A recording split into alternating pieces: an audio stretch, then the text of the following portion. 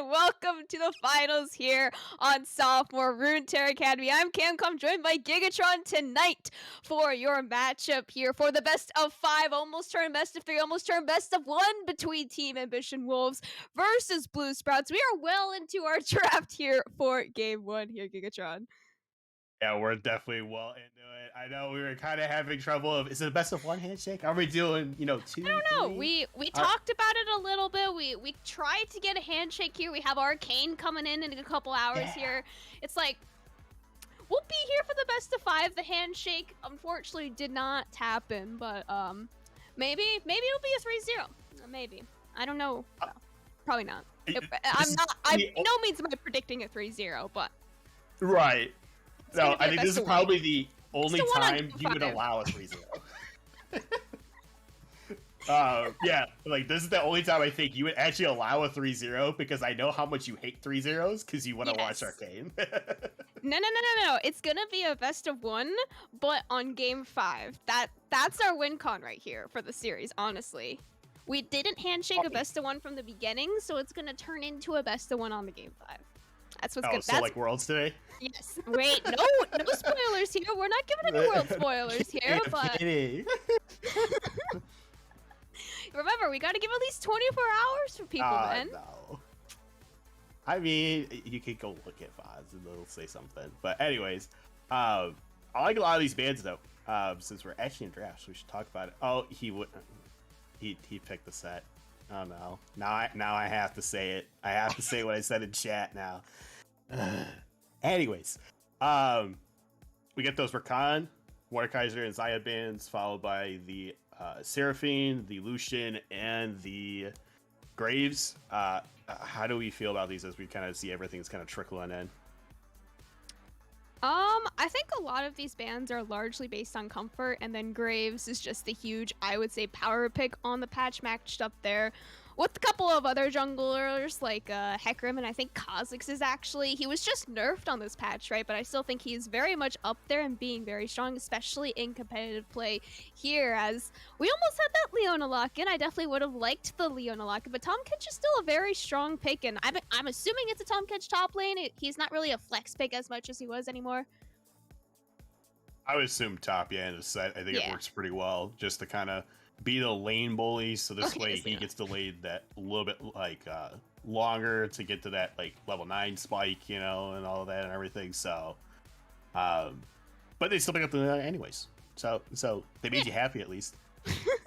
I mean, it's the classic Leona MF combo we've seen so much in the past couple months, right? It's like the old Hecarim Udyr meta that was just like, you saw it every game. Now it's Misfortune Leona that's been picking up a lot more steam recently, and it's just because of how strong these bot laners are together, and especially against each other too. Leona, very strong counter Misfortune, but then also very strong with her for largely the same region. You have a point and click CC ability to layer both of your ultimates together. It's 1 CC into 1 damage, and it's both AoE as well. It's a very strong combo and locked into Set Jinx Trundle here from Blue Sprouts. Yeah, and I of course they picked Jinx because of tonight, but no, Jinx is actually really good right now. I like that as an option for them, and the fact that you pick a Trundle, especially, which is most likely going jungle at this point, because you already see a Tahm Kench, who obviously is going to be very tanky, and you have the Leona with especially Eclipse, and just all the items she's going to get. She's going to be one of those tanky monstrosities. Probably not as much as annoying. Well, probably as much as annoying as Tahm Kench, but we'll see how the games go with that. But I like the set. The set kind of, again, goes on the fact that, hey, you already picked up 2 beefy tanks. You could showstopper them like into the enemy team, and now it makes that really annoying because now you can clump everyone up into like 1 spot. So we'll see. We'll see how well those team fights go. Oh. Yeah, I was gonna say, as of right now, Set does have 2 really strong targets. I would definitely say Tahm Kench is probably a stronger target for him to ult than the Leona, because the Leona might not be as close in the team fight. She can start off a little more ranged with her ultimate, and then she goes in, whereas Tahm Kench, she does kind of have to start off melee range, which is where Set likes to take his targets from. And Trundle is also actually a really strong counter into Tahm Kench, I do believe, because He can shred tanks. He can steal all your stats. He can out heal you. He can out 1v1 you in terms of damage, typically, unless the Tahm Kench is super far ahead. But I do believe that is a more Trundle favorite matchup. It is going to be Trundle jungle here, we are assuming, as they did lock it in after locking in that set and that Alistar, which does lock it out of being set support. Yeah, so it's probably not gonna be set support. I mean, it could be set mid, heaven forbid, but no, you know, I highly doubt it. I know, I doubt it. I extremely doubt it, but you always have to throw it up there sometimes. So, but I actually like TA's 4th and 5th picks here. You have a Brand and a Gragas. Ooh, that's some spice right there. That is definitely some spice here in this game one of this best 5. I'm assuming that this is a Brand mid Gragas jungle. I don't see any other roles that they could go. So that is double AP mid jungle, usually not what you like to go, but with the amount of AD that they have with the Tahm Kench, Misfortune, even a little bit from Leona. I mean, Leona's not really doing damage, right? But she can supply a little bit more bonus to Misfortune. So you did kind of have to go double AP mid jungle. But Brand Gragas, it's kind of a lockdown plus team fight strat right there. Exactly, because you look at Gragas. Gragas literally does everything Lee Sin does, but better, essentially, because you can target more people with it. Especially as ultimate, you have your casket that can pretty much do, like I said, AoE damage. So much better from that standpoint. Brand has high burst, has the nice bounce from his ultimate there. So I think that's going to help them out, especially in team fights. But also from the 2v2 standpoint. Yeah, 2v2 of Gragas Brand definitely cannot be underestimated. But Trundle Corki here, I think, might have a little bit more synergy because that is also a tank plus, I would call, AP burst. Yes, he's more of an artillery mage, Corki is, but he can still definitely burst you down, especially level 6, and especially once they do pick up that Corki. That is a lot more mobility that they're both holding, whereas Brand, he's completely immobile. Maybe he can one-shot you if he lands his full combo, but if you can get on top of this Brand right here, especially if he's shoved up underneath Corki's tower, there is not a whole lot for him to do, and he can't really run very far. No, he can't run very far at all. And that's the thing too, it's like, so again, Trundle obviously has the pillar at the right spots. Corki also has to use his Valkyrie at the right points, especially with the package, hoping that, you know, you can get a lot of burst damage out, you know, with damage over time. But you also have to look at, like, Gragas is still very annoying with the fact that, again, literally, like I said, he's just literally a better Lee Sin. And yeah, and that's what it is. I mean, dashes in, you know, hits a target, knocks them up, you know, he can, you know, bash them down pretty easy, kind of like the smash from the E coming from Lee Sin. And yeah, I mean, I don't know, we'll have to see how 2v2s go, because I can see this happening. I see, like, you know, Gragas getting pillared as he's trying to go in, and then he still throws his ult and either kills or displaces them far enough to have Brand do a combo. Yeah, as much as we are talking about this mid lane 2v2 kind of 1v1 even matchup a little bit, right? This is the lane to be watching here in this game one. Bot lane, it could be explosive if Alistar and Leona decide to stay bot lane. I'm not expecting them to. I'm expecting them to leave Jinx and Misfortune alone, go mid lane. You have a Brand, you have a Corki. Both of them can scale much more quickly and much more easier than AD carries. Yes, Jinx is very much scaling. Yes, she can probably outscale even her own Corki, but that's going to take a whole lot longer. And for Alistar, you're trying to spike mid game, and Jinx spikes a little bit later than that. Oh yeah, I mean, and that's the thing too, is like, okay, MF early on to mid game, it's going to be more mid to late for Jinx, so you kind of have to hope that she gets fed early, because then early game becomes mid game.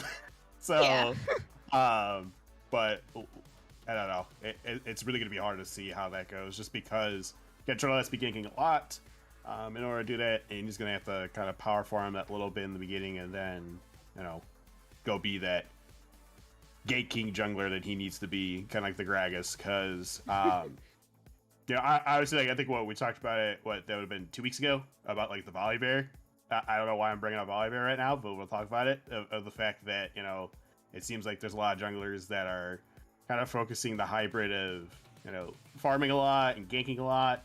It's kind of hard to balance sometimes. So I wonder how the Gragas is going to be able to do that. Yeah, and as much as we meme a 3-0, we're not actually predicting a 3-0 here. And Gigatron, I'm curious here now. What is your prediction for this finals best of 5 for Sophomore League right here? Maybe actually let's not go for the series prediction quite yet. We're almost into game 1 here very shortly. We are going to spectator lane now, but for this game 1 right here, with these comps, if you knew literally nothing and this was the first game of League of Legends that you had ever seen between these two teams, who do you think takes out this first game? Oh, just right off the top of my head, TA Wolves. Let's go with TA Wolves. Oh. Why? Sorry, I don't know if you were gonna cut it short or not, just for break. But yeah, no, I just like their team comp a lot better. Just it's strong. You have a lot of good AOE, a lot of burst, and I think that can handle them early on, and still even well into late game when you are having to deal with Jinx. I do agree. I think that their team comp is a lot easier to execute. I'm just worried about how much they could get out-roamed and out-pathed through the mid-game team fights. I think especially it's going to come down to macro, because if Blue Sprouts are able to just out-path them, especially around objectives, I think they're going to be able to scale much harder, but their team comp is a lot harder to pull off. It's not as much, like you say, AoE team fighting abilities. Yes, you can hit a Brandar, Gragas, or Leona, or all of these abilities stack so well on top of each other. The danger of that is if you miss one, if you don't have one for the team fight, that is a huge portion of your team fight, entire team comp missing. But with that, spectator delay is about to run out. Now heading on to the Rift very shortly. Don't go anywhere. We will be right back with your game 1.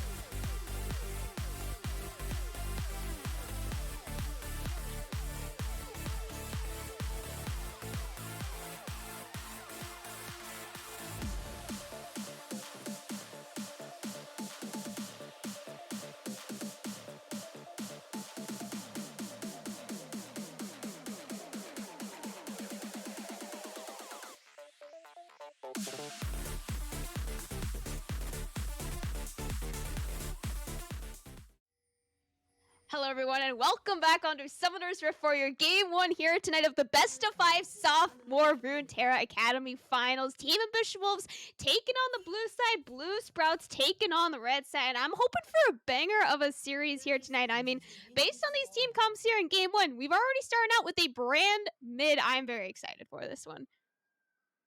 Yeah, I'm excited for the brand mid. I'm excited for this Tom Kench. Ooh, look at that skin. I love it. I don't know why with that chroma, but you know what? It's great. We do have a 5-stack. So Yes. I feel it's more a defensive 5-stack than a aggressive 5-stack. Yeah, that could have just defended. I mean, that 5-stack is still really scary because it's not like a Nautilus hook or a Blitzcrank hook that only hits one person. If they were to invade, that could be a 5-man set E. That could be a 5-man Alistar knockup. Like, these are AoE abilities of CC that the side of Blue Sprouts does actually have here. So, as much as that was a really strong defensive 5 stack right there, it's still dangerous because if they did actually face check that, that's a lot of CC that they could have gotten off. Yeah, it could have been a lot. Good thing they didn't. So we're gonna have standard starts. Looks like we're gonna have both be on the bot side here. We're gonna have Trundle on blue buff, Gragas on red buff. Taking it a little bit slower right now. So I think that's what I was kind of worried about is how good is his clear going to be enough until he gets the gank?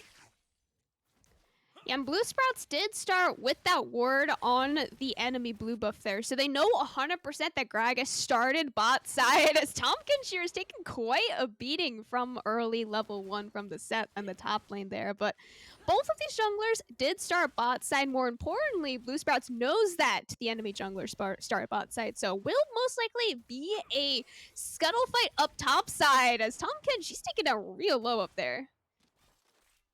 Yeah, and this is the problem early on sometimes is Tom Kench just can't be that pressuring frog up there and everything, and that's one of the problems that I think some players kind of have to learn is Set is actually a really good matchup for him because Set just really strong, can create a lot of pressure. We see Trundle, oh no, oh minus. Minus looking for a gank, potentially diving top lane here against this Tom Kench. He's real low. He does have that flash build, but still only level 2. How long can he live? After taking out real low, is going to be forced to flash away, but still first blood will be picked up there by Minus. Oh no, you see the Predator's coming. Gragas flashing in with the Predator is actually going to turn it back around for the 1-for-1. Honestly, I wasn't expecting him to do that much damage. I was expecting that either. I actually didn't realize he went Predator. I thought he went something else, to be honest. But yeah, no, the Predator's good. He was able to catch up that a little bit easier to them there, and yeah, punishes, minus there. That was 2 flashes for 2 flashes and just 1 kill on the board for each of these junglers. Of course, Gragas is going to scale a little bit better with that first kill than Trundle will. It's just Trundle got the first blood, which gives a little bit extra gold than just 1 kill, but still, it's not that much to actually make it worth as much as something like a shutdown. Right. It's not as much worth it, but still good to get the kill going on. And no, Udi's taking a lot of the trading right now. Yeah, that's the power of, actually, no, he's the one that got the recall off, and he didn't have to teleport back. Tom Kench was actually forced to use the TP to get back into lane as Gragas. Once he comes back up top here, he still has that Predator available and activated. W coming up from after gives him a very large shield. He's trying to walk away from this one, and nobody having flash means that he is still able to turn it back around. One more auto take is actually going to give him a double kill underneath his own tower, now sitting 2-1 up there on the set. Yeah, with the gray health there, I'm sure Tom was thinking like, okay, hey, I could get away with this, just get the auto attack on him, and even though I'm really low health on tower, I could just, create my shield, and unfortunately, tower's hurt, really hard early on. They do, especially when you don't have any resistances or HP built up. And I don't think Gragas had actually recalled before or since he had taken that first kill. Meanwhile, after actually had, so that give him a little bit of an item advantage. Maybe not a whole lot. It was just one longsword, but still any sort of damage, especially early on like that, is able to give you just enough of a lead to be able to do that extra 10 damage if it requires you to get yourself double kills. You see now after, he can do a whole lot more damage with that whole pickaxe to himself now too. Yeah, I mean, that pickaxe puts him that a little bit stronger. He can burst more, and he's getting ready for that, the whip, definitely for that, so that way, oh. Gank on the bot lane here. Gragas looking to turn it back around. Flash and cleanse coming out from Jason, but now he's going to be the one flashed on. Predator is popped. There's nowhere left to run. Gragas now picking himself up his second kill of the game in Kobita. He's just forced to walk away. Watch his 80 carry die as it's being matched up here at the top side here. Minus looking for a gank here onto Tahm Kench, and he got the pillar, but no damage after, able to pick himself almost a solo kill. Yeah, almost a solo kill there, but yeah, that's, I mean, it's really good though. Still trying to help out in that case, just because you at least secure it. You know, it's not like he's going back and recalling and, you know, coming back up there. I mean, he still has TP down anyway, so he's still able to trade plates. But we do see that TA Wolves here is going to be starting the strike, and we'll most likely secure it with no problem, since we did see that O- is over here at Wolves. Yeah, they saw Minus was topside. Very nice play across the map from Team Ambition Wolves. Just go and take the dragon for themselves here, as after he might have given himself his life over for that play tiers. I might have cursed it a little bit, as he is almost being taken out for himself. Oh. One more auto would turn it back around. He is level 7 to the level 5 on the Tahm Kench here, and Minus coming up to try and save his life, but will not be in time. Now Tahm Kench having level 6 for himself here. Going to make it very hard for Minus to try and 1v1 him. That one level up is going to cost Minus his life, and now it's Tahm Kench picking himself up a double kill. Yeah, Tom, well, you know, I was going to say, you know, set one after that booty, but, you know, it looks like the frog went after that booty at that point, because I got it, just be able to just lick more, be able to get the grass procs off, so that way he could sustain that little bit. Even though he did get knocked up by the Trundle, still was able to get the first kill, and then because of that, like you said, he did get that level up, so the Devourer was able to be used, and now, since he was able to do that, brought him to the tower, and, you know, it's all that she wrote. Wasn't able to get away from that, so. Good job, Gragas. Gragas is hovering bot lane here. He does still have that Predator available. Just proc here. Jason realizes he might just be dead here. Flash from Gragas as well into the bullet time. That's an easy pickup kill there for Misfortune. But meanwhile, up top here after, there is no more life to be lived for the poor Tahm Kench. No. I mean, at this point, you know what? They're kind of just trading back and forth. They're like, you know what?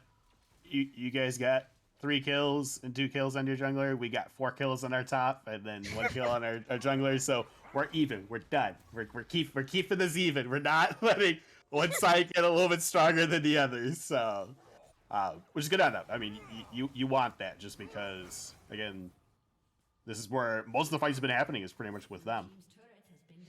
Yeah, all of the fighting so far has been around this top lane. There's only been 1 or 2 kills in the bottom lane. Both of them have been on the Jason, and both of them have been from the Gragas just coming down for gank. It hasn't actually been any just straight 2v2s quite yet, so we haven't gotten to see the actual 2v2 power of both of these bot lanes. Is now, as I was predicting in Champ Select, it's just Rome City from these supports. It's Kobita going in with that flash. They're trying to shut down Gragas, stealing away their blue buff blind support, looking for a potential engage here as well, just there with the level 6 up on the level 5 from Kobita. So they are able to disengage it, but trading away Kobita's flash is pretty big, because he actually didn't take Hex Flash here. Yeah, it's surprising he didn't go Hex Flash. I feel like you would with most tank supports, right? Or at least the alley. Yes. Right? So, He yeah, opted Instead, I am looking at it Cosmic Insight and Biscuit Delivery. So, unfortunately, not having a secondary flash will make laning phase a little harder as Jason now once again targeted by Gragas. Brando coming out here now does a lot of damage, especially to how many tanky members Blue Spouts does have. Double kill once again for Gragas. Meanwhile, after he didn't TP bot, he actually walked bot lane here as TP will be coming out from Tom Kinch on the top side after. He wasn't able to find any kills, but he was able to pull a TP in and pull Tom Kedge out from the rest of the fight. Yeah, I mean, he was at least able to. Oh. Alistar was never there. I didn't see Kavita there. Did you see him there? I didn't see No, him. I didn't see him there either. I don't know. My old eyes must be deceiving me. Oh man, I mean Gragas, he's in 5-1-2. He's down a little bit of CS, but that is not gonna matter with how much gold he has in his pocket right now. He's currently sitting on 1,500 gold. He's got 4,500 total gold, so he is sitting on well more than enough to finish at least a mythic. He already has completed boots, so this Gragas is gonna be a big problem for Blue Sprouts, and even more of a problem is he's one of the only AP damage sources other than Brand. True, like that's. I mean, you get kind of. I think you get some magic damage from Tom Kench, don't you? Like a little, like kind of a thing. A little. There is Yeah, Merc Treads. There is Merc Treads. A lot of Merc Treads here for Blue Sprouts, actually. Granted, they should because of the fact that just. It's a zoning Okay. bullet time. I mean, they got a little bit of Jason's HP bar. He didn't have to actually burn anything. I think if he used Gale Force, he probably would have Gale Force right there. But Gale Force Jinx is a bigger problem than using Gale Force right there. Tom Kench looking for an engage here. They did already pop that Predator from the Gragas. Chase taking a real low. Flash Cloud's coming out. There is no damage right now from Blue Sprouts. It's a 5v4. There's nothing they could do. But now, after finally arriving, you see how much he is able to take in. Jason just getting so many Fredos on the backline. They put so much into trying to kill this Jinx, and she still was able to live. In the end, it is a 1-for-3, but both the junglers being dead, this is still a flip on the dragon. Yeah, it's a flip on the dragon, and now what was really good is Jason and Caxi was able to sit back, do a lot of damage there. Even though you did see that there was the stopwatch used by Gragas, they still secured a kill on him, and again made it a 3 for 2, 3 for 1, 3 for 1, right? Yeah, it was a 3-for-1. 3-for-1 Yeah. in favor of Blue Sprouts. Right. So, and because of that, I mean, hey, like you said, get dragon very easily, no problem there. Jungle's already dead, so now they kind of have that lead. They got the gold lead, I should say, but they don't have like a kill lead. But gold lead's coming back in their favor.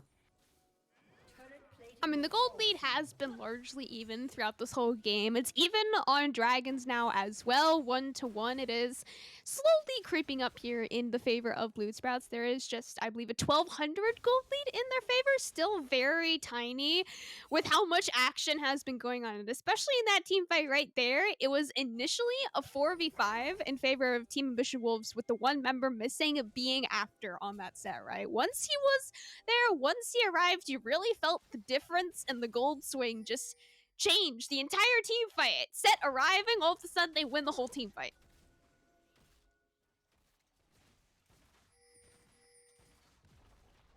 Yeah, I mean, Set can always win a team fight.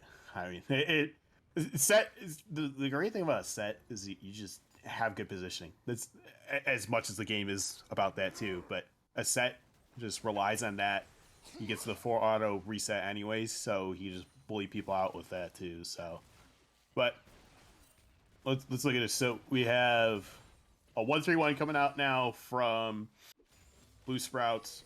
We got a 4-1 coming out from TA Wolves. I was gonna say, how long do you think it's gonna take them to react and be like, "Hey, we actually need to go deal with the Corki right now"? But looks like they're gonna potentially do that.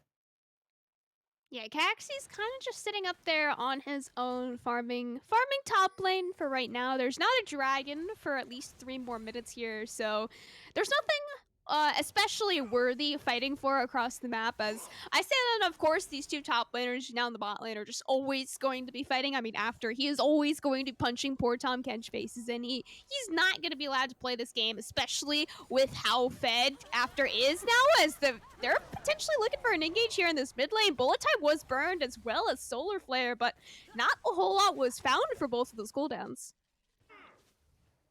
Not a whole lot there. I think the other problem is if you had the brand there. Kobita flashing in onto Misfortune. Now they know that they're missing their ultimates, two crucial ultimates in these team fights, but Minus, he's the one also being flashed on the outside. Kobita not having any follow-up is going to be going down. Smite coming out, but Misfortune, the one still able to pick up that kill. TP came in from after. He is now arrived at this fight, looking for an engage here, potentially onto the brand. Flashing in, lands the E. Ultimate solos him completely on his own. No more brand left in this fight. Blind trying to keep them off for the rest of his team, but again, no Solar Flare, no Bullet Time. Your team fight is so weak without them. Yeah, I mean, it's really good that they did get to burn those. You're still able to trade at least one for it too, just because of the fact that, okay, hey, you literally burned every ultimate other than Devour right there, and you couldn't get anything with it. So it says a lot, especially coming out for TA Wolves. Rift Herald here. Now the target is going to be smited away by Gragas, but he was not able to pick it up quite yet. It's still sitting there. Actually, Tom Kench flashed in. He got it for himself, trying to run away there with the old Tom Kench ultimate, but I don't think he's going to be able to run for very long from all 5 members. Blast Cone will stall him out a little bit longer, but still the kill will be going over to Caxi, and it's 2 for 0, but she got the Rift Herald. Yeah, and that's kind of that gold swing that's going to help them out is the fact that, hey, you punish them to the point of like, okay, hey, you know what? You took out our mid laner, fine. We'll let you go take this Rift Herald down for a leash for us. You know, we'll go smite it, you know, get it for ourselves. And we don't care if we sacrifice 2 for it, you know, means that you don't get it, so. After here, he did touch out that Solar Flare, but the shield already being burned away from that W will actually kill him. 400 shutdown will fall to the Misfortune. Now, I think that was almost a little bit of disrespect. He was autoed in the tower, he was being autoed by Leona, and he was just kind of standing there. Then in the end, he was killed by the Bullet Time, so. Yeah, Haymaker, it's great, but Yeah. it has a high cooldown, so the moment you burn it, you gotta hope that someone else is potentially coming there for you, or just that you can burn them down that quickly. Package now going in onto the brand here. Caxi using everything, trying to kill the brand. He is still alive, though. Ultimate being popped onto Caxi here as well. Kobita trying to get as much CC as he can, but taking out Solo, gonna pop that ultimate. Nothing to cleanse, though. Being backwards ulted into the rest of the team. He's gonna be first one popped here, but Minus following shortly after, flashing to the rest of the team, finally arriving here on the Trundle, doing so much damage, and he is still alive here as well. Gragas here bursted immediately in blind support. Last member left remaining here for the side of Team Ambitious Wolves. The rest of his team has fallen, and it is a 4 for 1 plus second dragon in favor of the Blue Sprouts. Yeah, the second dragon definitely in favor of them. They do see the ward there, but you know what? Caxie's like, hey, you know what? I'm gonna make sure you can't try to steal it. I mean, they had a smite advantage anyway, so I don't think it would have been an issue, but you know, we saw what happened up there at the Rift Herald, so, you know, things can happen. So, but still, great job by Blue Sprouts there, able to take out 4 TA Wolves, showing them, hey, you know what? You could take out one of ours, but we're still going to be able to trade back. I think a 4 for 1 is almost more terrifying than a 5 for 1. Or 5 for 0 even. It's like, well, we got 1 back, but we gave 4 people for it. It's not even just like, oh, we just got aced. It was just 1 mistake. No, you were able to find something back. Yes, you only found the kill on the Kobita, and the rest of the 4 members lived. And if anything, you should be killing someone with a bounty. You have Minus in there with 400 on his head, and Caxi now building up a bounty of his own due to his CS here as well. Highest CS in the game, currently actually second highest only to Misfortune here, sitting at 152 at almost 20 minutes. Very nice CS, and again, 206. Very good score for him here as well. Just heading into 20 minutes into this game 1 here. Yeah, I mean, we have to look at that. Jinx is still also not coming quite online yet. Still not doing bad though. I mean, you're still only down like 30 CS, and you're pretty much even. I think if we look at gold, yeah, you're only it's 2K down, but still, um, it could be worse as we kind of get closer to this mid game standpoint. Oh, I mean, it could absolutely be worse. You could just be run down by Gragas. I mean, that's pretty worse, man. I don't know. well, yeah. I mean, think about it. That's why he's down 30 CS. That's why he's down on this all those kills because everything is going over to the set and the struggle right now. I mean, you have to look at that. You got set going after that booty, all the time. You got O minus, making sure that he's positive right now as he's got a positive Oh my KD gosh. right now. So hey, you know what? Hey, you know what? They Oh, were doing no. cringe beforehand. The cringe might have set in me a little bit right now, so I'm sorry. No, that one was good. That one was good. I'll take that one. That's your only one for the entire series, so I'm sorry. You had to use it in game 1 here. That's very unfortunate for you. I actually you kind of saved Well, it. I mean, we did handshake. It was the best of one, right?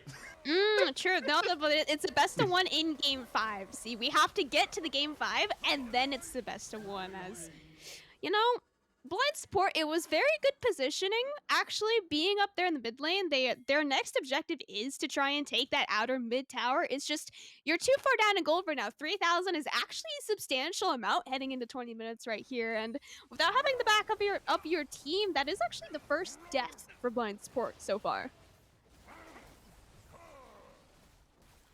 That is the first step.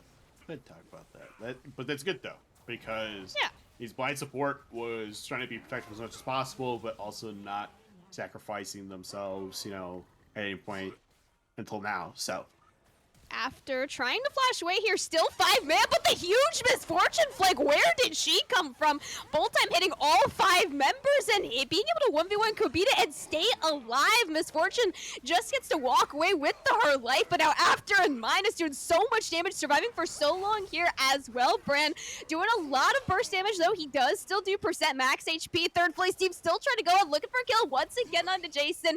AD carries not allowed to play this game right now. Caxi left last member left standing. They got the Baron, but what are they going to give for Caxi now in a 1v2 underneath this tower? Blind support, the only one underneath the tower, taking it for a very long time. There is no wave here for a couple more seconds, and with the Baron recall, he might actually be able to make it out. and he does. I mean, you have to look at it there, though. Caxi was having some happy feet. He was dodging around a lot there while he was under that turret, so can appreciate that. But yeah, that MF ult coming out from third place ADC definitely was very pivotal for that. My 5v5 gosh, that was like the Jin flank ult that you. I think that was an MSI ult, right? That was you know what I'm talking about. The Jin ult that came from behind the rest of the enemy team, right? That was. Yeah. How did he even get there? Like, he ran around the entire Baron pit and had a massive flank, full bullet time onto all 5 members? Like, that is the dream misfortune ult right there that you could possibly hope for. Caxi going in here with package, though, making sure not MVP knows that he is not stealing away this dragon from his team. 3-1 now on dragons in favor of Blue Sprouts. Yeah, and we can say that about them. They are definitely trying to capitalize as much as possible on the Dragons, even though they did lose one. They are definitely keeping that lead and making sure that now that they're on the sole point, it is definitely very pivotal for them because if they let, Mountain Soul go to them, now they're all going to gain shields, which, in those fights they've been having lately, they've been able to kind of weaken them down pretty well. Now it's going to be a little bit harder to do so. Oh, no.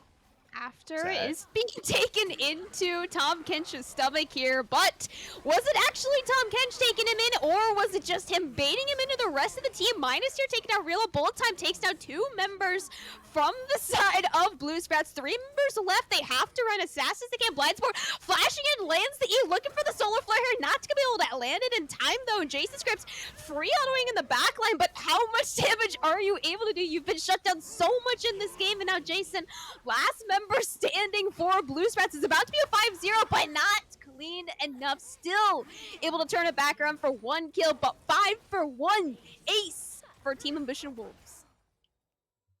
Yeah, and it was a great job. You have to look at that. Like you said, Tom Kench was able to kind of bait them in that little bit more.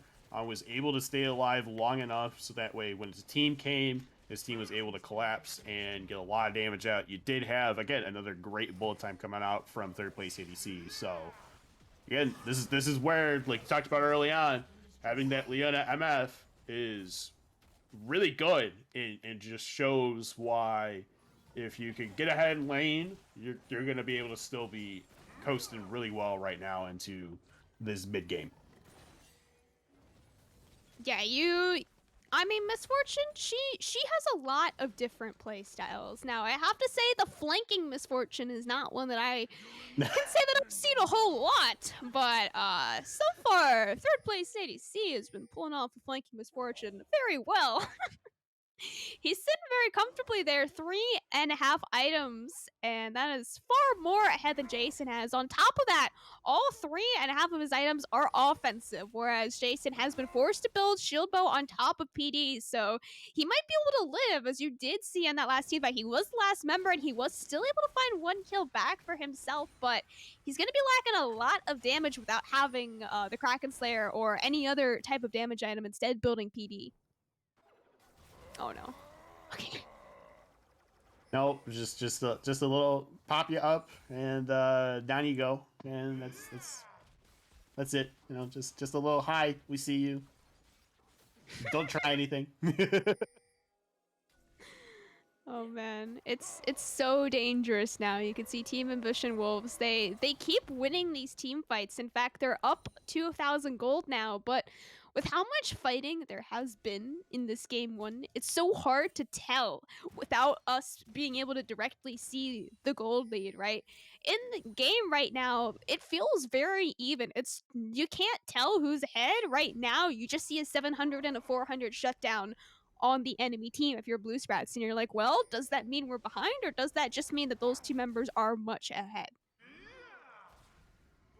After could be caught out here. He has third place ADC once again on the flank behind him. Not MVP popping that Predator trying to catch up to him, but still he is very tanky. 1 auto from the Miss Fortune takes out half his HP, and another one is going to be able to take his life. Now 10, 2, and 6 on the Miss Fortune. Yeah, look at third place ADC just having a really good performance. I mean, at this point, you have to look at that, 3 items ahead, building your 4th one right now, which is most likely going to be the Bloodthirster here. Just again, showing why you have to look at MF is really strong. And Jinx, we can talk about this. I know they did get the Baron there for TA Wolves, but Jinx opted to go for the Shield Bow instead of Kraken. Yeah, I'm assuming that was because of how much Jason was being picked out in the laning phase, and early to mid game here is after that TP was making me lose my breath right there. He's taking out Relo, huge Gragasol coming in on the back line though, but how much damage is it able to do? Jason Scripps once again living for so long, so many free autos, and no one is even targeting him right now. Not MVP, 1 more auto is gonna be able to take his life. Kobita staying alive for so long, flashing back in for the re-engage, but he's gonna be popped here. You gotta remember Miss Fortune, she is your target. She does so much damage and you have to be able to kill her, but now she's the last member left standing. Caxi with the double kill Jason Jason trying to run her down. Minus the only member trying to attack her, and you gotta remember Misfortune. She is huge, still sitting. Even if she is all alone, she's holding the bullet time here, still looking for a potential steal, but she is gonna have to face check after. But is it after face checking her? Still able to go 1-for-1. Caxi picking up the 700 shutdown, plus the soul for Blue Sprouts. Yeah, Soul, great year pickup for them. I mean, yes, you did have to trade 1-for-1, to make sure you got it, but just shows again that, hey, Set's doing really well. Caxi, not Caxi, third place ADC, still very far ahead, but in that fight, like you talked about, Jason was just able to just freely auto attack without really getting punished, and you burned a lot for it. Like, you burned the cask, explosive cask, you got also Pyroclasm going out, and you also had Solar Flare being used. And a Devour was also used too, so it's like, yeah, sure, she was able to save the bullet time, but it's like, why weren't you able to, like, get a good position for that? Or, I mean, I guess, she wasn't able to flank, kind of a thing, behind them and everything, but, yeah, I mean, it just shows that, hey, they're kind of playing a little bit more of a heads-up game now, coming from Blue Sprouts, so they're definitely changing up their micro and their macro a little bit, back to the way it needs to be to kind of make sure, okay, hey, can we keep playing this way? We kind of know what they're doing in team fights now. We can make sure, okay, hey, let's farm up, let's get going. We could definitely pop off and, make sure, hey, Jason doesn't get hit, and we should be good. So yeah, at this point now, After and Minus, and Kobita especially here, they know that they just have to play body, they have to play tank for Caxi and Jason's script. It is helped out a little bit there by Caxi's passive, of course, giving him, I believe it is 70% AP extra damage on his auto attacks for the Corki, but with that different types of damage, AD and AP between your two carries, there's a lot of scary potential here from the later stages of this game, from this team fight comp here from Blue Sprouts. And on top of that, here we have crossed the 30-minute mark, which does mean that these gathering storms that people are taking are really starting to come into effect. And I have checked a couple people's runes. The only one I've seen so far taking Gathering Storm is Jason. really, he's the only one that took it. I'm trying to check more. All right, Caxi has taken it too. Those are the only two that I see with it. Brand has it. Brand has it, yeah, and Misfortune has it too. Okay, those are our big brain knowing we're going past 30 minutes.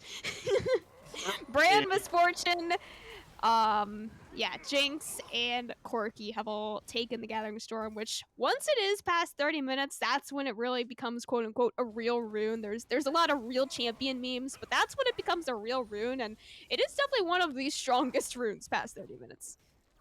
Oh yeah, I mean, you have to look at this too. Like, the Pyroclasm was just popped there too. I look at it; it did like nothing to them. All it did was just burst through their shield, and hey, their shield's back again. So, it's really annoying and punishing, definitely, to a Brand, because not that he's really behind. He's doing very well. It's just he just can't burst through everything with one ability if he can't just layer everything on them. And I think it's a little unfortunate that you burn it. It's still up already again. Kind of a thing. It's just, we're not playing Earth here. We want to make sure that, these team fights, you have it, kind of a thing. So we can provide that damage. But I mean, there has been a lot of just random team fights over vision control and jungles throughout this game one here. It's not a whole lot of we're fighting over this objective, and then we all know that the winner of this team fight is going to take this objective. It's not we're fighting over this dragon. It's we're fighting 60 seconds before this dragon for control of the pit, and then we're gonna fight again for the dragon in 60 seconds, which burns a lot of these cooldowns that are very large and should only have to be used once. When you're fighting twice within the span of 60 seconds, seconds. Like Kobita going in right now, taking a large chunk of his HP. Gonna be burning that ultimate. So much taking his Jason's grip. Not quite yet in this fight, but once he does arrive, he is gonna be doing huge damage. Bullet time is used there.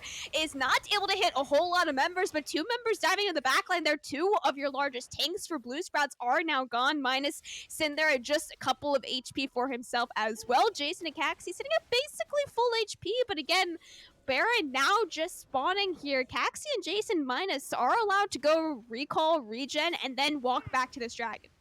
Or Baron. Yeah, the Baron here, but Jinxed it. 2k HP, not gonna be stolen. It is Baron number 3. Secure total in this game. Baron number 2 for Team Ambition Wolves. Yeah, I mean, good job to still get the Baron. You're looking at the fact that, again, even though you had Omaya's coming up there, Caxi and Jason were just still not able to really provide that damage to burst out anything. And yeah, I mean, it's really kind of punishing them because you have to look at, okay, hey, we have the Dragon Soul here. It's really helping us in team fights and everything. And then you're looking at, hey, let's get the Baron. Let's get that, I don't know, possibility of pushing lanes a little bit easier, getting more of that, stat regen and everything that they need to have. And now it's gone over to TA Wolves. So we do see they're posturing here for this Elder Dragons coming out. Oh, Kobita lands a pretty massive CC knock up there onto the rest of TA Wolves. He gets to live through it here as well. Jason trying to get as many autos as he can. Gaxi goes in with the package to just be immediately blown up. Now, third place team taking down real low. How tanky can you be on this Tom Catch? Jason gets script doing as many free autos as third place ADC is allowed to do. Non-MVP has a potential flight. Bullet time is used, but it is not going to be able to hit anyone. Non-MVP going in only to be immediately killed by Jason script. And in the end, it's just going to be a battle of who's more tanky, which AD carry does more damage, and in the end, it is going to be Jason script coming out with the triple kill straight into the Elder Dragon in this game 1 for Blue Sprouts. Yeah, 5 for 2 there. You're able to get the Elder Dragon now. Hopefully, I mean, I guess they in reality could just slow it down so this way they can. Well, I guess it's not like Baron. You automatically have it on everyone else, right? Like when you get up, you automatically have the Elder. Okay, so it is like Baron. Okay. Yeah. I usually don't get this far anymore. That's like a number. But yeah, I mean, you have to look at it that. Oh wait, no, he has it. Set has it. Set was alive when it died. I guess Trundle does not have it. Yeah, I was looking at Trundle. I'm like, it looks like Trundle has it, but no. No, he's just a failure champ. He's always cold.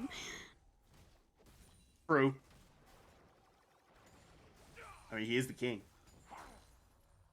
All right, Blue Sprouts, they lost 2 Barons here. They have survived through the pushing potential of 2 Barons without losing a single inhibitor. That is quite the feat. On top of that, they do have Elder on 3 members of their team. If there is a team fight within the next 60 seconds, which, I mean, with the amount of team fights we've had in this game, I'd honestly be more surprised if there wasn't a team fight in the next 60 seconds. But if there is one with the Elder Dragon, especially on Jason's script, we'll be doing a lot of damage. They just have to find one. They have to engage it right now. And without knowing where these 2 members are standing right here, out of fog of war, it is very scary walking up, and after showing topside here, could be caught out by these 4 members padding up top. Yeah, you could be caught out here. I think he understands that, hey, we know that they're pretty much stacked in mid. If they're not in mid anymore, they're coming after me. And now you see that the Goon Squad that was hiding before is now staying open because they realize, hey, you know what? We can't get anything off because they realize, even though there's no ward there, something's wrong, kind of a thing. So just really good smart play by Blue Sprouts to make sure that you're not overcommitting for a fight. Oh no, Kobita could be the one caught out here, as Minus is able to keep him alive, though. Kobita did have to burn that Unbreakable Will to be able to make sure that he is able to walk it out safely, and after was forced to pull off the wave topside, which is going to delay syncing up the waves quite a bit here, as the rest of Blue Sprouts have recalled, which does mean that the Elder is not going to be able to have any teamfight presence so far. So Elder number 1 is taken down. Yeah, I mean, hey, you look at, Elder pretty much gone now. Even though it was still good to get it, it's fine. It happens. There's nothing. You can't always use everything. It's like the Baron.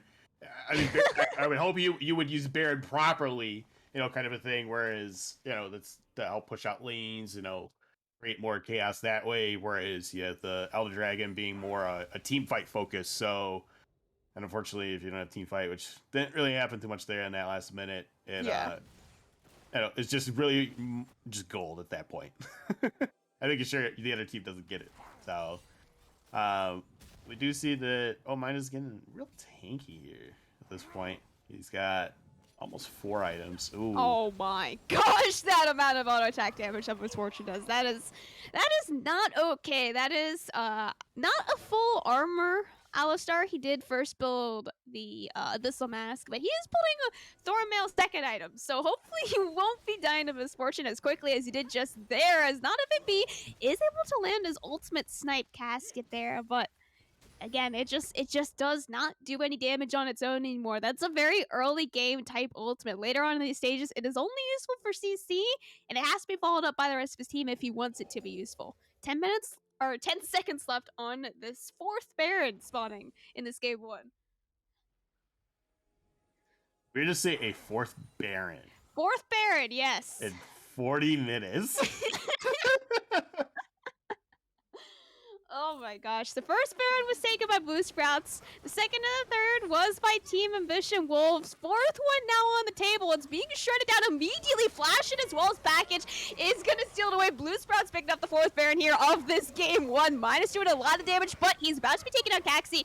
Does not have package for this fight. Kobita is not here to take up anything either for himself. Jason, though, doing a lot of free auto damage. Misfortune here trying to recall, trying to stay alive. She's not here for the fight, and now it's just all flashing in. There's no one left on the side of TA Wolves to try and keep them off of the base, except for Misfortune, and Caxi was able to reveal her position, and she might be able to walk away, but I don't think her Nexus is able to walk away.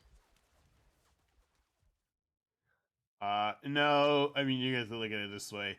Third place ADC did reveal themselves out, but Caxi able to make sure that, you know what, I get the ward, I get out safely here. I'm able to just put that pressure here in the mid lane, and yeah, I mean, you have to look at inhibitors going to be going down. Could be game, honestly. I would like to think it would be game. I don't see a point, or I don't see a way for Team of Ambition Wolves to be able to, man, I'm gonna say it and then they're gonna freaking win. Okay, man, the bullet time really scared me right there. 3rd place ADC still trying to walk up, still trying to do the crazy amount of damage. He knows that his auto attacks does almost still one-shots Jason script. Blind support now.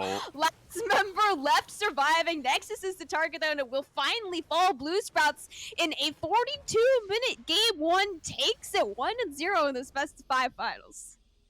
Yeah, you know what? I thought Kobita was like trolling as he had the Leona into Jason's script there. So I thought it was a little interesting in that aspect. But yeah, definitely a good game 1 here. They definitely had to draw out that a little bit more. We did talk about, hey, are we going to get more of that mid to late game in that aspect, or are we going to get more of that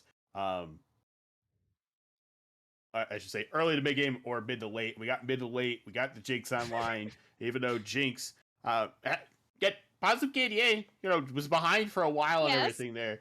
You still look at that 18-5, 7 coming out from the MF there. It's definitely very terrifying. I mean, look at it. MF still has the best damage in the game there. Almost over 60k. Oh my gosh.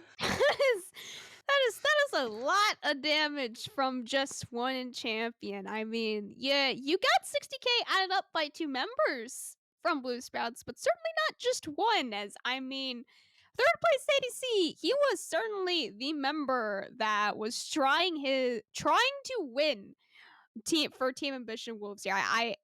Man, 18-5 in game 1. That's almost 20 kills in a finals match. That is absolutely insane. Like I can't emphasize that enough. 20 kills. I can't say I've ever seen 20 kills in a finals. on one champion.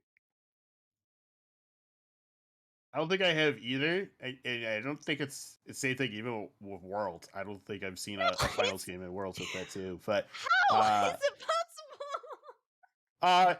uh, again, when you have long games like this, it can happen. I mean, we did talk about this. There was a lot of team fights in the series, so for the game one so far. So I mean, this is what we're gonna probably expect at least from these next games coming on. Yeah, and with that, we will be going to a short break here now before we head into the champion select of this game two of what I am now turning out to be a very epic finals. Very epic indeed.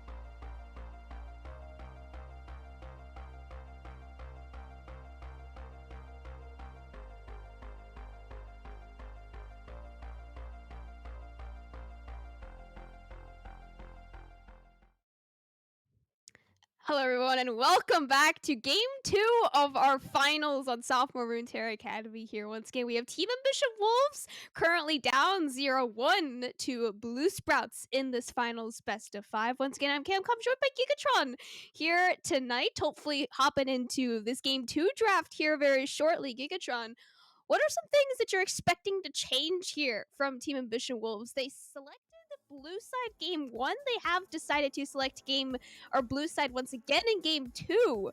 So, Right. is there any draft changes that you're thinking about here? I don't know, if they're trying to play tanks, I feel like they should probably take out the Trundle, even though the Trundle wasn't like super overpowering kind of thing. It's still like you're putting a subjugate onto a tank, which was like either the Tom Kench or it was the Gragas if Gragas was close enough, kind of a thing, instead of Tom Kench. And now it makes kind of the champion obsolete, not totally obsolete, but now you're able to burst down a lot easier. You saw that with Jinx. Jinx with the rockets was able to do a lot. Corki also just firing off the artillery as much as possible was doing so as well. Corki would have been the one maybe, but looks like they're actually going to do set. Yeah, that set right in the top lane there from Blue Sprouts was a huge problem for them in the mid game, I would say, in game 1. So I do definitely like it being banned away now. It is also a very strong blind pick. So if Team Ambition Wolves aren't planning on taking it away B1, which again, Miss Fortune is a very strong B1. I am hoping that it is a Miss Fortune B1 once again here, but matched away by set, if it wasn't unbanned, is very strong for Blue Sprouts. So we saw it in game 1. We don't get to see it in game 2 here, but Xayah potentially here on the board.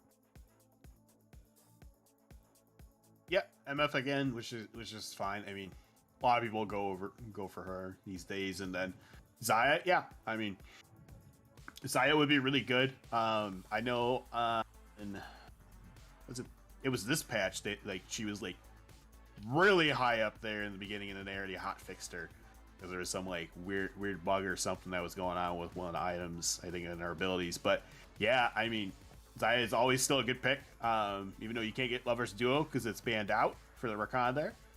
Still puts out, again, a lot of damage.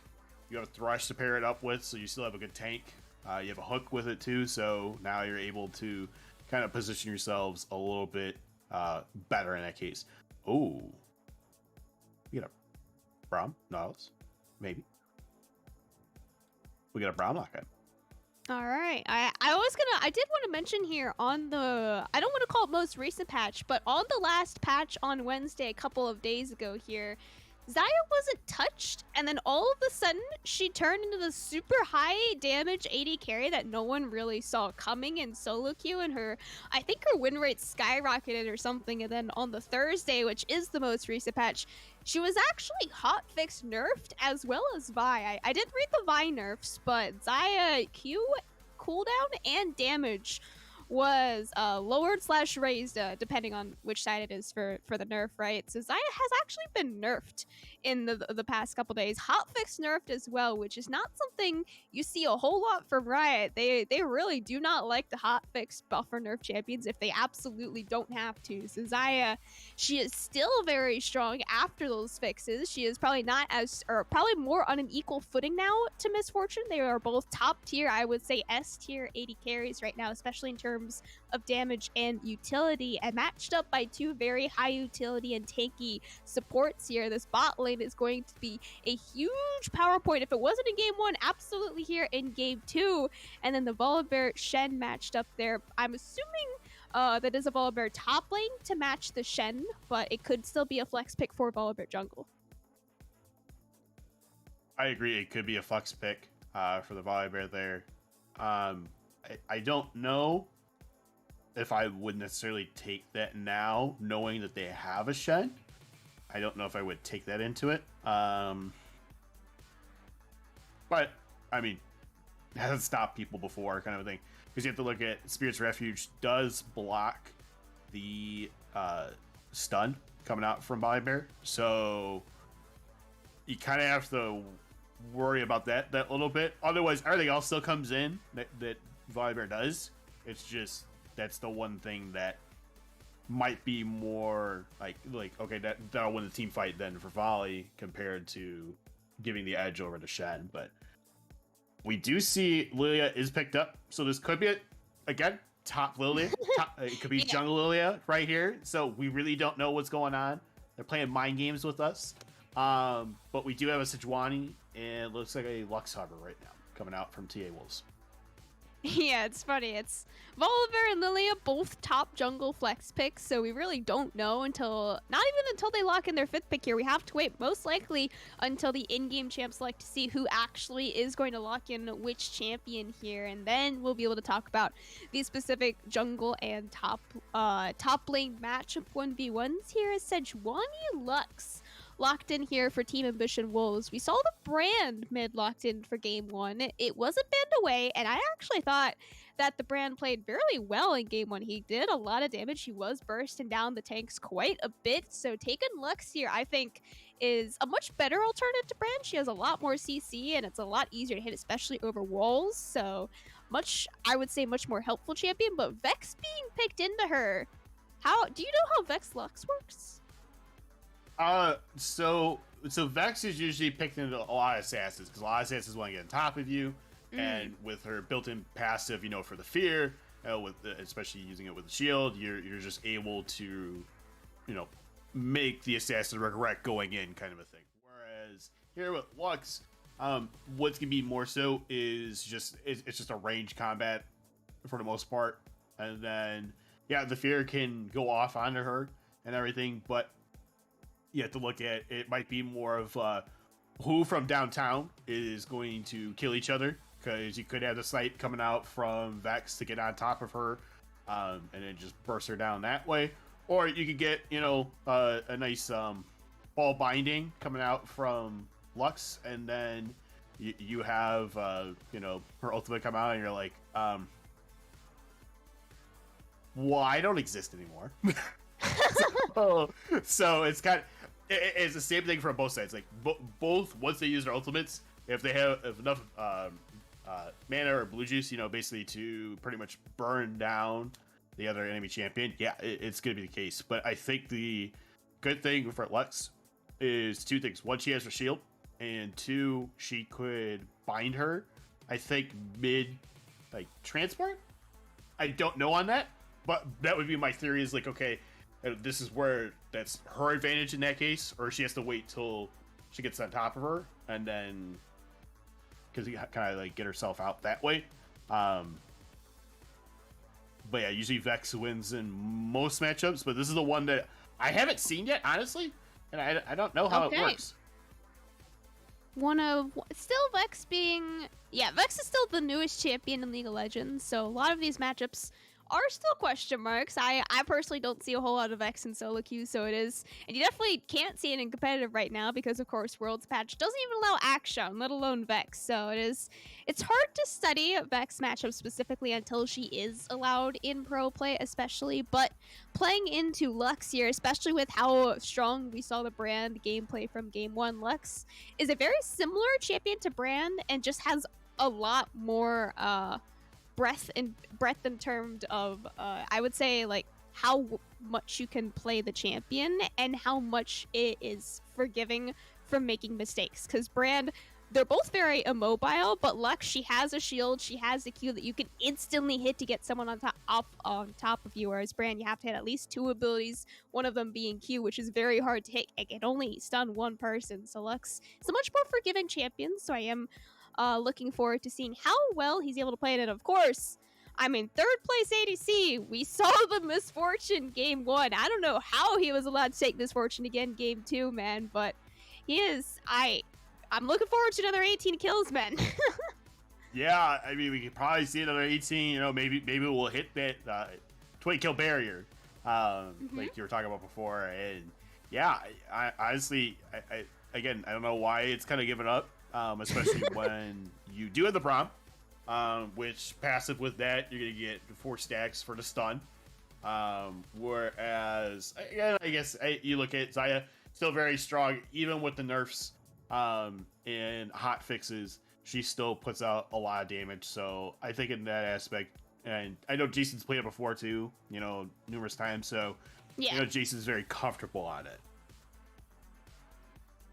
Well, Gigatron, we're going into spectator lane now. Who do you think is taking this game 2 here? Excuse me, I have hiccups. It's okay. I kind of like. Oof. It's really hard. But go with gut. I actually want to go with Blue Sprouts now. Okay. Compared to T8 Wolves, even though T8 Wolves does have a lot of what you would call like easy CC. We do have the Volibear that does make turrets not be able to hit anyone for a little bit. You do have Lilia who can just do the bowling ball from at any point.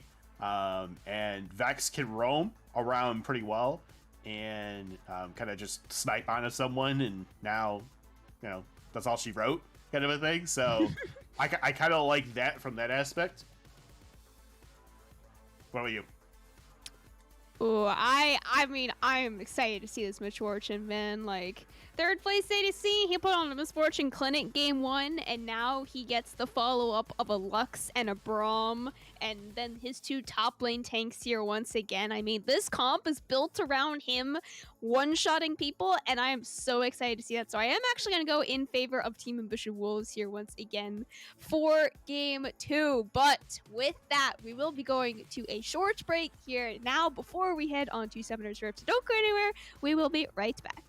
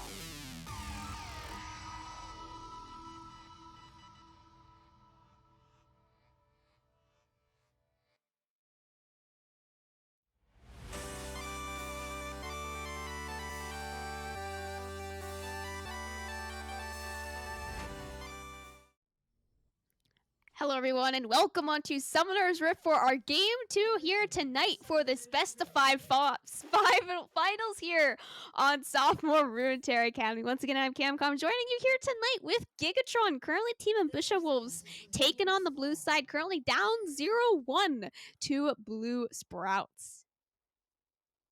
Yeah, Blue Sprouts came out with a interestingly long 42-minute game. game one. Yeah, it was a long game one, and because of that, that's why we're seeing dancing mid for whatever reason. Yeah, it definitely went into their favor after, again, a lot of fights going. They got a lot of objectives coming towards them. So once they, like I said, once they kind of had that Dragon Soul, now they're like, yeah, it's a little harder to kill them compared to. It definitely would have been a problem for Blue Sprouts if they went over to TA Wolves, but we do see standard starts here, so nothing too spicy. No 5-man stack either this time around. Yeah. So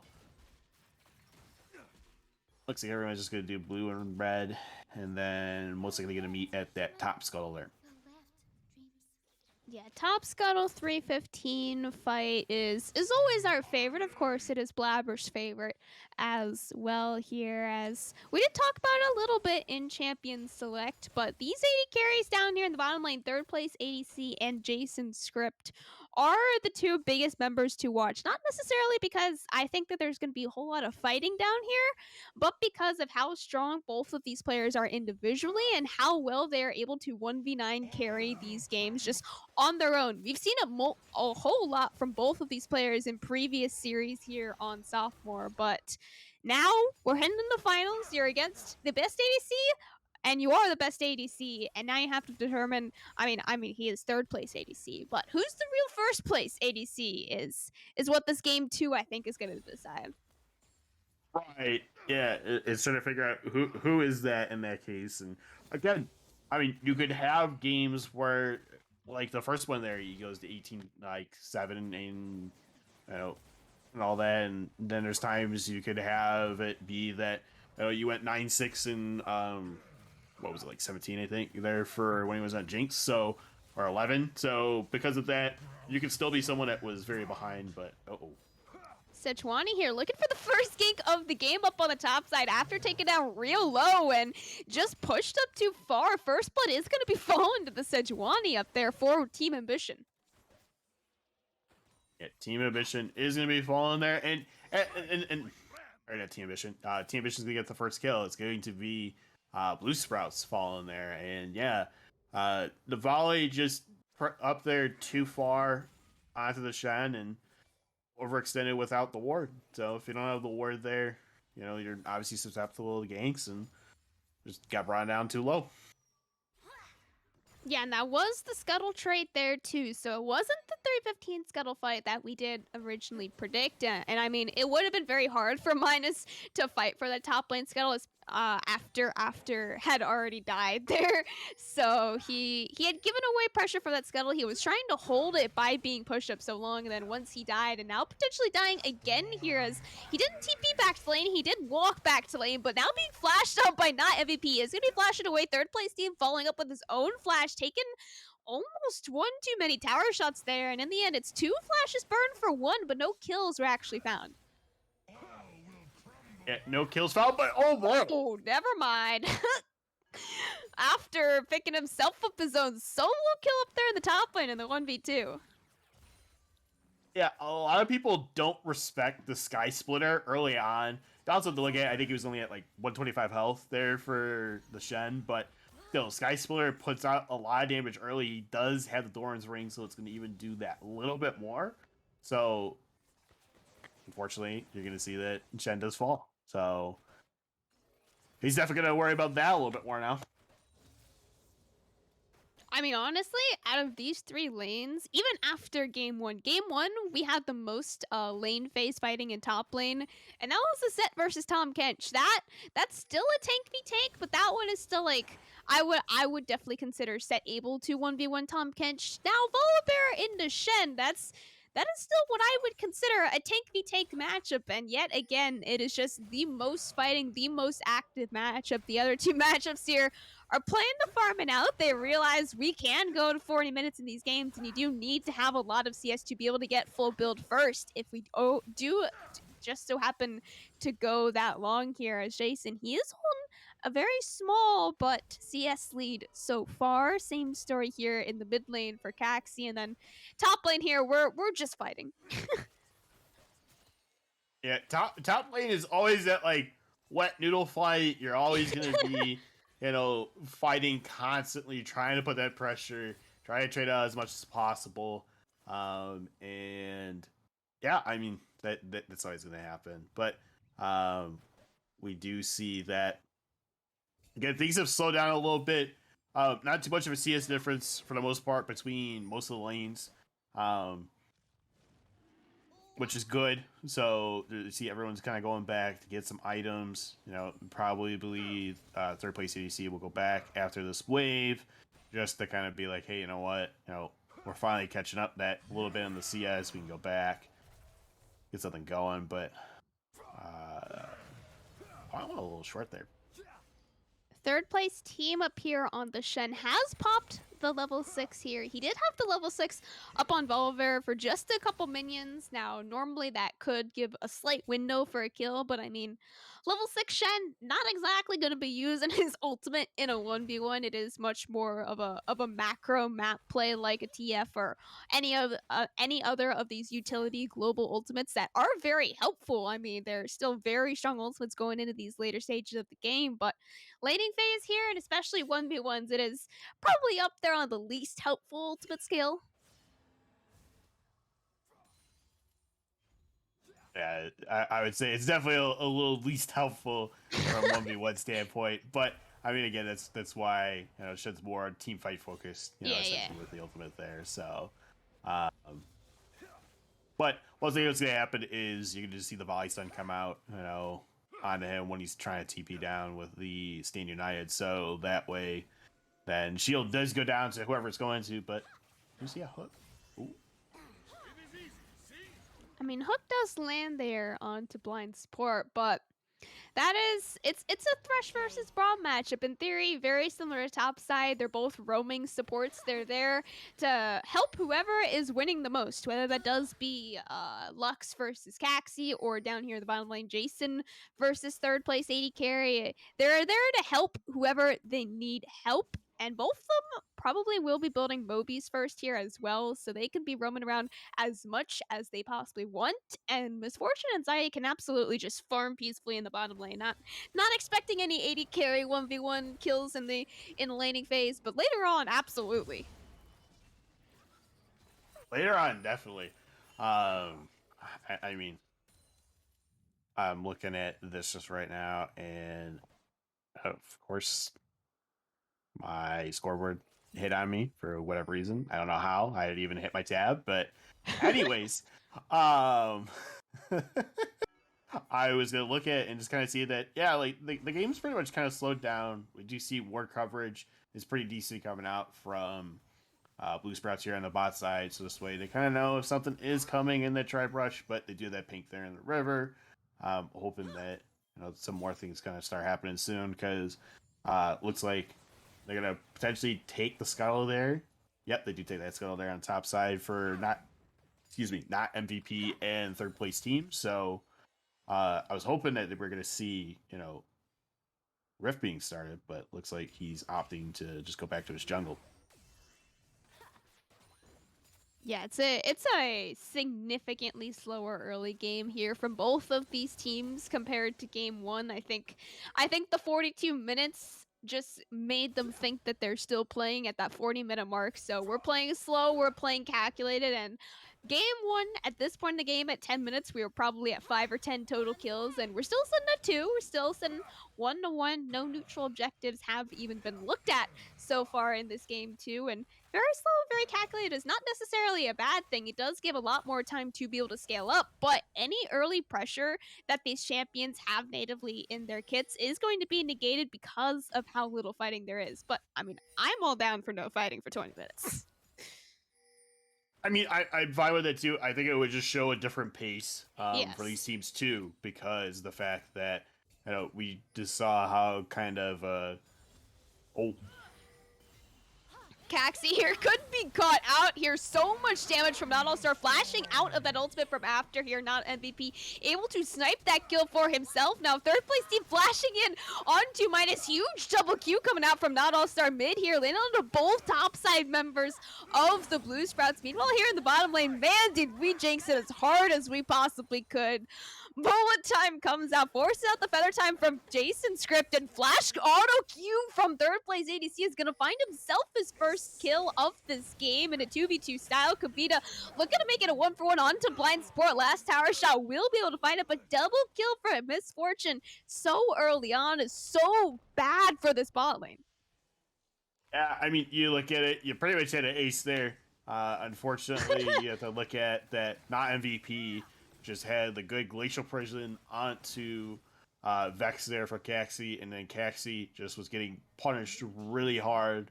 You had O minus, and after that booty come down and try to help out as much as possible, but unfortunately, you see that they fall down to the kind of just creative team combo that you have here between that Shen, Sejuani, and that Lux there. And like you talked about with MF's just still doing really well. Yeah. I was up 2-0 with the kills. She had a really good double up there onto Jason. And yeah, I mean, even though you do see that blind support did sack themselves so that way she could get that second kill. Again, still a second kill nonetheless, and still making her that little bit stronger. That now she does have that little bit of the CSC going into her favor. And you do see that, again, the kill lead's going there. So she's already got the really good 1 item and 1.5 items, I should say. Yeah, very different build that we did see from game 1 here. Is third place team taking a lot of damage here, but 3v4, 1v3, even 4 so long gives time for the rest of Team Ambition Wolves to be able to catch up. So far, it is a 1-for-1 coming in with the ultimate there for Caxi, though. Trying to save the rest of his team's life, turn it back in around 3v2 now. Double kill coming out for Not MVP, looking to turn it back around for a triple kill on the Sejuani here in this top side play. Meanwhile, in the bottom lane, third place ADC, I think he got a double kill. I don't know what happened. Yeah, I mean, not a double kill. He only got 1. But Caxi, ooh. Caxi here playing with fire. Final spark comes up once again, and once again, it's going to be an unofficial ace for Team Ambition Wolves. And wow, man, Gigatron, we cast a curse it so hard. We said no fighting for 20 minutes. Yeah, but you have to look at, like, there was pivotal things coming up, like, for objectives, so it doesn't surprise me that stuff was going to potentially happen. And just based on the way that we did see that MVP was, not MVP, was posturing, fights were going to potentially happen, so. And if you really look at the teams, that's what they are. They are essentially both kind of team fight cops. You do have a little bit more of that, poke coming out from the was it Vex and Lilia there, but still, regardless, I mean, and the Lux, if you want to consider it that way too. But regardless, I mean, third place ADC still proving strong to get the solo kill down there. And yeah, just really doing well. Ooh. After trying to freeze this wave up here in the top lane, but might be given not his life over for it, but will have to burn his ultimate just to be able to survive. Face checking the Shen up there on the top lane as a potential dive is being set up here on the bottom lane. Again, Jason Script. Game 1, it's almost an exact mirror of game 1 here in this bottom lane. Third place team or third place ADC, they just keep diving this bot lane over and over again. Bolt time comes out, they find the first kill to Kobita, and Jason Script, he's trying to run away. He has the Feather Storm available. He is going to be able to use it defensively here, but Not MVP does so much damage on the Sejuani. He is still able to live, and he lives through 2 tower shots there as well. Yeah, to look at, so Sejuani is perfect, especially in the Braum. Both proccing their passives, you know, because they're the melees in that case. You have to look at that again. Bullet time went off at a really good spot there, able to take out Kobita. Jason Script gets bullied out by Sejuani because Sejuani, really isn't like a super like a high pick, kind of a thing. Still is just that menace you really don't want to deal with. Yeah, 603 now with a 600 shutdown on the Sejuani. I mean, this guy's gonna be absolutely unkillable. The only one that I think could really even put a dent into him for right now would be Minus. He once he does complete his Leandres, he is gonna be doing quite a bit of percent HP damage, but he's so far behind now, especially since he is the direct jungle counterpart to the Sejuani, that it's gonna take so long to get up to the point that he's able to do any sort of damage to this extremely beefy frontline. And then of course, while you're trying to kill a Sejuani, guess what? You got a Lux and you got a Misfortune. The actual champions that are there and built to do damage are still going to be doing crazy damage to your backline, but still, it's a very similar story to Game 1 Jason Script. He was put behind so far in the first 30 minutes of this game, or of Game 1, and now Game 2, it's a similar story. I'm not discounting it, but I remember from Game 1, he got back into the game. He is not out of this game. I don't care about his scoreline. He is not out of this game. No, I don't think he's out of the game at all. I think the big thing is they need to just kind of have fights go towards them, and that really hasn't happened yet. Oh no, Shen thought that his jungle was his jungle. He did get the Drowsy out from O- there, and they were able to steal away the Gromp and the blue buff away from Team Ambition Wolves, but still, face-checking a jungle, even if you are a Shen like that, can be very dangerous if they had an item on the Lilia. Yeah, I mean, it's still definitely good to get the sleep out. It's going to be a while. I mean, it's going to be another... What's only 114, so approximately another 80, 90 seconds. Yeah, I mean that's really kind of like detrimental for like that fight that you're talking about. Like in the beginning of like the last game was like they were fighting constantly. They had ultimates that were able to put up a lot easier. Whereas now it's like, okay, game 2, some of them have a little bit longer ultimates, like Stand United. The what's her sleep, the lullaby there. So it's gonna take a little bit longer in that case. Where we do see that we have a Lux, so that Final Spark's gonna be used pretty easily. Yeah, absolutely, and it's such a short cooldown here as after he thought it was a 1v1 and then immediately 2 other members of Team Ambition Wolves make sure that he realizes that it is never actually a 1v1 that he is diving in with this ultimate therefore. But yeah, not all-star mid, he was on brand earlier in this game, in the series here, but Bran, it wasn't as strong of a laning phase as he has had so far on this Lux. This Lux seems like a much stronger, much better champion for him just compared to the laning phases that we have seen so far. Of course, it is still only game 2, and of course we do have a 604 Sejuani here as well, which, I mean, this is almost to the levels of an 18 kill Misfortune, man. Like, it's crazy to see these score lines at a finals, as he just picked up his 7th kill of the game. Hey, yeah. Leandres, let's go! 7th kill of the game. Like that. 7th kill on the Sejuani, man. Like you have to realize, like it's so good because again you're working with a lot of melees. You have 3 melees on your team yourself. You have Shen and you have the Braum. And the Braum, again, like I said, if he gets an auto off, we'll start stacking his passive, for the stun. And then if Sejuani's around, you can help her stack out her passive, so then no matter what, you're kind of just CC chaining constantly. And then now they really don't get to do anything. I know one person. So one person's not going to be able to do anything. And it could be that pivotal person, like, say, Caxi in that case. Or now after that booty can't go in and do anything. You have Kobita, who could get punished out again, as it seems like it's been happening. Uh-oh. Oh no, third place team here could be caught out in the bottom side jungle. This is the wrong jungle to be playing around, and he's trying to use the Standing Knight to get out, and he almost was able to channel it fully there, but Jason Script with that last auto attack is going to be able to secure his first kill of this game. Yeah, gonna be securing the first kill, for themselves, which is good. You do have to look at, okay, now that kind of gets them a little bit back into the game, not a lot, but getting there. If they can again get another really good pressure standpoint of get some more kills onto the Xayah. Xayah then could start popping off that little bit more. Again, you still look at that MF is kind of more of that power hungry champion right now, going for the Eclipse, has the Ghost Blade as well, going for what I assume is going to be Lord Dom's.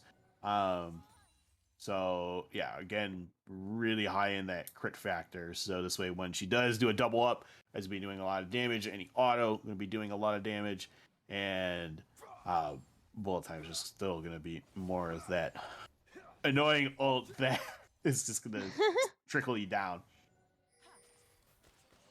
Yeah, third place ADC going like you're saying for the full lethality build here in game 2. We had the Kraken Slayer LDR build in game 1, but I mean, full lethality, I'm definitely a fan of it. Not a fan to play against it, but a fan to play with it for sure. As the second Rift Herald is being dropped here mid lane, Hook does land, but Kobita going in completely on his own. TP being channeled in behind Jason Script, using that Featherstrom defensively, but the bullet time gets a full charge off. Triple kill for third place ADC. Now Caxi all of a sudden is the last member left standing. He wants to turn it back around, but it can't do it on his own. Quadra kill for third place ADC. Yeah, that quadra kill and an ace coming out from TA Wolves here just shows that, yeah, this MF, really good. I mean, 9-0-1. Alex, also 2-0-12 right now. And you have another one that's still deathless, which is that 7-0-8 Sejuani coming out here. So, I mean, again, just really good combo of all the champions there. Again, I didn't really get to say it before the game series here, or before this game here, but I did like a lot of what you had coming out from TA Wolves. It's just I look at the option of what I was kind of given there with Blue Sprouts, and I thought that, if everything was executed right, it could go into their favor. But looks like a lot of the team fights are still kind of more not one-sided, but have been definitely favorited towards TA Wolves.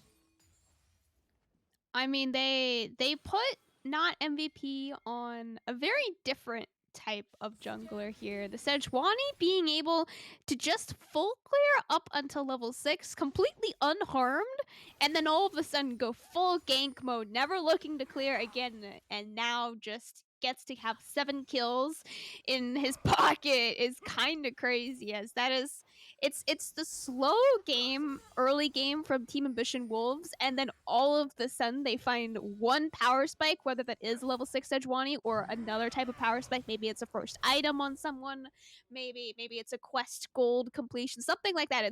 It's one very small power spike, and then all of a sudden they just flip the game on its head. Now, the downfall of that is if they try to fight before that power spike is completed, they get too far behind, and then that power spike is put further and further behind. That is what happened in game 1. The game 1 was just too explosive from the very beginning. This game has still been very explosive. It just started at the 10 or 15 minute mark as opposed to like the 2-minute mark.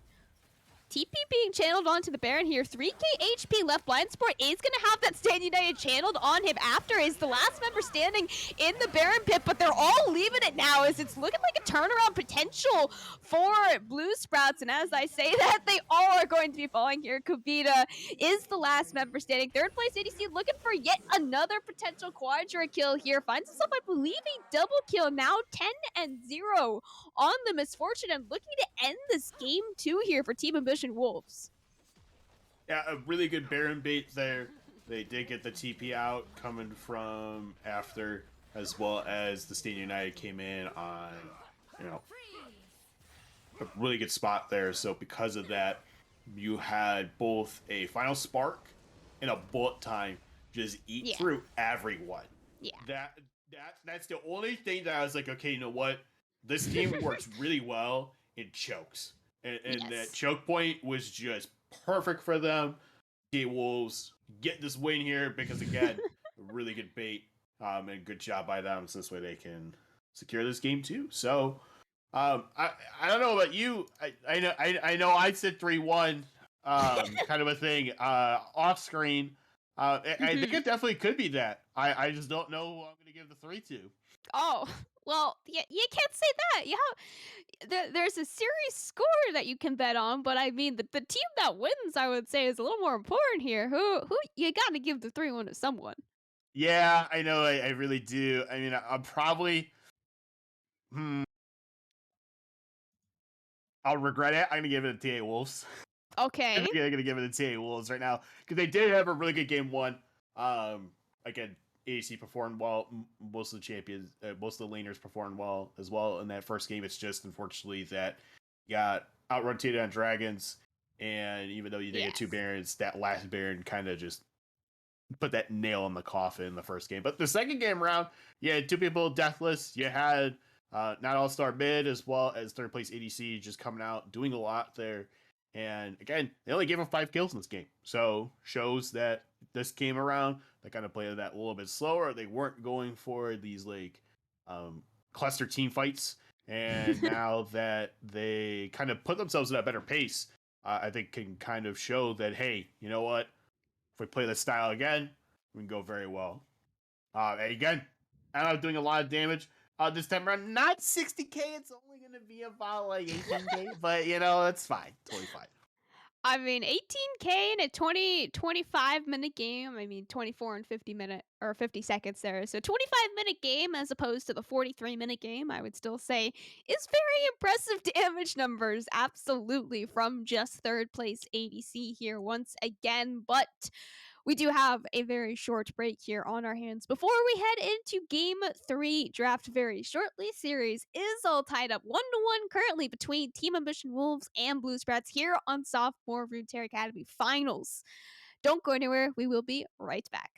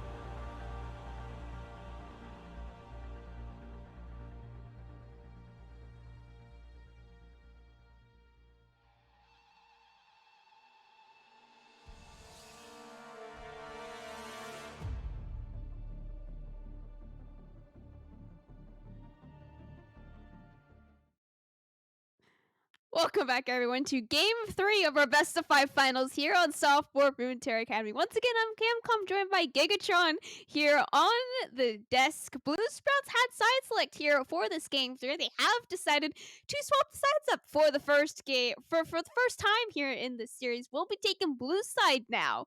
So, this now, Gigatron, what do you think?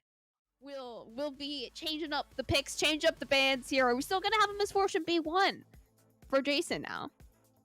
I think we could see that. I think it's also very dependent on if TA Wolves is more scared about losing it, or do they just not want to take it, kind of a thing. Because obviously they've played it 2 games in a row. They've played against it plenty of times before too, so I wouldn't be surprised if they opt to not ban it out and then just take something that's going to counter it, like, automatically, which would be like a Ziggs, for example. Ziggs just pushes out the lane, makes it really hard for her to really do anything. But you're right, we do see Misfortune. Leona is still on the table here. Could be picked by Team Ambition Wolves. Again, Leona is a very strong Misfortune counter. You can Solar Flare ultimate the Misfortune bullet time from a distance. That's the key part there, is you don't have to put yourself in danger to cancel that bullet time, and it's just a completely free point and click ultimate for her, because Misfortune is of course CC'd while she's channeling the ultimate. But Leona has been let through R1, R2. Zaya still very powerful AD carry champion, especially to be picked early on, matched by the Sejuani men. We saw it in game 2. What was it, like 8-0, 9-0, something crazy. Sejuani somehow makes it through draft. Team Ambition Wolves, of course, are gonna pick that up. Yeah, they definitely need to pick it up, because again, it worked really well in that game 2 there. Game 3, I could see it still do one, not necessarily a lot of damage, but just set up for all those kills, and then just be more of that monstrosity that, again, Sejuani normally is in that case. So, but we do see Corky's picked up by Blue Sprouts, so we're going to see it again, like we saw in game 1. And then I'm assuming the Leona. Oh. Okay. They opt for the bear again. Do we not have a top bear this time, though?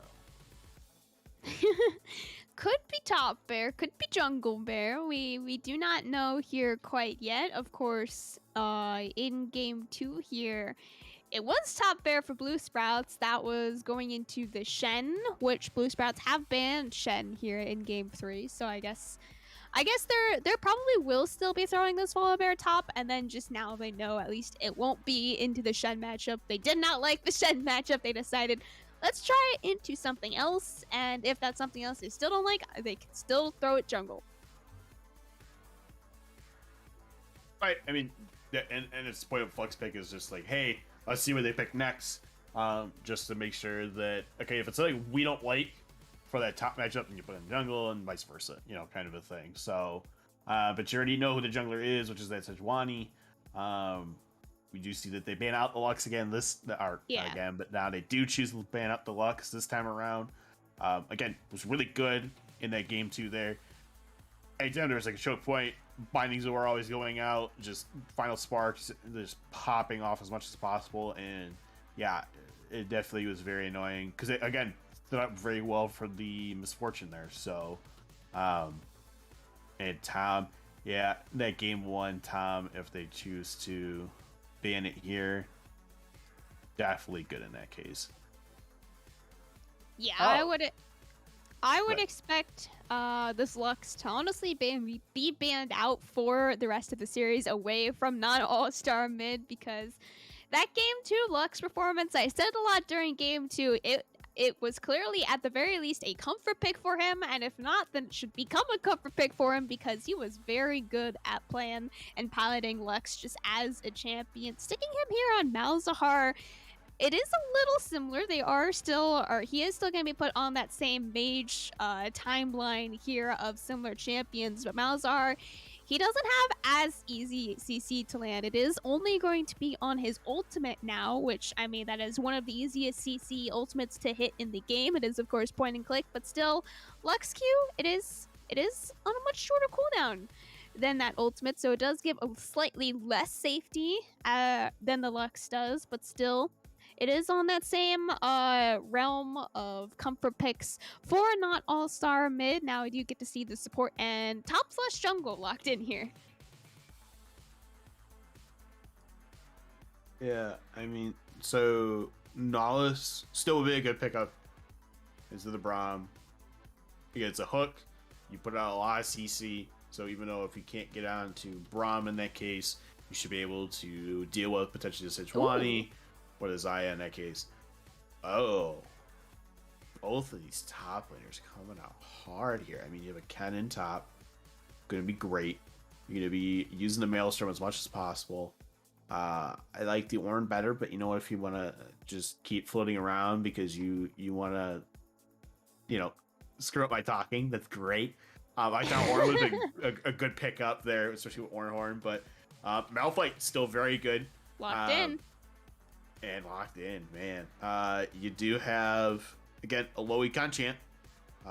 Again, there for using the unstoppable force in team fights or just on to people.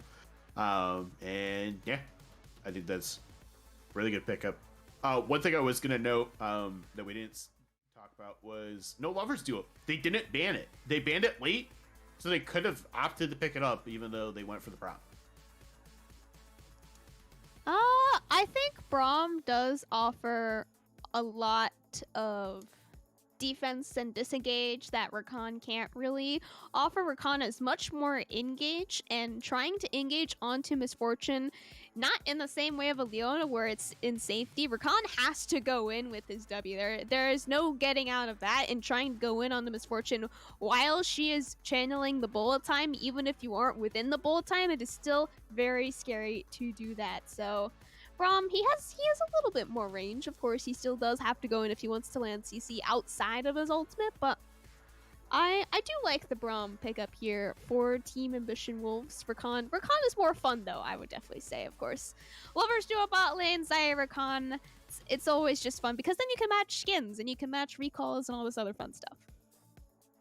Exactly. I mean, you can match recalls, the skins, all those different things, but then it's also like, he does provide still some engage and disengage. Not really a lot of disengage, but more like the quickness would be the only disengage, really, kind of a thing. Where again, you already have two people that are gonna go balls to the wall with the Malphite and the Sejuani. Oh, you really don't need to have that, you know, more engaged like you were talking about. Disengage definitely would be better with the Braum. It fits a little bit better with, again, Sejuani trying to proc her pass as much as possible with another melee champion. Again, his is really good too. So between those, layering those stuns and lockdowns is going to be great. Again, we know a lot of this league likes to go after more of that CC style, you know, for winning the different fights and everything here, which is why it's good to see a Kennen pickup. Yeah, and now we get to see after on a non-tank champion here for the first time in this series tonight. That is going to be very exciting because of how much fighting we have seen in this top lane so far, with it being exclusively tanks. And now we have an actual fighter. We have an actual AP damage threat in the top lane. Now, he is playing into a Malphite, which, again, should be very hard to kill a Malphite. And even if he does get a couple kills in this laning phase, Malphite is still always going to be helpful, even if he does build AP here, because the main threat that Team Ambition Wolves does have to worry about is Jason Scripps' Misfortune. You can put so much lockdown on this Misfortune. She should not be allowed to bullet time. Ever. You should always have either a Malzahar ult on her or a Malphite ult on her. One of those two should be saved exclusive, or even a Sejuani ult as well, just saved exclusively to cancel that bullet time. Once you know that the bullet time is out of the fight, then you can go. Then you can look for the engage. You still have to worry about slicing Maelstrom a little bit, but that bullet time is the one to either get out of the fight beforehand, just making her waste it on a pick, or just canceling out with one of your own ultimates. Yeah, I mean, and this thing is like trying to figure out, like, trying to cancel out ultimates, trying to just make sure that, hey, can we provide that pressure and different things in team fights. And me, like, when I'm looking at these two teams right now too, I think my edge is definitely I really at this point want to give it to TA Wolves, just because not only because I picked them, you know, for the 3-1. Your prediction here lines up. Not being biased, caster. You look at CC coming out from them is really strong. I think they have a lot of good setup. The only counter to it really is Kennen. I feel like, and the barrage of assault that you're gonna get from MF and Quirky. But again, taking those out of the factor, like I said, a lot of easy CC coming out from TA Wolves. Yeah, you're going over to TA Wolves. I mean, I think this is a very similar comp that Blue Sprouts did have in Game 1. In Game 1, they were able to drag out long enough to get the Corki ahead, to get now Misfortune and a Kennen ahead as well here heading into the Game 3. So, I mean, we've basically seen them pull off this comp once now. Maybe the early game didn't go as hot in either of these games so far, but we've seen them pop off mid to late game. That is where they're trying to play again for in this Game 3. And I'm excited to get to see them do it here. So I'm going to be going with the Blue Sprouts angle here in this Game 3. But spectator delay taking down. Don't go anywhere. We will be right back after the short break.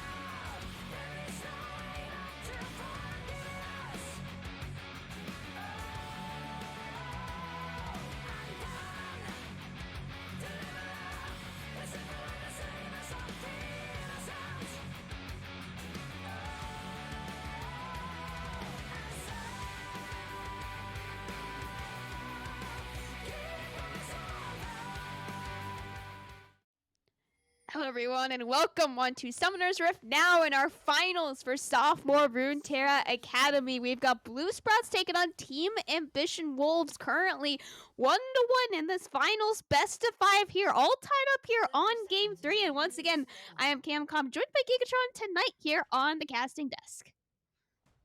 Looks like this time around we are gonna have 2 5-stacks. Looks like they are gonna have the blue side invade going up to the top side. Is gonna get spotted out by a ward. So great job by TA Wolves for putting the ward there. They know that they're gonna be there. Now they kind of can shift themselves closer if they want to. Oh no. Go Level 1 around for the shenanigans. flank. There you go. Here we go. Potentially, Kavita could look for a hook here. He is playing Nautilus here after all, but it does look like you don't want to risk it. You don't want to throw the whole game on game 1. And this is what we saw Team Ambition do so well early on here in the series. It is play slow early on, and then all of a sudden, on the tip of a hat, drop of a dime, whatever you want to call it, that's when you play aggressive. But that is absolutely not level 1 here. No, not going to be at this point. We are going to see that we do have a blue and red start coming out this time around. Red being for red side, blue going to be for blue side. So they're going to have a bottom side scuttle fight most likely there. But yeah, I mean, we see that it took actually Jason and Kabita a little bit to get back to lane though. So they are going to be down a little bit of CS.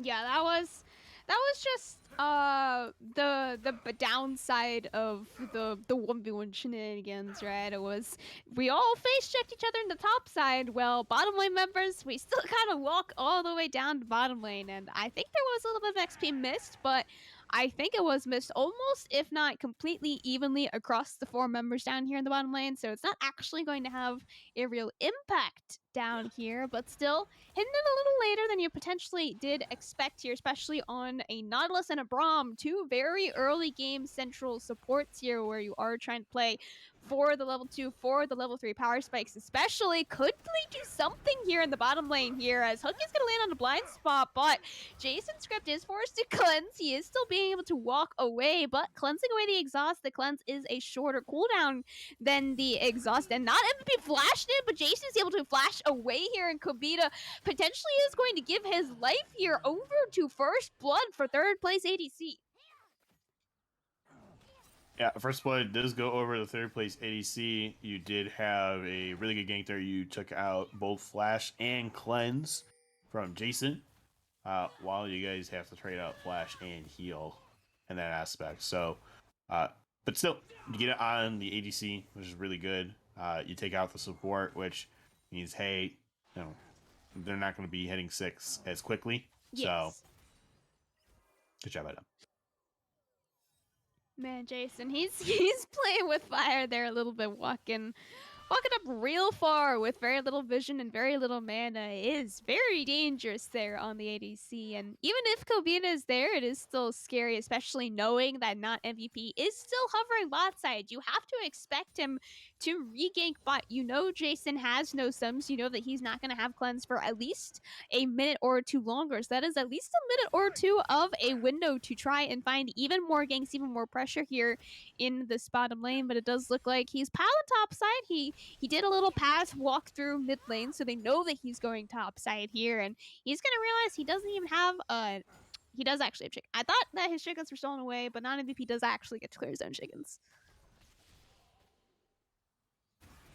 Yeah, it does get away with, you know, taking those chickens, no problem. I mean, I thought so too. I thought they were down, and I'm like, oh nope, they're up. So, no punishment then from Omias there in that case. But we do see MVP is coming to mid. Caxi sitting here at level 5 on the Corki. No package yet for quite a few more minutes, but more importantly, no mana on the Corki makes it very scary to be walking up. He has lane pressure and he has lane proud, which into a Malzahar is very impressive, but once both of these mid laners do hit level 6, and especially the junglers hitting level 6, that's when I think it's going to start getting much more explosive. yeah, I definitely see at level 6 everything is more explosive. You have Unstoppable Force coming out. You would also have Maelstrom coming out. You would have, uh, just all of these really good ultimates kind of thing. And here's the other problem you have to look at. So Kobita's behind. So that means they're not going to have that level 6 depth charge that they need to have. Yes. That will put the bot lane behind a little bit here for Blue Sprouts, but still, I don't think that they would want to play for that level 6 2v2 engage, even if they were even ahead in XP for both members here, as there is so much disengage between Featherstorm and Glacial Fissure here from the Braum Zaya that you can't engage on them. You burn one ultimate, you get one ultimate from them. Their ultimate is going to be shorter cooldown as well, so it's just even if you are looking for an engage, there's just not a possibility because of the amount of disengage that they have over you. Exactly. That disengage over you really just kind of punishes um,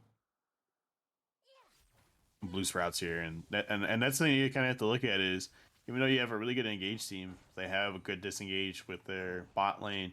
You do have Malzahar, who could use his visions on people with a Never Grasp, and yeah, I mean, I get there's also the third place team with the Unstoppable Force. I mean, I will always say this: he's a very low econ champion.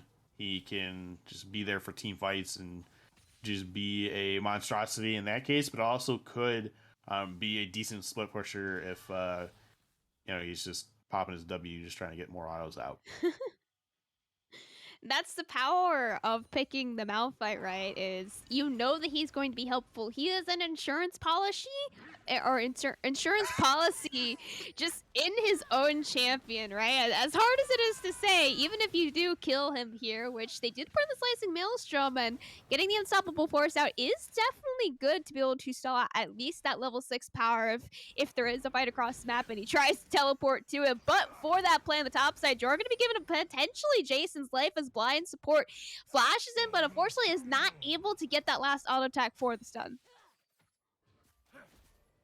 Yeah, not able to get it, but you do see that cleanse was burned in that process, which means then the next time they do get some stacks going from Braum's passive, it'll be a little bit easier to stun in that case, which they're going to now. Jason Script is being dove here, uses that bullets time, but unfortunately is not going to be able to fully charge it, so dive will play out. They get one kill here in the bottom lane, trying to turn it back around here on the top side after able to pick up that kill onto not MVP, so it is a 1-for-1 across the board here, but once again, third place ADC, he gets so ahead in landing phase. No matter what champion he plays, he was on MF Game 1 and Game 2, and now MF given over to Blue Sprouts. He's on the Zaya, and he is still able to do it. Yeah, still able to do it, and that's the thing is, unfortunately for, I look at Blue Sprouts, they're getting them behind a little bit. It's not bad again. It's only 2-1. Game's a lot slower, kind of like the game 2. I think they kind of realize, hey, if we don't have too many fights we did in game 1, then we can control ourselves that little bit better. We can end games a little bit sooner. I think for both sides when they're looking at stuff. So, whereas that game 1, yeah, it did go a little longer, but I mean, hey, you know what? I'll take a 42-minute game over a 60-minute game. So any day of the week. So I think it's so good in that case. We do see Drake is looking to be potentially starred here as they're fighting for the scuttle. Dragon here is the next objective on the table. First, Rift Herald was already secured there by minus from Blue Sprout. So next objective, 100% Dragon here is currently fully pressure in the lane or in the river here for Team Ambition. 2 KHP left. There is not really a chance for a steal unless minus goes over the wall, but Unstoppable Force is going to be landing onto the bottom lane members here. Jason Script is just going to be bursted down. That is one of the 3 L's I was talking about in Champions. Like, you save it for the misfortune, you take her out of the fight. Now all of a sudden you can guarantee a 4v5 almost every single fight. And Team Ambition Wolves, they were able to secure it that time, and hopefully some future times here as well. As you see, third place ADC, he's got a 10-minute Gale Force on that Zaya down there in the bottom lane. Caxi might have passed the wrong way here through Summoner's Rift. Mandalus walking around here on the Corki. Tries to W over the wall just with that last bit of mana, but unfortunately will not be able to do it. And third place ADC picks up his third kill of the game. Yeah, 3 kills, already has the Gale Force. Everything's pretty much going on to him. Pretty much everything's going to the bot lane here right now. You have 3 0-0 on Zaya there. You have 1-0-2 on Braum. So, yeah, I mean, just putting a lot of pressure into this game here. And now, kind of, again, Gobita still not 6, not able to put out that depth charge. So, in team fights, it is actually really detrimental, at least until he hits 6, to be able to do anything. Yeah, it is. It is so hard to try to even roam around on this Nautilus right now. You have to stay bottom lane. But meanwhile here in the top lane, Slicing Maelstrom is coming out trying to find this kill. At least one of them. I have the hiccups right now, but looking to turn it back around here once again. Still no level 6 on the Nautilus. They were trying to go and exhaust, being popped immediately to cancel out that bullet time. He does use that exhaust or cleanse even to keep himself alive for just a little longer. But again, so many cooldowns burned for no kills. Level 6 was just popped there by Nautilus, and Braum using that Glacial Fissure for a little bit more disengage. And now there's one ultimate left here in the bottom lane, and it is that depth charge. Yeah, depth charge is up. I think if you could get a really good hook, even on the blind support, and you have third place in a good spot, you could get a depth charge that knocks up not only 1 but 2, and then could get hopefully some good damage from Jason's script out there. Because of the fact that there is no exhaust up, you do have cleanse burned, but now they realize that a Malphite's here. The Malphite is here, and I mean, you can't fight this bot lane right now. If you are Blue Sprouts, you are down a full mythic to the Zaya. She is going to outdamage you every time, no matter what you do, because of that huge gold difference, item difference, whatever you want to call it right now. Jason Script, he's sitting on the Serrated Dirk plus Merc Treads, and Merc Treads, even that is not going to do a whole lot against Zaya's damage. Yeah, there's gonna be nothing that's really gonna do much with the Zaya's damage there. But I am gonna circle back to mid lane now.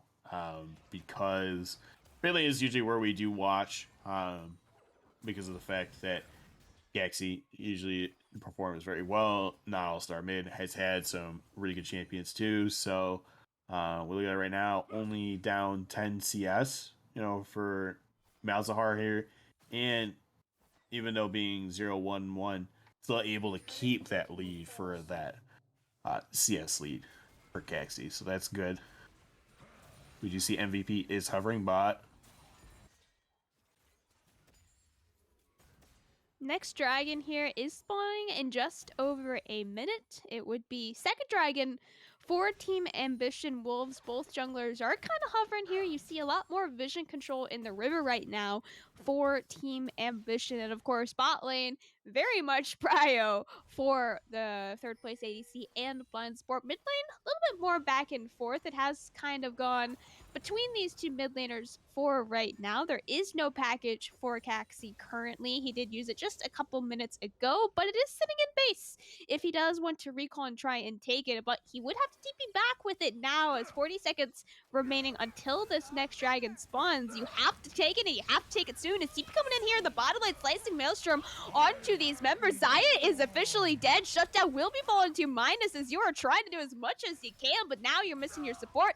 You got your two topside members. Blind Sport will be falling. Not MVP could be next up here on the list, trying to run away here on the Sejuani, and through his jungle, he will be able to make it, and that's going to be 2 kills going into Blue Sprout's pockets, and potentially their first dragon here as well.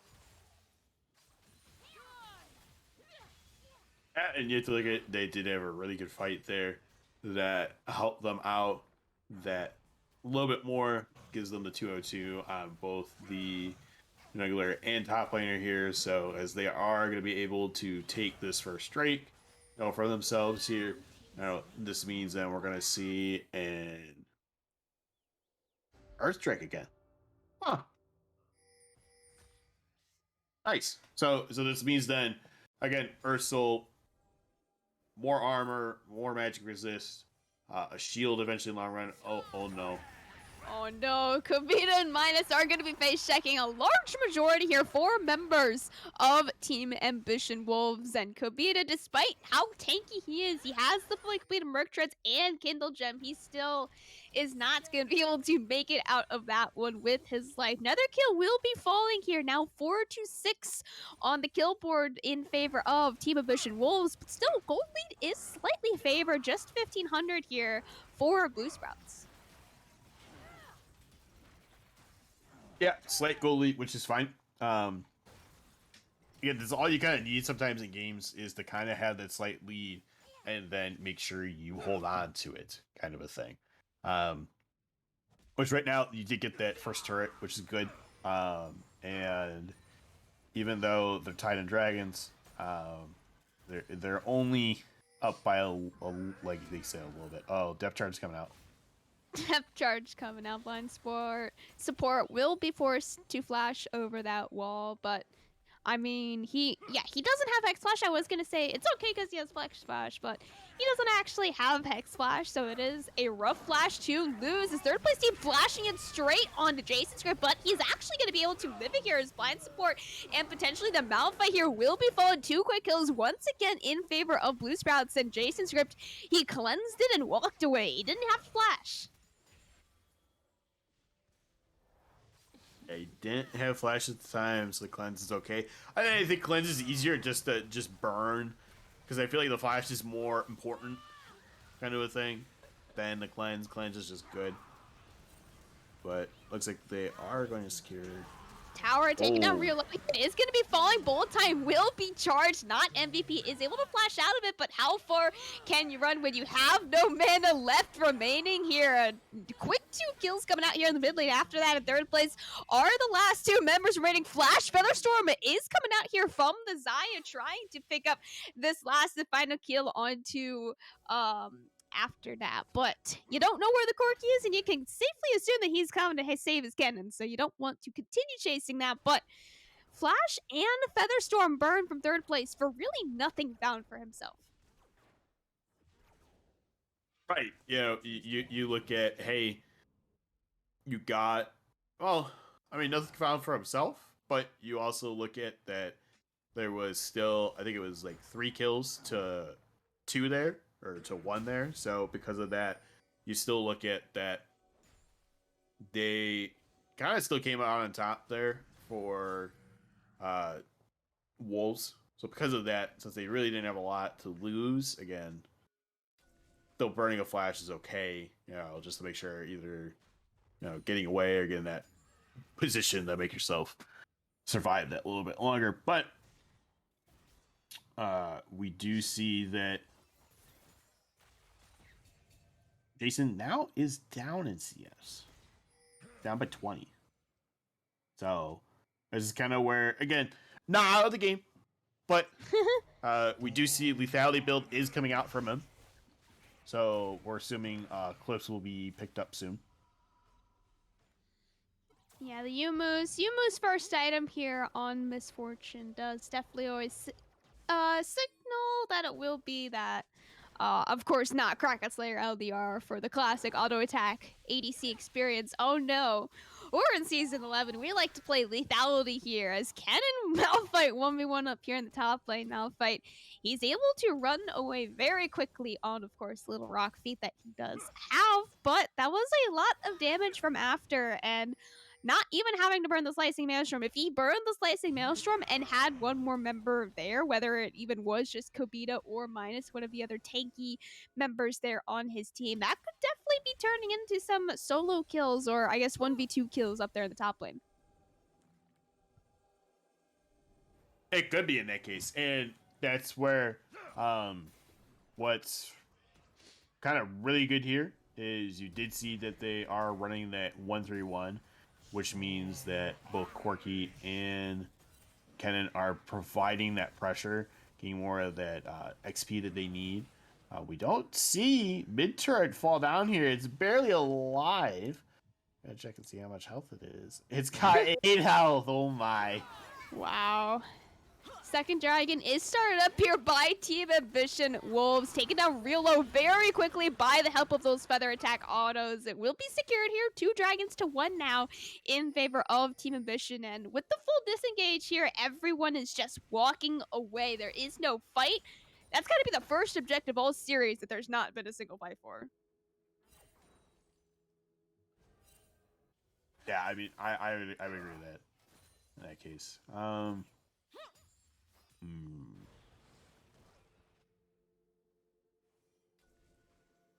We do see words are a little scarce this time around. I mean, you have good amount of pinks out from both sides, but they're all kind of like in one controlled area. As they're getting cleared. Tragic.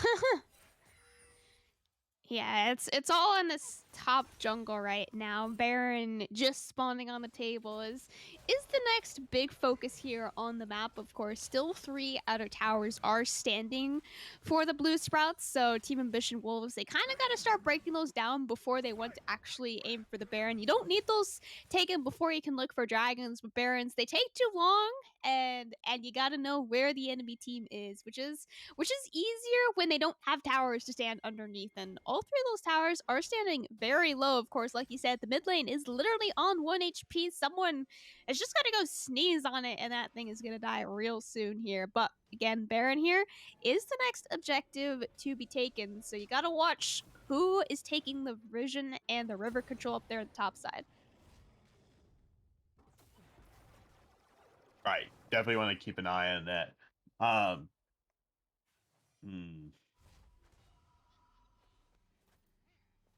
You see a lot of them are backing up here for TA Wolves.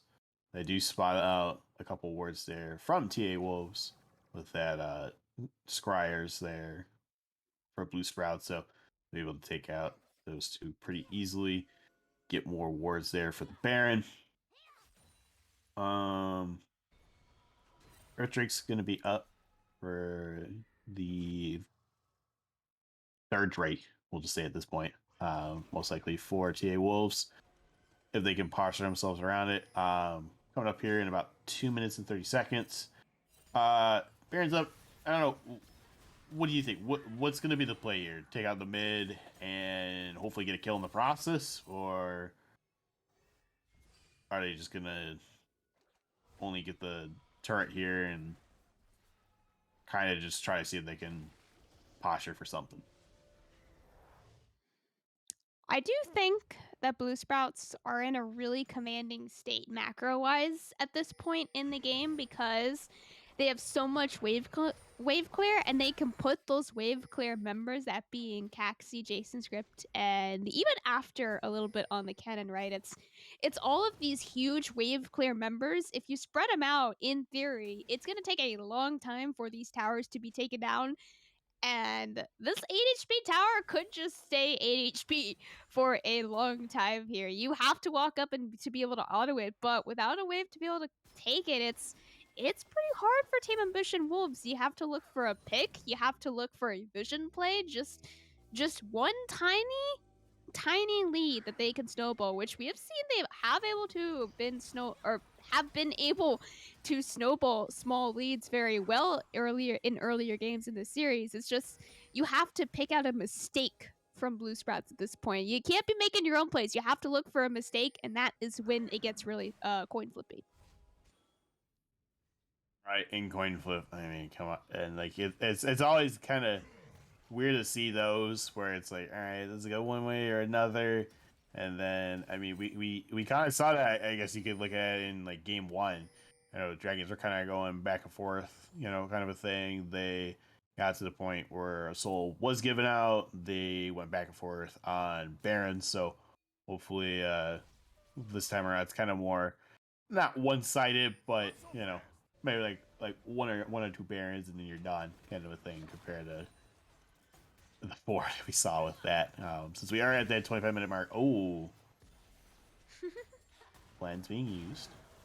Nice cleanse there by Jason, but unfortunately there is more than one thing to cleanse there from Team Ambition Wolves. This Mount Funnel comes out quickly, able to one-shot him, and now looking to turn it back around here onto the Zaya. He used the Featherstorm to find the first kill onto Misfortune, and now everything turned on him. Shutdown will be falling over to Caxi, and everyone else is going to fall quickly after Kobita surviving for a very long time in between 4 members. He's able to survive completely for his own. Minus now looking to do the same for himself. Caxi in 1v1 on the other side through MVP. Double kill coming out for the Sejuani, and Minus now finds one in the 1v3, but will eventually be falling here. Triple kill for non-MVP once again, coming out huge on the Sejuani. Ace for Team Ambition Wolves, turning it right on the soul point.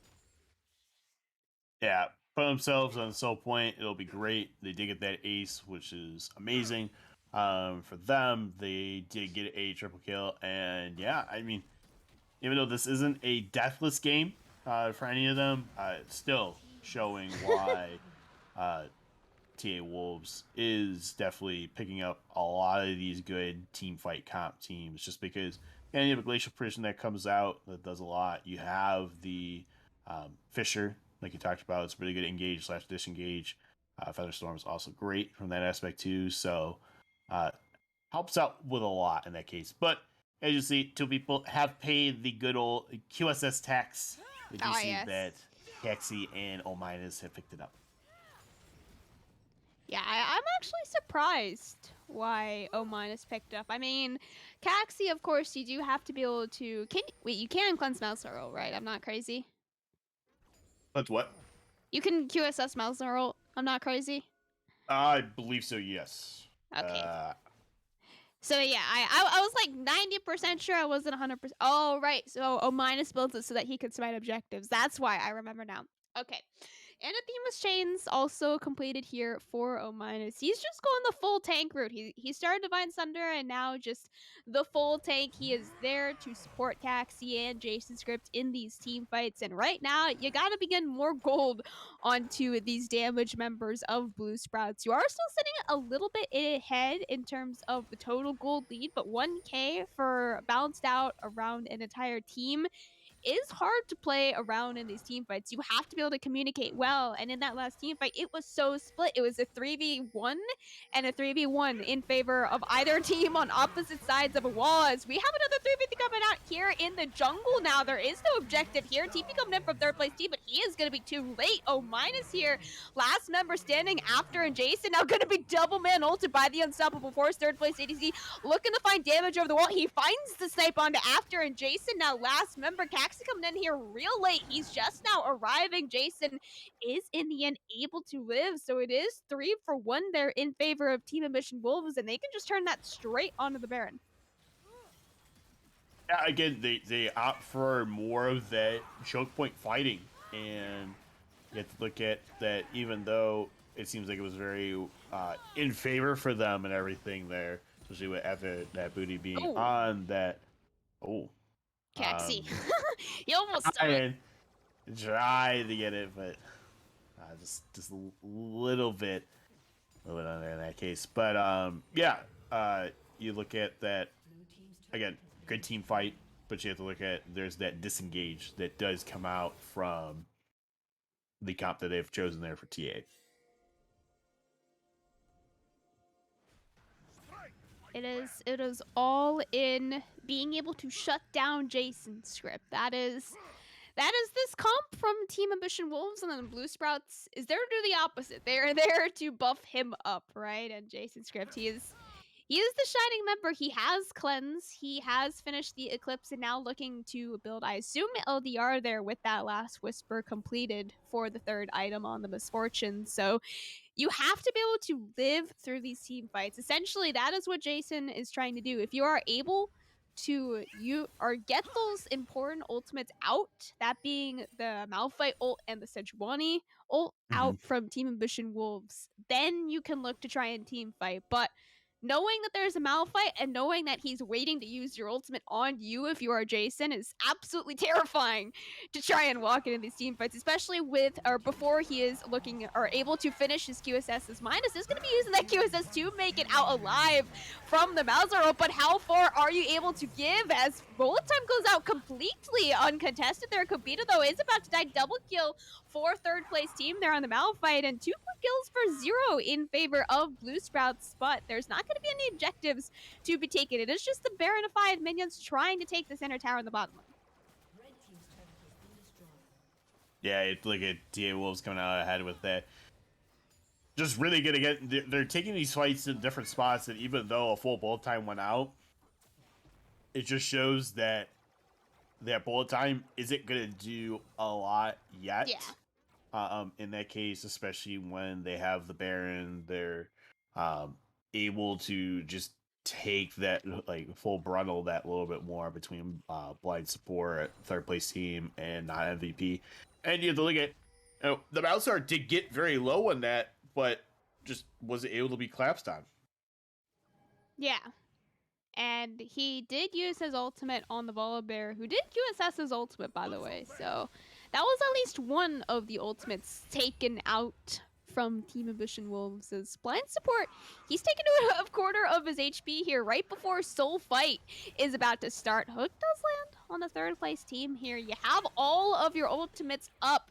Everyone is sitting here on even playing field. Bullet time comes up in just a couple seconds. That is going to be one of the most important ultimates, if not the most important ultimate here for Blue Sprouts. Dragon is going to be started here by Team Ambition. Now, 5k HP remaining here. Ultimate coming out here into the backline. Minus completely on his own. Bullet time cancel out immediately by Unstoppable Caxi using that package in the backline, but there's just no one there to take the damage for him. Jason Script, last member remaining. Caxi is just forced to run away. Exhaust on him here as well. Double kill once again for the Malphite. Blind Sport trying to 1v1 Caxi. It's not going to go over so well. Team Ambition Wolves so far 4-1 in their favor. Flash from Caxi trying to steal away the dragon. Unfortunately, it will not be able to work. All 4 members are sitting real low here, but they're able to live and they're able to take the soul. Yeah, I mean, this is to look at is unfortunately a 4 go down there for Blue Sprouts. They are able to take that soul, and now that means that again, more shields going to them.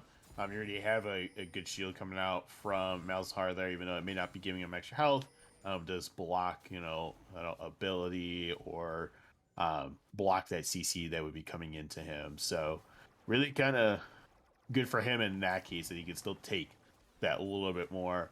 But he does have Nethergrass up again. So I expect to see him using the next fight here just because of the fact that someone is definitely either going to be able to get picked out or someone's going to try and collapse on him.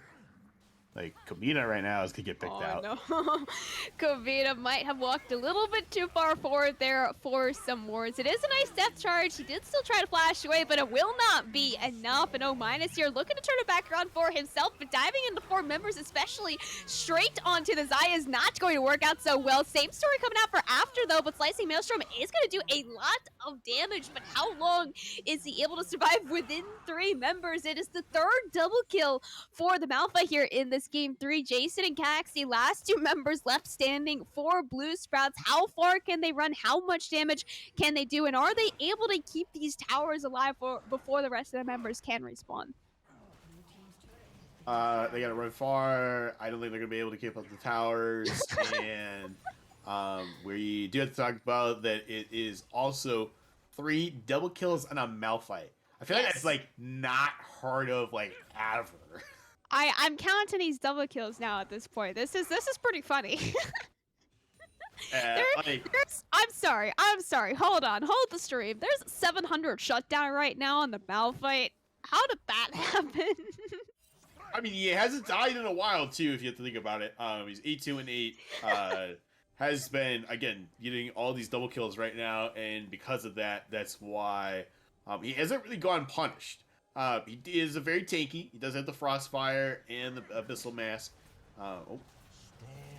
potential pick here onto blind support, but third place ADC is hanging around in the wings if he is able to live for long enough, and that he absolutely will be able to. And actually, just Kobita gets one shot by Zion, and I don't know where his HP went, but it definitely is not here anymore. And looking to be about the same here for the top side members. Ominous taking all of the ultimates straight to the face, able to flash away, able to live completely through it. Meanwhile, Jason Script still sitting at full HP. Third place team taking a lot of damage there from those auto attacks and the tower shots, but still lots of things burned, no kills to be found, but a Baron is up on the table. Yeah, Baron's up on the table. It's already at half health, coming out pretty quickly. Kaxi is Kaxi trying to go for the steal, so close, but unfortunately not to be able to find it after. Is exhausted, looking for an angle for slicing Maelstrom here, but CC'd for so long he can't do anything on his own. Third place team goes legendary on the Malphite, and Kaxi hanging out in the wings is just going to be forced to recall on his own. Yeah, again, having the recall here, just showing that, hey, Baron was down pretty low. They were able to get it pretty easily, and without really contesting. Because I mean, even though Kaxi's trying to get those good positions to potentially steal all these objectives, he's not able to. Oh no! Oh, Kaxi, that was a really good QSS for him, by the way. He saw it coming and he just clicked the nope button. That's your get out of jail free card right there. And you do have another package here available for Cax. He is sitting level 16 right now on the Corki. 2.5 items completed, but only one Nexus Tower still standing in between Team Ambition Wolves and taking the victory here in game 3. 5 members strong. Looking for the kill on Kobita. He is going to be falling, but bullet time coming out to clear the wave. And now slicing Maelstrom onto your backline. You have to be able to live it. Gonna go golden here for just a couple more seconds. Third place team is gonna die. Next up is going to be your Sejuani here. Lots of shutdowns falling for Blue Sprouts, and that's gonna be a full ace and triple kill for After on the Blue Sprouts. Yeah, and this kind of where they greed a little bit, trying to think, okay, hey, we could take down the inhibitor turret, and then Nexus turrets and go for the game. And unfortunately, just at that point, I mean, even if you could get just one Nexus turret, it's still better than nothing. And then just go back and run away, because now you just got aced, gave a lot of gold between everyone kind of there. Even though triple kill did go over to, was double triple kill, right? To Yeah, Kennen. it was a triple Kill to Kennen there. So you have to look at that's still just putting him back into the game that little bit more. You see that he's got the hat now at this point, and yeah. I mean, it's really going to be interesting to see how Kennedy can perform in a lot of these team fights, because he does have the Zanyas. He does have a lot more burst coming out of him. Maybe these Maelstroms will be more helpful in that case. Elder is up on the table here, spawning in just 5 seconds. All 5 members of Team Ambition Wolves have already arrived straight into this pit here. It is now up on the map. TP coming in the bottom lane there from Kaxi. They have to fight for this. This is game ending if Team Ambition Wolves are able to secure this Elder. Play for steal or play for fight. You're going to have to make your choice, but right now it is a very split call. Kaxi still waiting in the tri-brush. Kobita on a potential flank here behind the rest of the team as the shutdown falls, and After is just one shot deleted from Summoner's Rift. Deleted from the potential to try and steal away this Baron. TP going into the base. They're playing for the end. 4K remaining on the Elder, but the Elder isn't even the win condition anymore. It is just trying to end the game as fast as possible. Elder is secured by Team Ambition Wolves, and now it's almost a base race angle here. How fast can you take the Nexus before your team falls? And it is going to be fast enough. Team Ambition Wolves now 2-1 in this best of 5 finals against Blue Sprouts.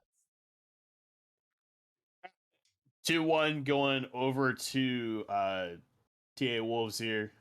Get to look at that. Yeah, I mean, they performed very well.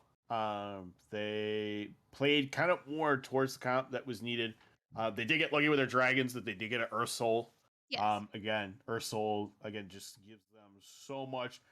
Pretty much just gives really good stats to Malphite, and now makes him be more powerful in that case. So Even though we got a 39-minute game, they were still able to perform well. Yeah, absolutely. And that's the late game that we kind of saw from Blue Sprouts in game 1, game 2 and game 3. Game 2 was just all early game. The game what, it was like a 20 I think it was actually a 25-minute game 2 and then game 3. We're going back into the realm of these 40-minute games. We got a kind of flip-flop game time type of series here, which means a flip-flop type of brain. Are we playing for late game? Are we playing for early game? And right now, Team of Mission Wolves, they've got it figured out. Yeah, I think they've kind of figured out what's the style of what we're going for.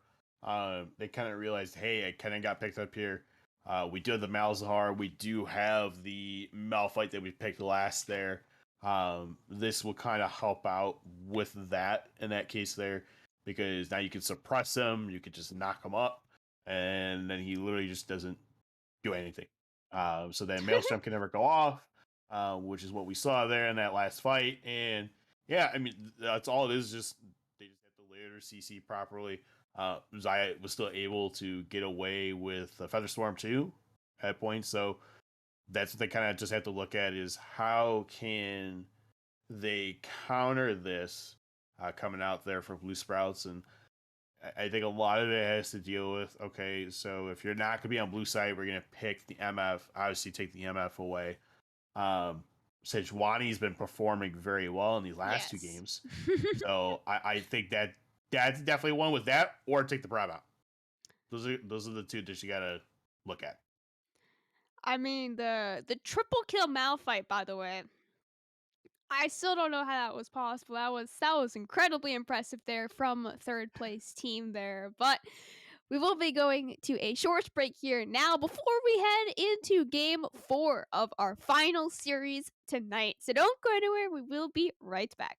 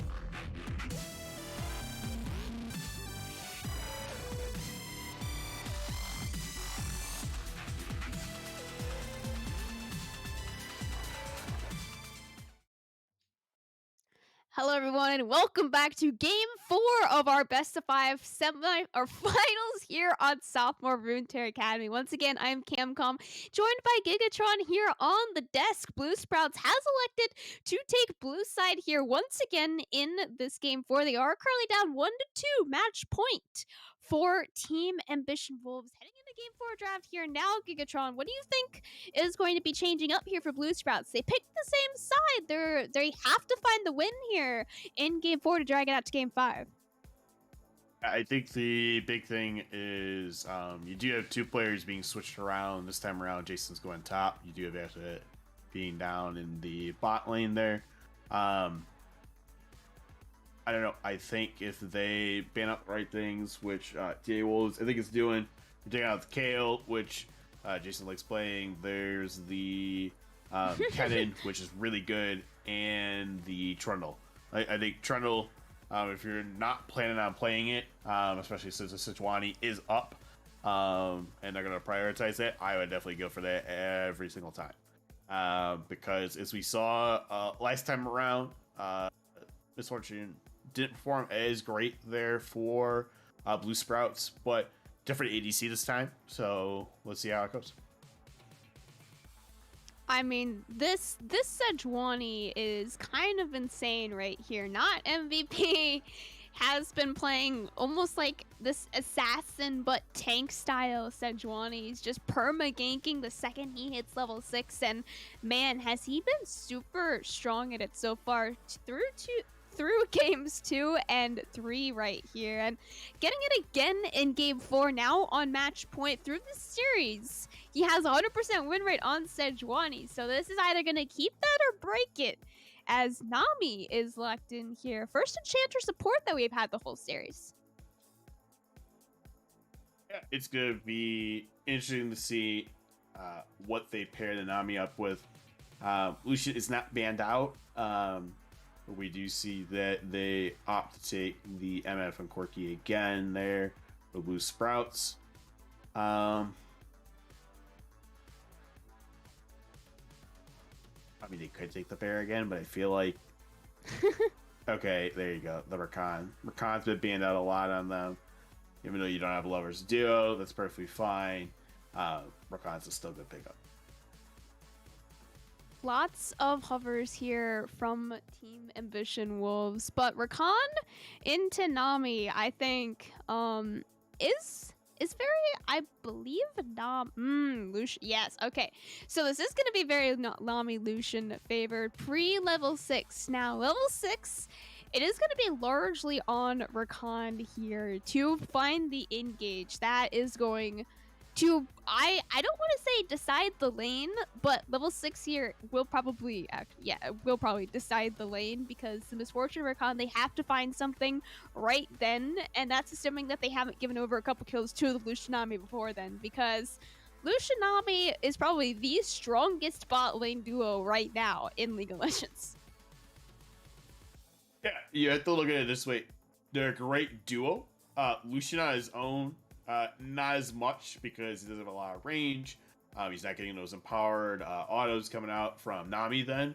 So it really does put a little bit more of an issue in that case. But if Lucian gets fed enough, he'll be fine and everything. I think it's just more, like I said, in the duo aspect, probably the best duo right now. Next to like that MF Leona. In that case, I'd say yes. MF Leona is probably up there in top 3. I don't even know who I'd put at 3rd. As I'm thinking about it. Ooh, we have a... Yes. Maybe? I don't know. I don't pay attention to hovers here. That's why I was just like, they're hovering a lot of champions here on R3. It's same story here for R4. Potentially Gaston, potentially LeBlanc. We don't actually know. And of course, throwing us for a loop here. That's why I don't talk about hovers. It is going to be Lissandra locked in now. Sejuani Lissandra. That's a Freljord comp buff right there if I've ever seen one. A big Freljord comp. They're only just missing out the Ash and a couple others at this point. Man. I mean, I mean, hey, they can still pull out Trindamere here right now, or Trundle. Oh, no, they Yeah. can't call Trundle because it's banned, but... Oh, Brahma's like banned too. That's awkward. Whoops. Yeah, but there's still plenty of other people they can pick up. So, we're gonna see the Xin Zhao comes out here for Blue Sprouts. I think that is decent into the Sejuani, and like it's gonna overtake it hard, but it's definitely very good into it. And Mordecai's just picked up.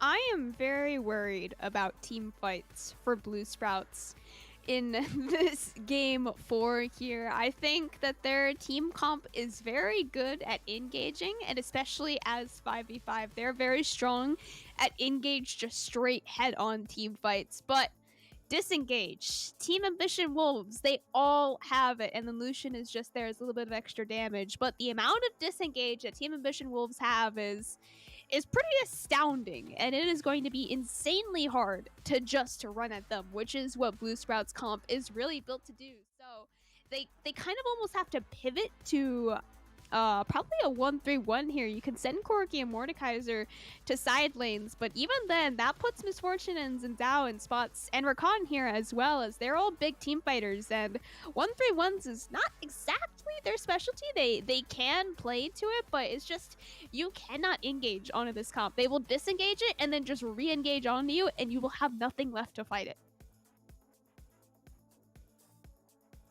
Right, and if you have nothing else to fight it, that I mean, it's really gonna be detrimental there. I hate when you like tease hover. Like, it's just we know you're doing the Mordekaiser. Stick with the Mordekaiser. But Mordekaiser into Poppy. Poppy, I feel like is that a little bit better in that case. Just because even when she goes in Shadow Realm, she'll be able to still put out a lot. Could use the like the exterior wall that it makes and everything as a stun too.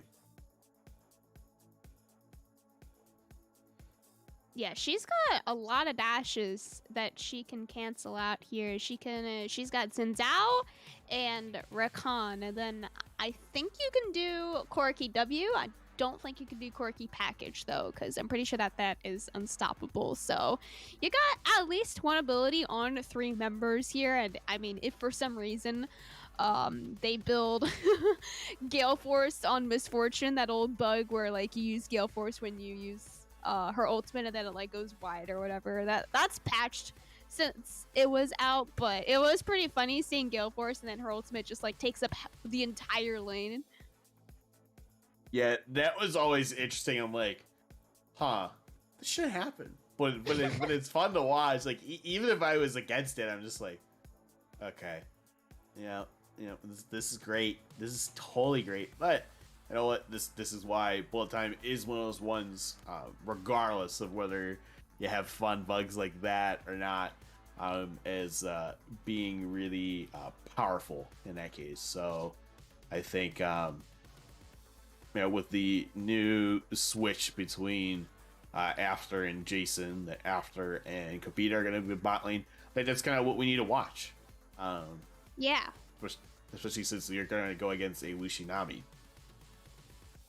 Yeah, you are down on match point here. You need to win this game and next game if you are Blue Sprouts to be able to take the finals. This is the finals. This is where the prize money all stands. The entire season has led up to this.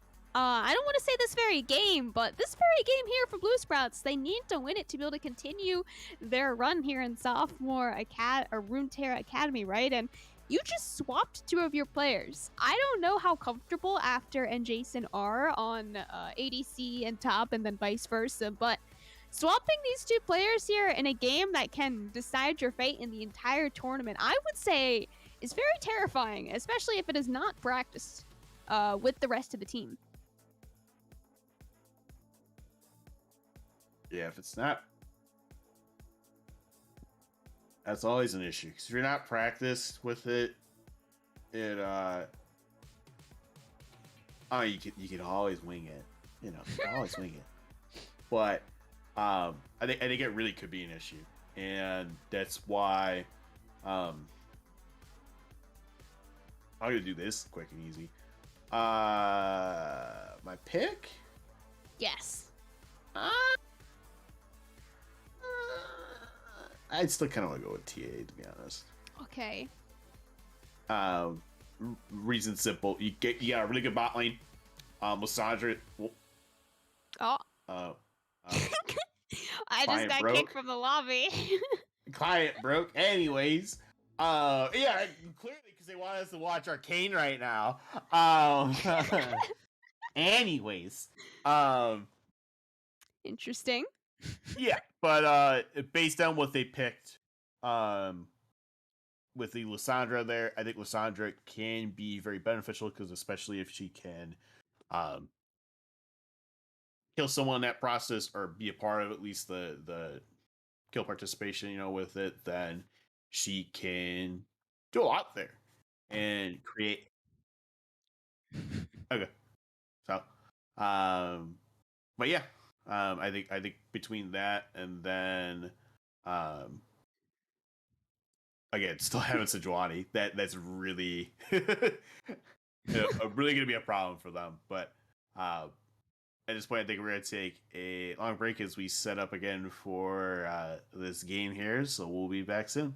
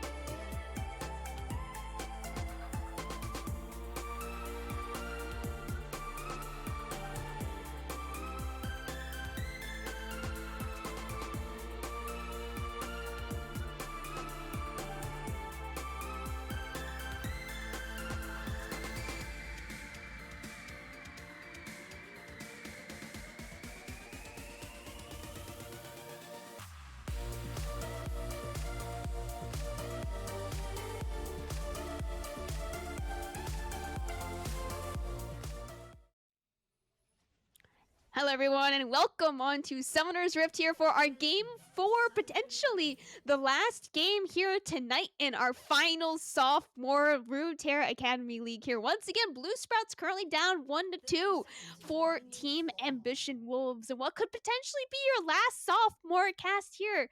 I am Camcom, joined once again here by Gigatron. Yeah, and as much as we had a little bit of delay, as you see, our tires and our map got updated a little bit here. So looks like they're heavy promoting here, of course, Yes. for Arcane. So don't know why they had to delay and do it now instead of just not like later. But you know what? It's perfectly fine. We get standard 5-point, so nothing too spicy. They're gonna. Who's gonna hit first? Someone's gonna do it.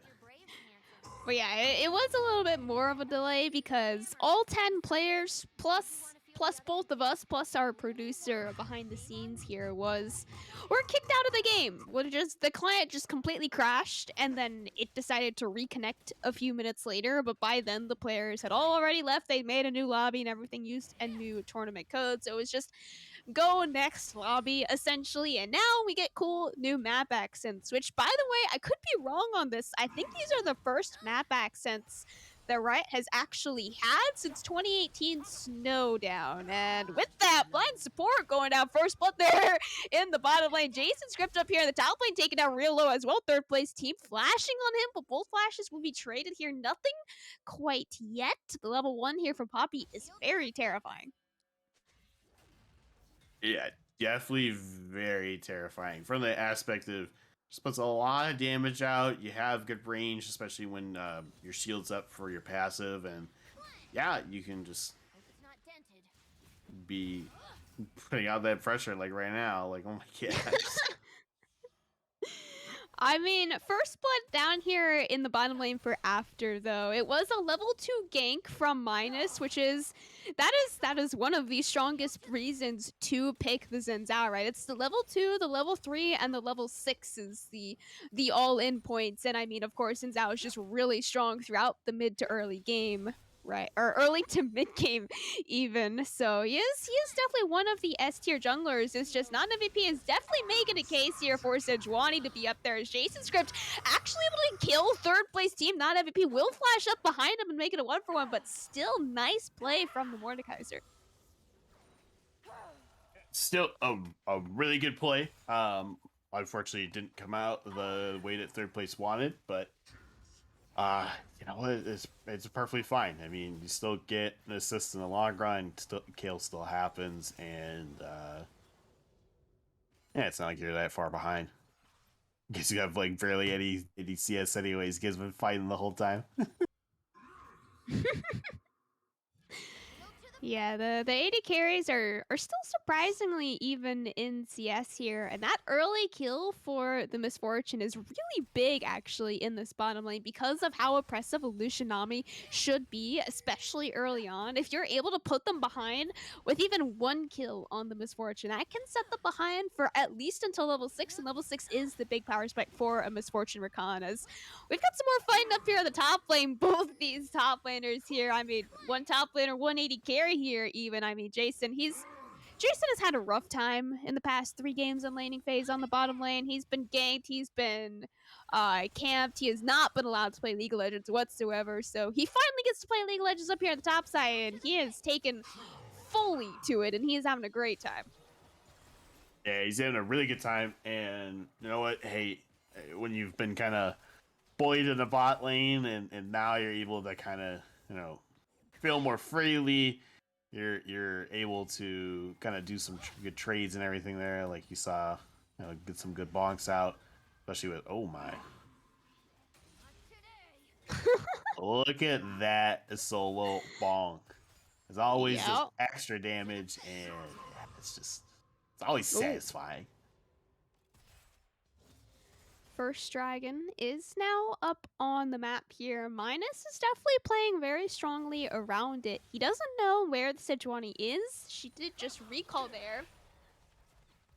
So there is a very short window to take it, but without knowing that for sure, it is a little bit dangerous because Of course, level 4 is in Zhao. Can die very quickly. He doesn't have a whole lot of healing for himself yet. And without having ultimate, he can go down very quickly on his own. Yeah, you go down very quickly. I think the big thing he has to worry about is just kind of creating more of that gank pressure and survivability. And if he isn't going to be able to survive, there's not much he can really do. As he opts to go for the Drake right now, since he notices that Zhwani isn't around. Third place team up here. He is playing very safe on the Poppy. The non-MVP is recalling, and the bot lane here will roam up to help Minus out. So it will help him out a little bit, and of course, with not MVP not taking away any camps from him, he won't be that punished for soloing the dragon so early on, as After does not have any mana here to go for a trade, and it makes me very terrified. I almost think Lucianavi could have turned that.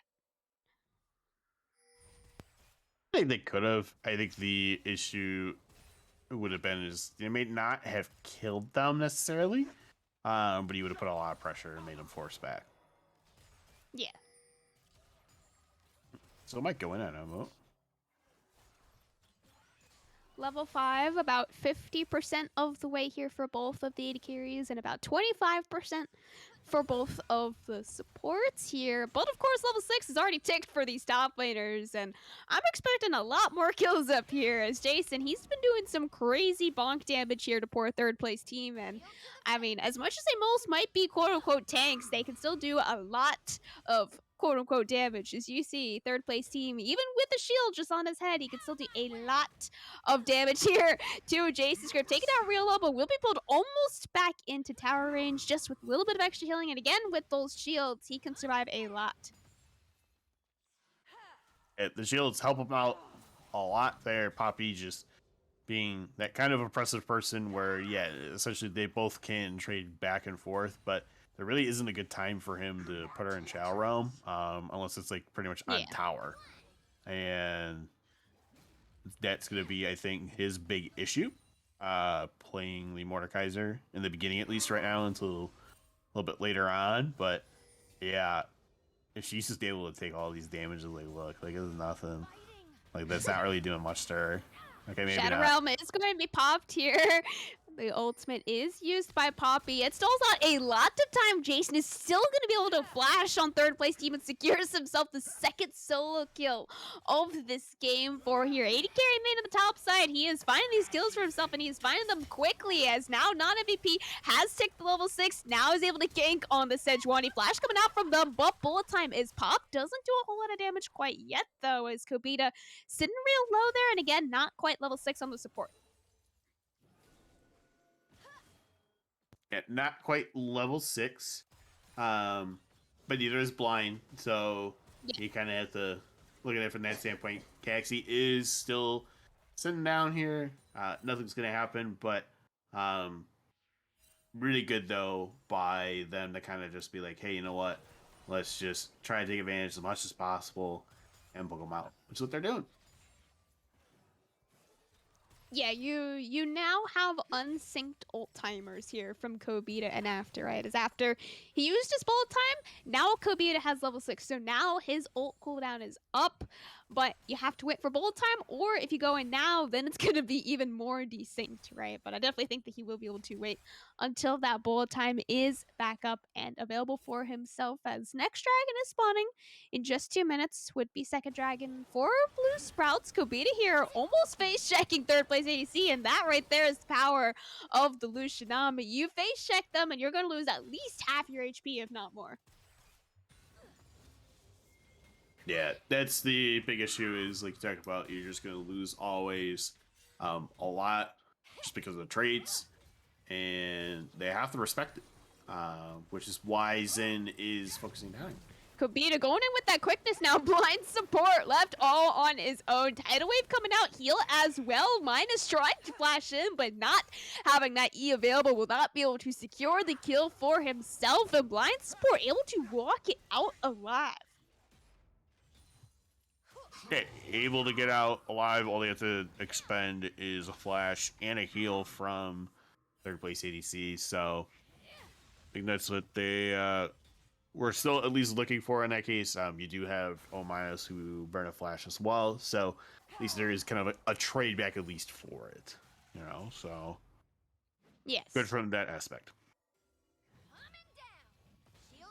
CS is largely even here across the board. I mean, all in all, yes, it's 3 kills to 1 kill, but it's still a very quiet game if we're comparing this to how fiesta of a game one really was, right? It was 10 kills at least by 10 minutes. It was pretty crazy how much everyone was fighting, and we've slowed it down a little bit over the series so far. We are at 4 kills at 10 minutes now, so it's still quite a few kills, I would say. 2 of them I would consider solo kills in the top lane there as well, which is very impressive considering that is an AD carry playing the top lane, unless Jason is actually a top lane playing AD carry in a tournament, just so happened to switch back to top lane as now Caxi Dragon is up. It is an ocean. It is not Soul here, or not the Soul Dragon quite yet. It is still only Dragon number 2. Caxi hovering with that package here. Both top laners are still fighting 1v1 up here in the top lane. They do have teleport available if a fight does break out. Package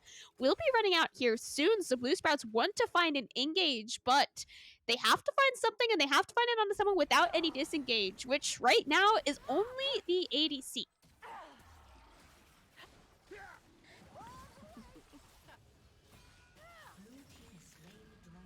You see Rift Arrow was popped mid. It's going to fall down before it does get a charge, but then that means that the second Drake here is going to go over to Blue Sprouts. 2-0 for Dragons here now. 1k up gold here as well. And this is very impressive considering how hard Blue Sprouts comp is countered. It is going to be a lot more noticeable once we do start getting into these straight 5v5 team fights.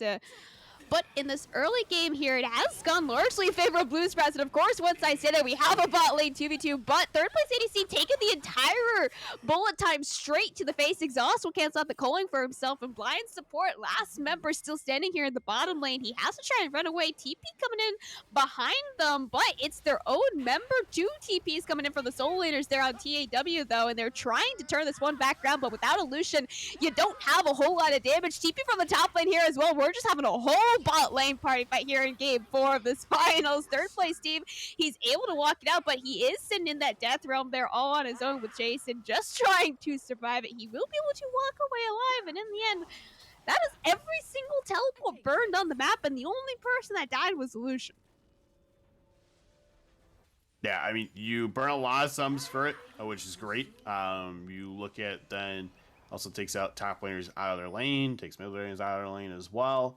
And now you kind of have to realize, okay, what's going to be beneficial for them to kind of get themselves back in this. And I think as much as the Lucian combo is great, this is why I kind of fear Lucian by himself, just for the fact that not that the Lucian by itself is good, it's more the Lucian by itself is not as great, you know, kind of thing, just because he can still dash away, but just doesn't have the range like other ADCs do. And he does rely a little bit, at least, on enchanters to be able to proc his passive consistently, right? That's the main reason, at least, why Nami Lucian has rose so much, is because of that little buff that he got to take him out of mid lane and put him back into ADC. Is, well, when they did that, they made Lucian Nami really powerful because of how Nami's E does work with Lucian, as not MVP is ganking Jason up here on the top side. He doesn't have his ultimate available, so he is just forced splash away minus here with the counter gate, looking to turn it back around, looking real low there on this edge. He trying to run away, but he is not going to be able to make it out with his life. Jason turns it back around to find himself a third kill of this game 4. Yeah, third kill coming out for game 4. This is really good. I think this is a good switch up that Jason can go on the top there. I think it's also kind of a good mental reset, because like even though you guys have won a game, a couple of those games are very close and very kind of like hard fought, and I can understand that mental might lower down a little bit with that. But Shadow Realm's being used. Shadow Realm up here in the top lane. There are no flashes available for either top laner. And just in an auto attack battle alone, Jason coming out on top. Now 4-1-0 on the Mordekaiser, man. Yeah, 4-1-0. It's rough. I ain't gonna lie for that Poppy. There's not a lot that really kind of counters also Mordekaiser. There's definitely a few good select ones, but not everyone plays it like the Camille. Camille's always really good into him. But again, I think Camille's the top laner that hasn't been really touched in like 2 or 3 seasons. That it just is very powerful. Again, also has to fit your playstyle.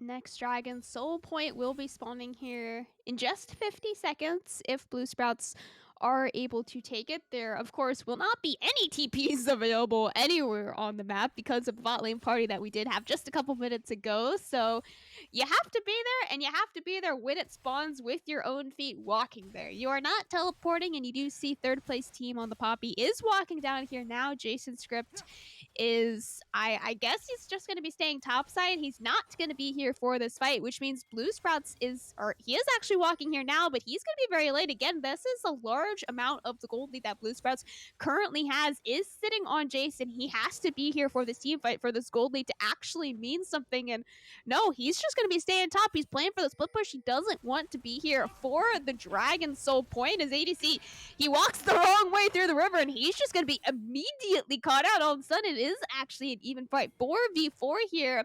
Blue Sprouts, they have the gold lead here. They have Caxi with the package, and just with the sheer terror of the package, they're zoning out all of Team Ambition Wolves all in this bush right here. If there is a bullet time, it will be coming out immediately. Canceled though by not MVP. Caxi diving in the backline, but he is going to be exhausted.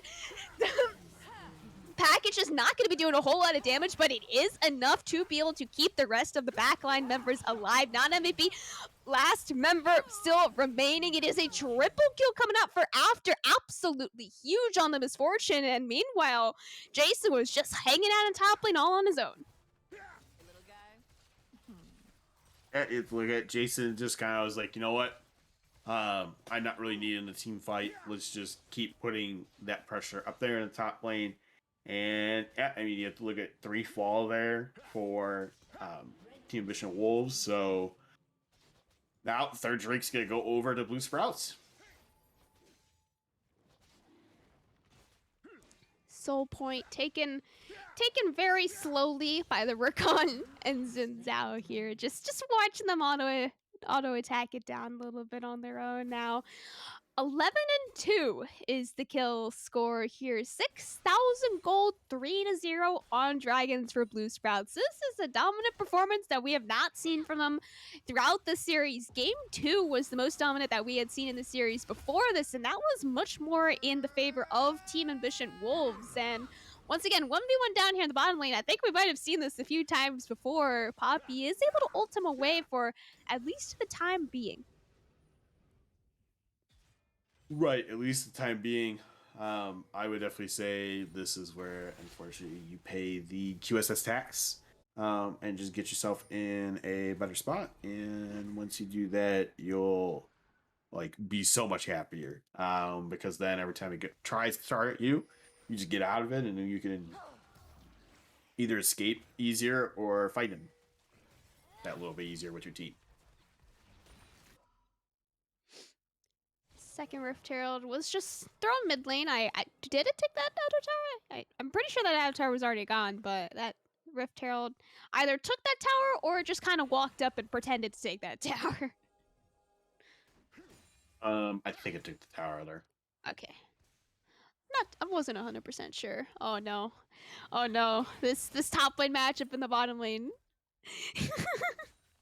He's got the Rift Maker. He's got lot of key, or really 1.5 items completed here. Just a little bit extra gold and then a recall will secure that second item for Jason's Script. And Again, this is a role swap in game 4. When you are down 2 games, you have to win this game and you have to win next game for Blue Sprouts. They swapped they swapped their top laner and their ADC, and both of them are now their most fed members on the team. So clearly they have practiced with this team comp before.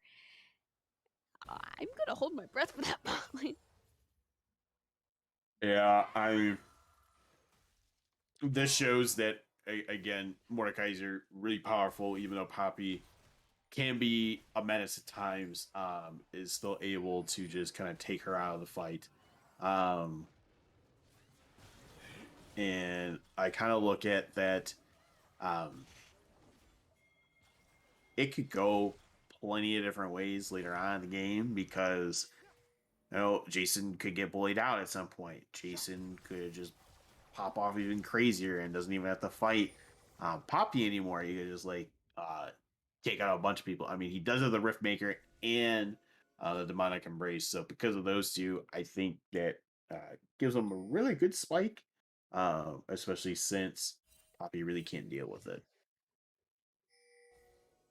I do think if Team Ambition Wolves are able to pick up the current 600 and 550 shutdowns off of the 2 biggest members on Blue Sprouts, hopefully, I would say either on Lucian or Lissandra even. Yes, it is Aftershock Lissandra, but she is still building Luden, so she is still going to be doing a lot of damage later on in these team fights. So the more gold that you can get her now, and the quicker that she can get those more safety items for herself as well, like the Zanyas that she is eventually going to have to build. I don't think she's building it second, though, with that Giant's Belt. Yeah, you just need gold on this Lissandra right now. She is going to start doing damage. Yeah, it's just not going to be for a little while now because of how behind she was.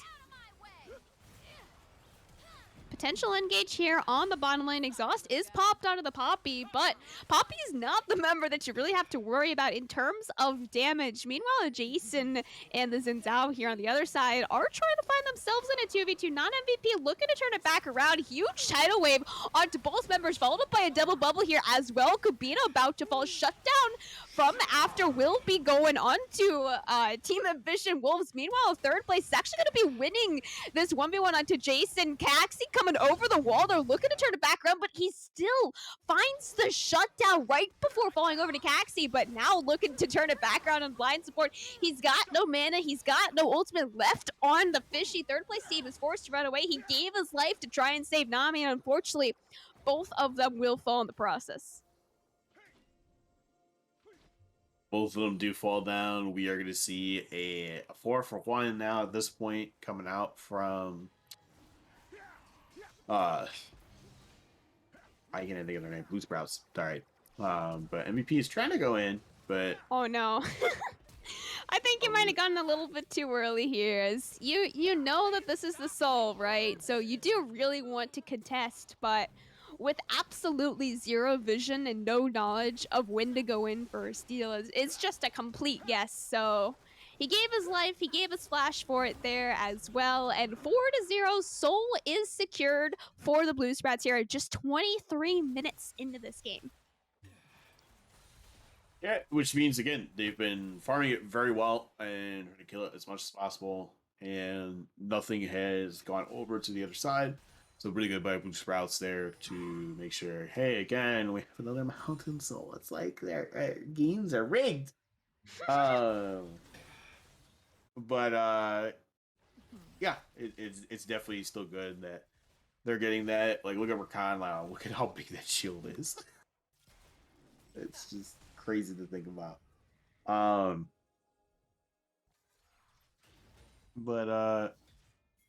So we see it's 16-4. They're down 4 dragons. They're down 3 turrets. They're down about 8k. What do you think TA Wolves needs to do to get back in the game? Well, there will be an Elder spawning here in 5 minutes. I think that is going to be one of, if not the game decider, especially if Blue Sprouts is able to take it. But TA Wolves can definitely hold very strongly with it, as Jason, East Collapse down here in the bottom lane is going to be popping that Death Realm onto the Poppy. Remember that he knows that he can kill 100% of the time, and just leading 3 members down in the bottom lane will be giving a free Baron over to Blue Sprouts. They're looking for a potential steal here, using that culling for some damage, but again, no vision means it is blind. Lysandra does go in, but with her life will be giving it over, and no steal for the Wolves.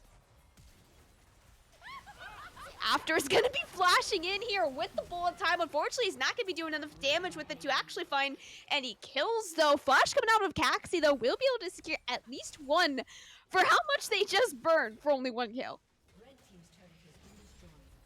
Yeah, they burned a lot. Surprisingly, and I don't know.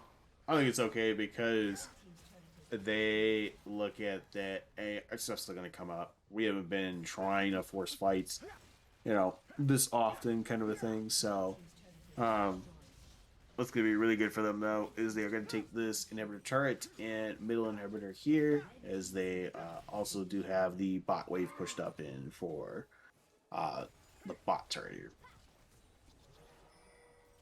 Man, okay. Flash onto Minus here, everything being thrown onto him, but still blind sport 1 shot over the wall, and now you're trying to fight the entire rest of Blue Sprouts. You're missing your support, you're missing your key healing and disengage member here, and the rest of Team Ambition Wolves are going to fall shortly after. Double kill for Caxi here, and 3rd place team just tried to run away with this life. 3rd place ADC knows his Nexus is gone, knows that these Nexus towers are going to fall very shortly, and knows that we will be going to a Game 5 here tonight for our finals. Yeah, we are going to have that Game 5, and yeah, it just shows that, again, both these teams are really good here. Kind of commanding finish here coming out from Blue Sprouts. Blue Sprouts taking it in 27 minutes here, able to get 4 Drakes, took out all the turrets too, so yeah, really good job by them. This is what we were predicting. We didn't give any official predictions. We said it was gonna be it was my prediction was it's a best of 1 in a best of 5. It's a best of 1 on Game 5. And Gigatron, you know what we got here for us now? We got a best of 1 on our hands between the top 2 teams here in Sophomore Runeterra Academy. And with that, we will be going to a short break here now. Silver Scrapes on the line. Don't go anywhere. Absolutely not. We will be right back with your Game 5 draft here very shortly.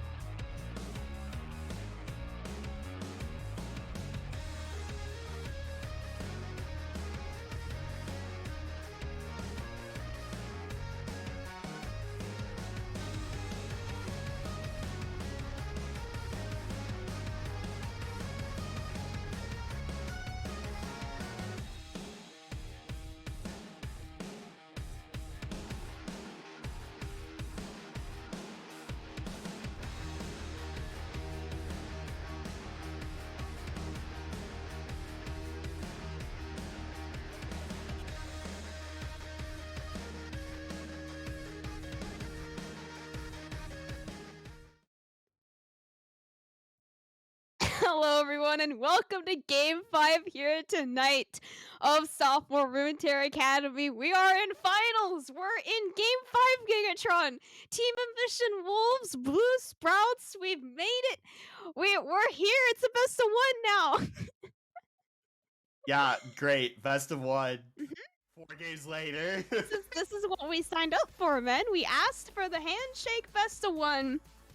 And in the end, where we all turn into friends. We have the stomp in game 2, the stomp in game 4, the 40-minute bangers in games 1 and 3. You know what that means? If math and patterns has taught me anything here, game 5 is going to be a 40-minute banger. Hopefully an elder flip. Those are always my favorite, as we are well into this draft. Team Ambition Wolves did have side select here. They did choose blue side for this game 5, with of course the Misfortune B1. Yeah, Misfortune B1. I mean that's definitely no surprise there. I mean it's pretty much what's been happening all of the series. Doesn't matter which team it's been going to. So, and I think that's fine. But we do see a Swain pickup. Okay. Okay. Interesting. What are you gonna pair it with? Okay. We are. Swain mid? I got no idea, man. My for the side of Blue Sprouts, we do still have Jason in the top lane, and After, who has asked us to call him Alex for game 5, will still be playing AD carry. I don't know if he's playing Swain or if Swain is going mid lane, but Nautilus is most likely going to be support, which Nautilus into Seraphine is a very strong matchup for Nautilus, but Seraphine Misfortune, that is those ultimates paired up together are very terrifying. Very terrifying indeed, especially when, oh no, you pick up a set that's like you get like a perfect encore off, and then you just go throw whoever was like the first person in that encore into everyone else with that showstopper on top of bullet time, and now you're like, oh, where are my friends at? They're just gone. It's gonna be a lot of damage coming out, so that'll be great. Let's see what we get this E3 here for Blue Sprouts. Or okay. So you see, champion that I am seeing missing from this draft currently for Team Ambition. Where is Sejuani? We had an almost 100% win rate, absolute smurf Sejuani, and now game 5, where's my Sejuani? You got your Lux banned away. Malzahar is probably going to be the last ban here for Blue Sprouts. Maybe it would still be a Sejuani. I'm just assuming it's gonna be banned out. Yeah, I mean, I would assume it's banned out, or they're gonna have something to be able to counter it in that case. Clearly, the Xin Zhao worked really well this past game, so definitely a good reason to take it off the board. And what does Blue Sprouts ban? Do we get? Oh, we get the Fizz. Okay. Okay, Sejuani, very excited. Honestly, yeah, they've been Trundle, so really good. It could still be a Seraphine mid lane here for Team Ambition Wolves. Honestly, I would not be surprised with the playstyle that we've seen so far from not All-Star mid. He is largely playing these control mages, these immobile mages. Seraphine is definitely up there on that list. I just think I am assuming that it is a Seraphine support because of how strong her ultimate pairs up with Misfortune, especially if they are just always with each other in the bottom lane. You can't still roam up to mid lane to throw your ultimates with her, but still it is slightly better. Olaf, very, very strong pick here. I don't know how he got through the ban phase. I don't know how I didn't think of it, but wow, Olaf. Yeah, Olaf, a really good pickup here. Ooh, Woodier? Hover? Lillian. But Olaf, yeah, that's a great pickup for jungle there. definitely can handle pretty much everything being thrown at him for CC. So I'm surprised we didn't see it get picked up sooner, honestly, than any of the other series. Yeah, I think Olaf is going to be able to run in and do whatever he wants once he hits level 6 here in this game 5. Lilia picked into him. Lilia being a full clear, not really ganking jungler, can be very easily punished by the Olaf. Of course, she will 100% outscale him in terms of damage. It is just much harder to be able to get to that phase of the game. Tryndamere, that is going to be a Tryndamere mid, I would have to assume, which will lock its Seraphine's support. Tryndamere mid, something that I don't get to see a whole lot in competitive, but definitely a whole lot in solo queue. Yeah, it's a good solo queue. It's always fun in Earth. But yeah, in competitive, we really don't see that much, especially going into potentially an Ornn. I don't know why that's being the option, but maybe it is a mid. And that aspect, Seraphine going bot. For all I know, it could be a set support, and then we have Tryndamere top, Seraphine mid. I mean, they took a lot of different weird flex picks that could be the case, but probably not going to be here as we kind of get through this ban and pick phase here in client. I'm really curious to see what Tryndamere is. I mean, team win conditions here for Team Ambition Wolves, at least.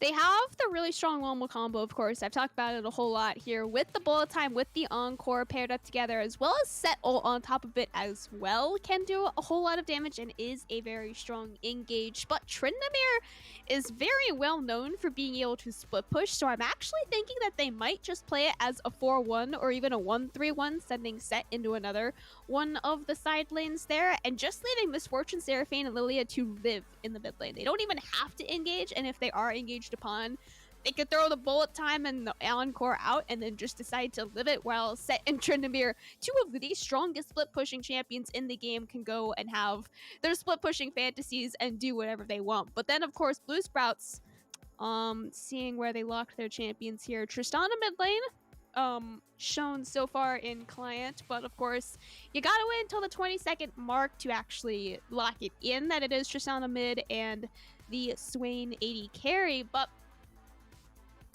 Olaf counters a whole lot of what Team Ambition Wolves are really trying to do. He can run straight through the encore, he can run straight through the bullet time, he can run straight into the dragon pit and steal it every single time. The thing that he can't do so well is counter split pushing, so I do expect that is actually what Team Ambition Wolves are going to be trying to play for in this game 5 here. But game 5, men.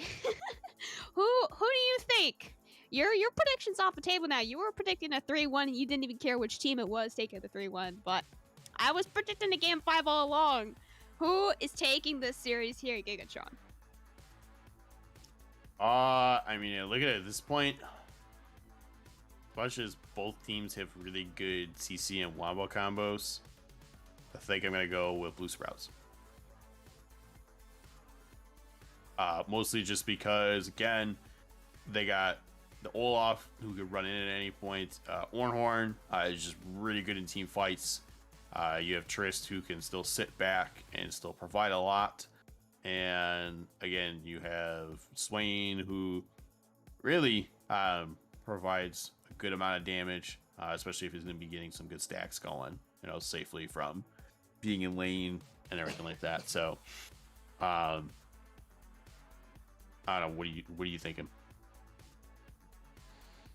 Ooh, I think, I mean, I talked about the win cons for, man, it's not showing me okay, Team Ambition Wolves, right? But that's why, and that's just because their team win conditions here are a lot more defined than Blue Sprouts. It's more of a mix and match of, are we a pick comp depending on which champions we have where, or are we just are we a team fight comp again? Just depending on what champions we have where. And they're kind of like an all-around comp, which means they can't do one thing as well as Team Ambition. Like, they will get out split pushed if they try to match the split push that they hold. But if they try to team fight, or if they try to do multiple types of different playstyles in this one game, I think that they will be able to come out on top. But with one win condition in mind, I want to give it over to Team Ambition Wolves. And with that, I want to go to a break here a little bit early to give time for the Silver Scrapes to run. Of course,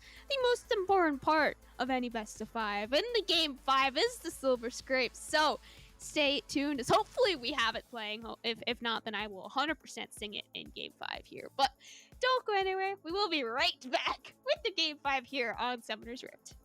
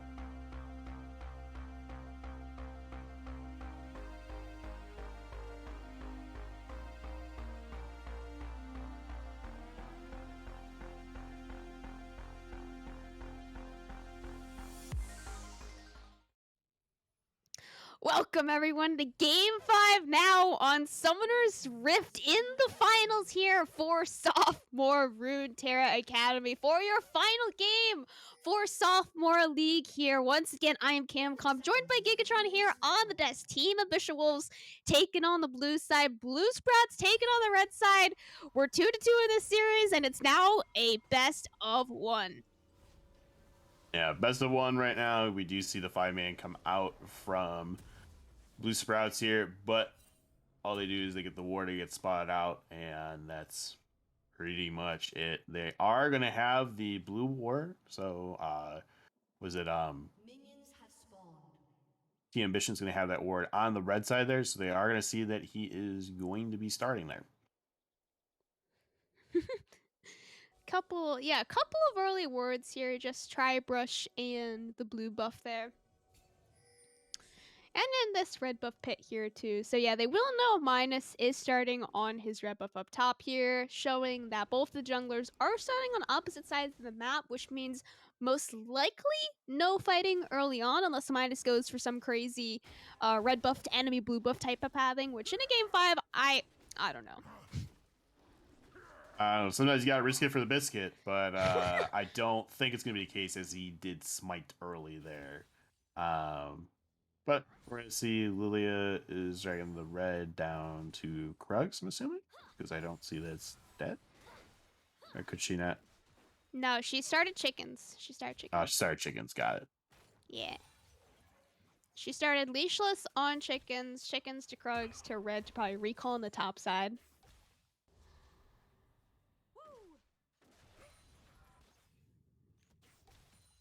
Oh, well, we do see that he's gonna hop to go over and take her blue.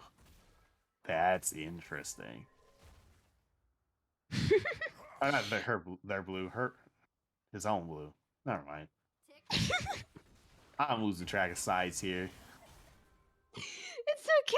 It's game 5. We're tired. The players are tired. We're all very nervous. Actually, is probably the right way to put it. I mean, I haven't had to play in a game 5 of a finals. I have had to play in a game 5 of a quarterfinals. That was terrifying in and of itself. But finals is where nerves can really start to strike you, and tilt especially because, of course, best of 5s can be decided by mental, because people don't usually play 5 games in a row if they're just a solo queue player. As First Blood solo kill underneath the tower in top lane for 3rd place team. I mean, he will fall taking way too many tower shots, but still, that is... if I want to talk about mental, you're flashing underneath the enemy team tower and you're still able to take the first blood for yourself. Yeah, and it's a really good use of Haymaker. Haymaker, you can just kind of flash ahead of time to get that better positioning, and then now you get either that tree side damage off, or just gets you closer to them in that case, which is what he needed to do. And yeah, you got that extra auto in, and there goes that first blood. But like you said, unfortunately, it sits a little too long there for the turret to whittle him down. So going to be a kill coming back in that process. But I mean, Orin coming online sooner really isn't that beneficial anymore. I mean, yeah, you can get Orin items, but it's not like, like years past before Mythic, where you can get 2 items on him and going. But A little bit of CC and trading down here in the bottom lane, but Swain is known not for his all-ins, but I would say actually not his all-ins whatsoever, as he has to land E, and then the hook has to land on the same champion there, as well as blind support is going to be forced to flash away. 3rd place ADC using that heal just to make sure that no one is going to die down here in the bottom lane, because you give kills to a Swain, he scales up faster than almost any AD carry with just 1 kill. That is the reason you pick him, because of his rate of scaling. Not even how much he scales, just how quickly he is able to scale. 3rd place team, he's going to be ganked here in the top lane, but he's just able to walk away from Minus, which does give a little bit of time here to not MVP to potentially look for something down here on the bottom lane. yeah, it's looking to the bottom lane, but bowling ball does come out, but nothing happens.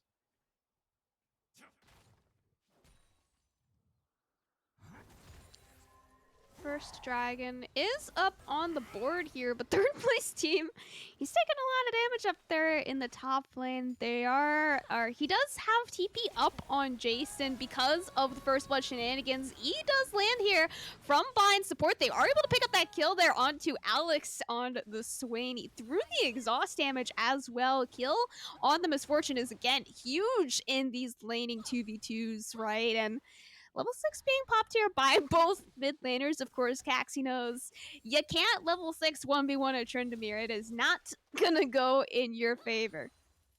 No. He just pops the Undying Rage, and Undying Rage, he just goes and spins on you and make sure you can stay on you long enough. You gotta hope that you have your jump, which, I mean, heaven forbid you don't have enough mana, and you just really can't get out, and now you just risked it all for nothing. So, yeah. Definitely gotta be very cautious when he's level 6. You see that Ominous is clearing out the board, or O minus, I should say, is clearing out the board here by the dragon. Most likely gonna go me. Yeah, or at least those wolves, one of the two. Well, if you went mid, yeah, it could have helped out a little bit. You know, maybe get him out of lane, make him burn the Undying Rage. But we do see MVP is going to take the red buff right now. It is very dangerous for junglers to gank solo lanes if they aren't level 6 when they are. So both of them are still sitting level 5, of course.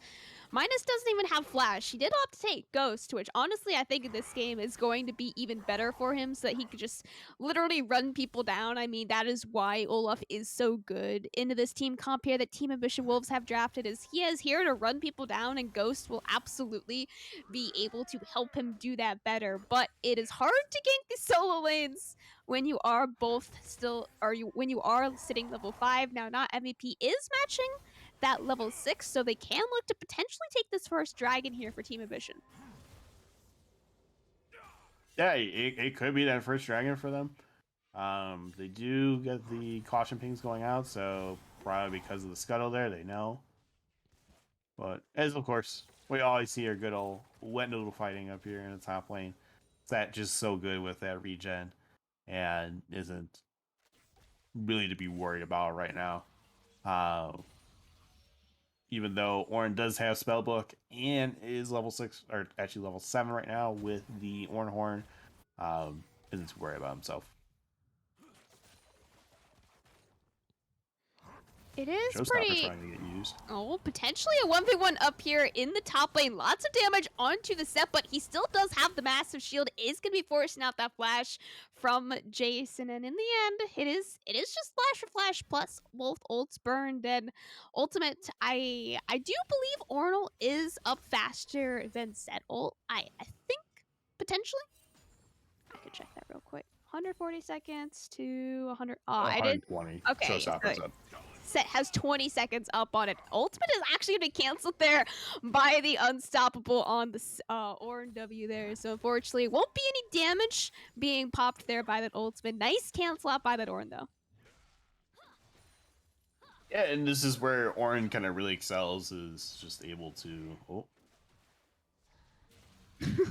Not at all star mid is just, you know, putting that pressure out there with the Tryndamere onto Caxi.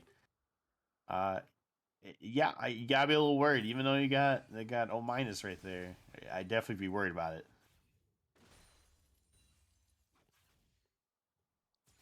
I mean, I think that this is probably the slowest early game that we've had. I know that I keep saying that, right? But every time it is. Oh, also, by the way, I think we have had Mountain Soul all 4 games so far. I don't remember game 1, but I know 100% games 2 through 4 we had Mountain Soul. So if we have Mountain Soul again in game 5, I think that might actually be a 5 for 5 on Mountain Souls here tonight. I don't know who was writing these scripts, Ben, but they did really like these Mountain Souls, as Infernal is the first dragon currently on the map now. So it is still a possibility to be another Mountain Soul here. Potentially a gank on the bottom lane from Minus. ultimate coming out from Kobita onto support. Not going to be layered onto third place ADC, though. Encore plus bullet time coming out, though. Almost one shots Alex. He is going to be going down through that exhaust. TP coming in from behind there on the set onto minus now. Using that ghost to try and run away. Kobita is able to flash over the wall, followed over the wall there by the Tryndamere E, but I think he is going to be able to walk that one out safely, and Team Ambition Wolves take one quick kill for themselves and then transition that in that first dragon. Yeah, I mean, and this is really good. You had the TP come down from set there just to kind of ward off people. We're able to get this first dragon here. And yeah, I mean, this puts them in a little bit better spot. We do see an air drake. So we do have the option of an Ursul again or an ocean this time around. I would prefer the ocean, just because, not because we've had mountain the whole time and everything, but because of the fact that I think it works better with both teams, especially if you get on set. Oh my god, or even the Olaf just healing for days. Oh no. Now, while third place team did TP bot side, and he did get one, actually did not get one kill for himself in the bottom lane. He was just there to help take the dragon for himself. Jason was able to take 2 solo plates away from that tower on the top lane. He's actually slightly ahead in gold now against third place team, just 300 ahead, so it is just like one pair of boots, which he does have magical footwear, so he didn't even use it to buy boots. Probably one of his ruby crystals there, as this first Rift Herald is taken by the Blue Sprouts. I'm assuming that they're probably going to throw a top side just to try and break open this lane for Jason, as he has already taken quite a few plates for himself already. As he takes quite a bit of a chunk here. Does have a gank coming in here from Minus, though. Again, looking to throw this Rift Herald up on the top lane, but you can't be ganking a set from behind when you know that he is both the ultimates will be burned, and no kills to be found here quite yet. Mid laners and junglers are roaming up here to make sure that nothing actually goes down. We've got a peaceful 2v2 down here. Yeah, right now it's peaceful. Yeah, for right now. It could definitely get spicy a little bit once Nas comes back, but yeah, I mean, we look at top side, and unfortunately, yeah, there's just gonna be a lot of pressure being put on the set, and we do see that Tremere goes in, does get the slaw, but nothing's really going to come out of it. I think it's weird running 2 bruisers basically between top and mid. Usually kind of want to filter out at least something like in the top lane, but you are going against Norn, so it's understandable. So far, just a 1,000 gold lead here for Team Ambitions. I think that's largely double encore coming out here on the bottom lane. That is the wombo combo that we do have down here. The bottom lane for Team Ambition. Double kill for third place ADC. And that is why you pick this. You pick the encore plus bullet time right there. That is, man, that was clean to watch. Honestly, it was landed perfectly. Yeah, I guess so. The question is it the bullet encore or is it encore time? I guess that's the wording I'd have to figure out. I think I like encore time better.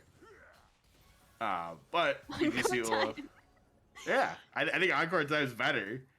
I mean, hey, you got Chris said the sad bullet time. Let's just let's come up with some good duo ones like that.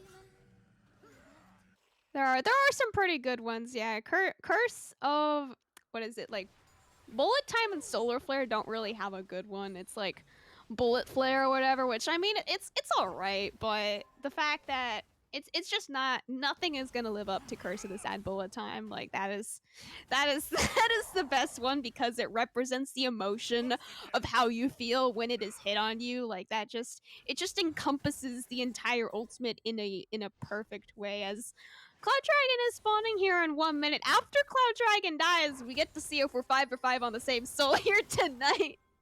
I'm just very excited to see if we have the same soul here. Caxi here potentially caught out here in the mid lane. Double Drowsy will be popped, trying to jump over this wall, but he has no more mana. Is going to be fallen to not MVP. First kill for himself. Meanwhile, Jason finds himself a soul kill up there in the top lane. Not all-star mid lane coming in here hot. Does have level 11 on the Tryndamere, so he has a lot of healing coming out of that ultimate. He's able to dive, and he's able to dive for quite a while. Rift Herald was popped in the mid lane, but no tower was actually taken there for Blue Sprouts. So first tower gold. I was about to say it's still up, but it actually was taken by Team Vision Wolves in the bottom side. 5 seconds left on this dragon fight here. Yeah, 5 seconds left. We do see that pretty much everyone's here other than set for TA Wolves, where we do see that 2 will still have to get Bullet over time? here in this case. Caxi with the flick behind the team is going to be exhausted though, so the bullet is not going to be doing a whole lot of damage. He is just going to be immediately bursted down. Now Kubina could be the next member on the table. Shutdown will be taken from the Misfortune though. Now Set is exhausted. He can't look for an engage, and he is on his own with the Lilia, with no ultimate here either. He is just trying to live, but without having their ults, they can't live for very long. Not MVP, forced to use the smite to try and heal off the chickens. Still is not able to find it. Jason trying to run away. 1v1 down here in the chicken pit though. Level 10 to level 9. Alex does not have a whole lot of health for himself and will be fallen to that Set W. It is a 3 for 2, but Dragon is still on the board, and it's looking like it's going to Team Ambition. Yeah, it is looking like it's going towards Team Ambition right now. Again, you guys were able to take out 2 for 1, so it wasn't bad. But we do get an ocean. Oh my god. Save ourselves from another mountain. Oh No! my. I love it. I love it. I don't get to complain to Ryan about putting 5 games in a row with mountains. So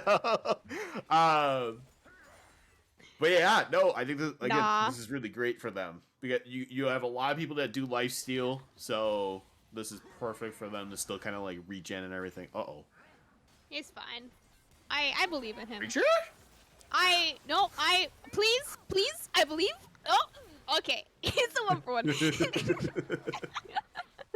It might not be a wonderful one here. Vinesport, he does have that pass available, is able to land that double E, but unfortunately, without an encore, without any follow-up E damage, will not be able to make it the 2 for 2 that I was hoping for. Jason takes so much damage from the Lilia combo, not all-star. Is able to snipe that kill away from her, though. Now sitting 2-0-1. Very nice there on the Tryndamere mid, but meanwhile, you are losing a lot of towers here in the mid lane, and that's because you got a Tristana on your hands. Yeah, I mean, you look at it, it's basically, it kind of was a 2 for 2 in a sense, just not 2 for 2 in the mid lane. Yeah. That's what I was talking about. Oh no, Kobita. All right, he flashed away. It's all good. Yeah, he's been targeted a lot today by them, and good by him just to be able to make sure he can get out. Rift Herald is up on the map here currently. The first Rift Herald did go in favor of Blue Sprouts. Both of the dragons, though, for Team Ambition, they are a lot more impactful because they do stay up for permanent, of course. I mean, Rift Herald, you could drop it for plates, but second Rift Herald here, you can't drop it for plates, so it's slightly less on the gold efficient side here. As third place team, he might be giving his life for the top side pressure that they did have for the Rift Herald. Rift Herald was largely uncontested, but third place team actually is able to out-heal the Olaf. Looking to walk away from Jason now, potentially turning this 1v2, and at the very least, he makes it a 1 for 1. Meanwhile, they can drop Rift Herald up here top side, and again, uncontested, just keep pushing down the lane. Yeah, and that's a big thing too, is okay, so now charge doesn't go off, so it's just waddles there for that little bit while it's trying to kill the CS because they didn't get it down in time. But now they're gonna get, topside turret here, no problem for the inner. Probably could get. My gosh. Encore just about goes wide there. Alex about able to dodge it there, but the Drowsy is still going to be able to hit one shot, though. Shot down coming out for Kobita. Now Biden support trying to keep going in, but Caxi playing the leapfrog game that he signed up for when he elected Tristana in this game 5. But you're still losing your mid lane. Third place ADC playing split pushing ADC that he really wanted to play. He's not the top laner swap to AD carry, but he is still an AD carry and he wants to be a top laner. Yeah, wants to be a top laner, but not gonna be the case here. But we do see pushing out mid here. This is kind of at least a good way to try to kind of get back for the fact that you do have your wave kind of pushed up there in top lane. They do have the set down there on the bot side. He's definitely scared because now he realizes, okay, hey, there's definitely at least 3 to 4 possibly there by the dragon. Dragon's coming up here in a minute. Will be that Ocean Soul again. Who's it gonna go to? Who's it gonna go to? Oh, are you asking for a prediction? Yes, quickly. Okay, quick prediction. I don't. No reason. No reason. Just go gut. Blue Sprouts. Blue Sprouts. All right. Come on, Blue Sprouts. I got money on this. Don't throw the dragon here now. We got these channel points that need to come back to us. Come on, all right. Predator is popped here by Lilia, so it is not going to be available here for the rest of this fight, but she is sitting on a very large power spike. You have the Leandres plus the Demonic Embrace completed. She is going to be doing a lot of damage here on the Lilia. Engage coming out here on the backline from the Tryndamere. He has that ult, but he still has a bomb on his head. It's going to pop after his ultimate comes up. A huge encore onto 3 members of the backside. Bullet time coming out here now. It is not going to be canceled, and Olaf does not have enough healing to be able to take it straight to the face. Jason's gonna be following Caxi, last member remaining, looking to play some Leapfrog, but Leapfrog is canceled in this team fight. Triple kill for third place ADC, ace for Team Ambition Wolves, and that is the 5-0 plus third dragon going in their favor. Yeah, really good job by them. Like I said, really good, perfect encore. They hit 3. You have the bullet time going.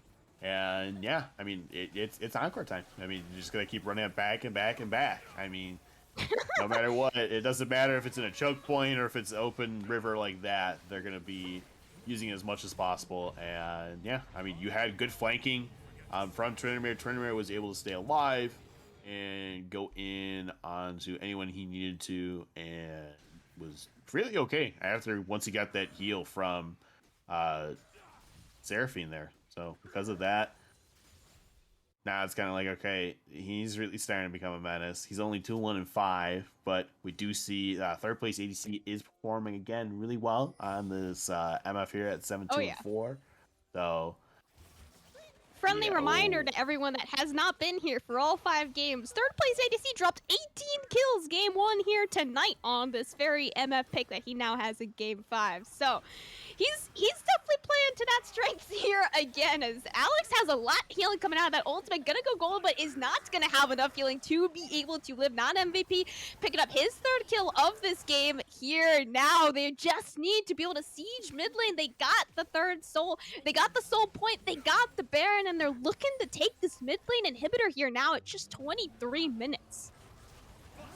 Ultimate coming out here from the backside. Jason looking to try and disengage, but there is no disengage to be had. You found it onto 2 members, but the backside is still there. Bullet time, it will not allow you to play League of Legends. Inhibitor is gone, and Team Ambition Wolves are looking to push it onto the Nexus turrets. Yeah, I mean, you got the Baron here. You already got you got a cannon at least here that can start targeting the turret.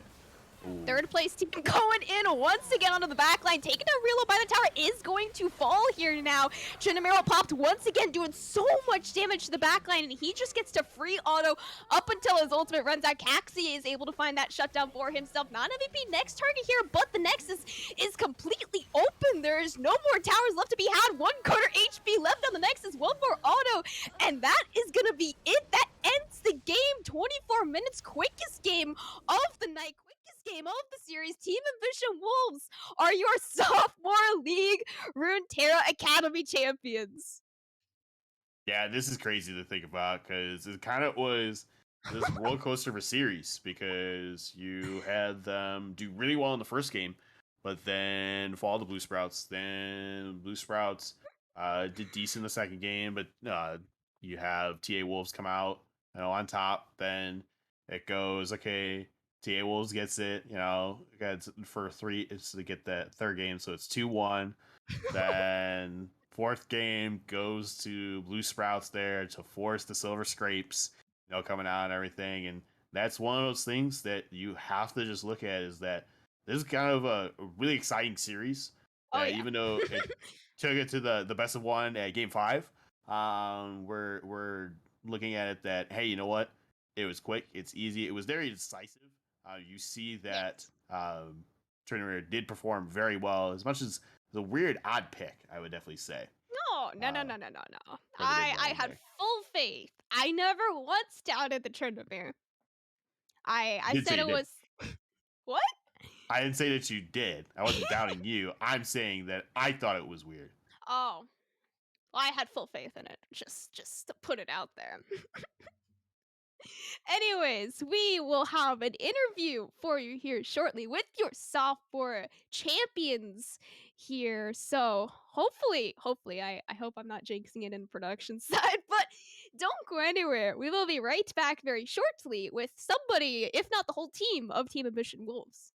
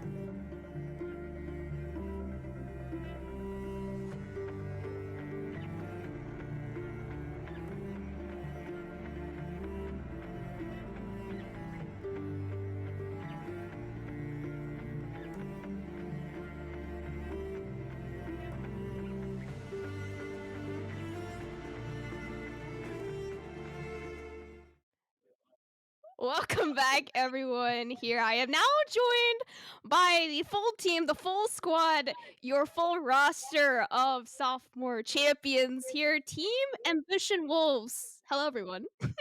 Hello. Hello. Howdy. When, when they Quite the joined the team. voice chat, they all said hello in synchronous fashion, so I We're tried very to courteous. tried to Oof. replicate this. So of An course, attempt was congrats on made. you guys win and everything here for the series. I know it's been a long banger for you guys. I mean, you had Yes. a couple big long games, some short games. Kind of what's been the thought of like this whole series? Like, hey, like like did you guys think you would get here, kind of a thing, like at the beginning of the season? Can I answer this one, guys? No. Yeah, go And for what it. No, Yep. Courtney. Really answer. You Go know ahead, how dude. cocky I am. I think coming into this league, I had very high expectations of us, just because Okina and Dark One Curry and I have been playing together for going on 3 years here. I think in February or March. Oh wow.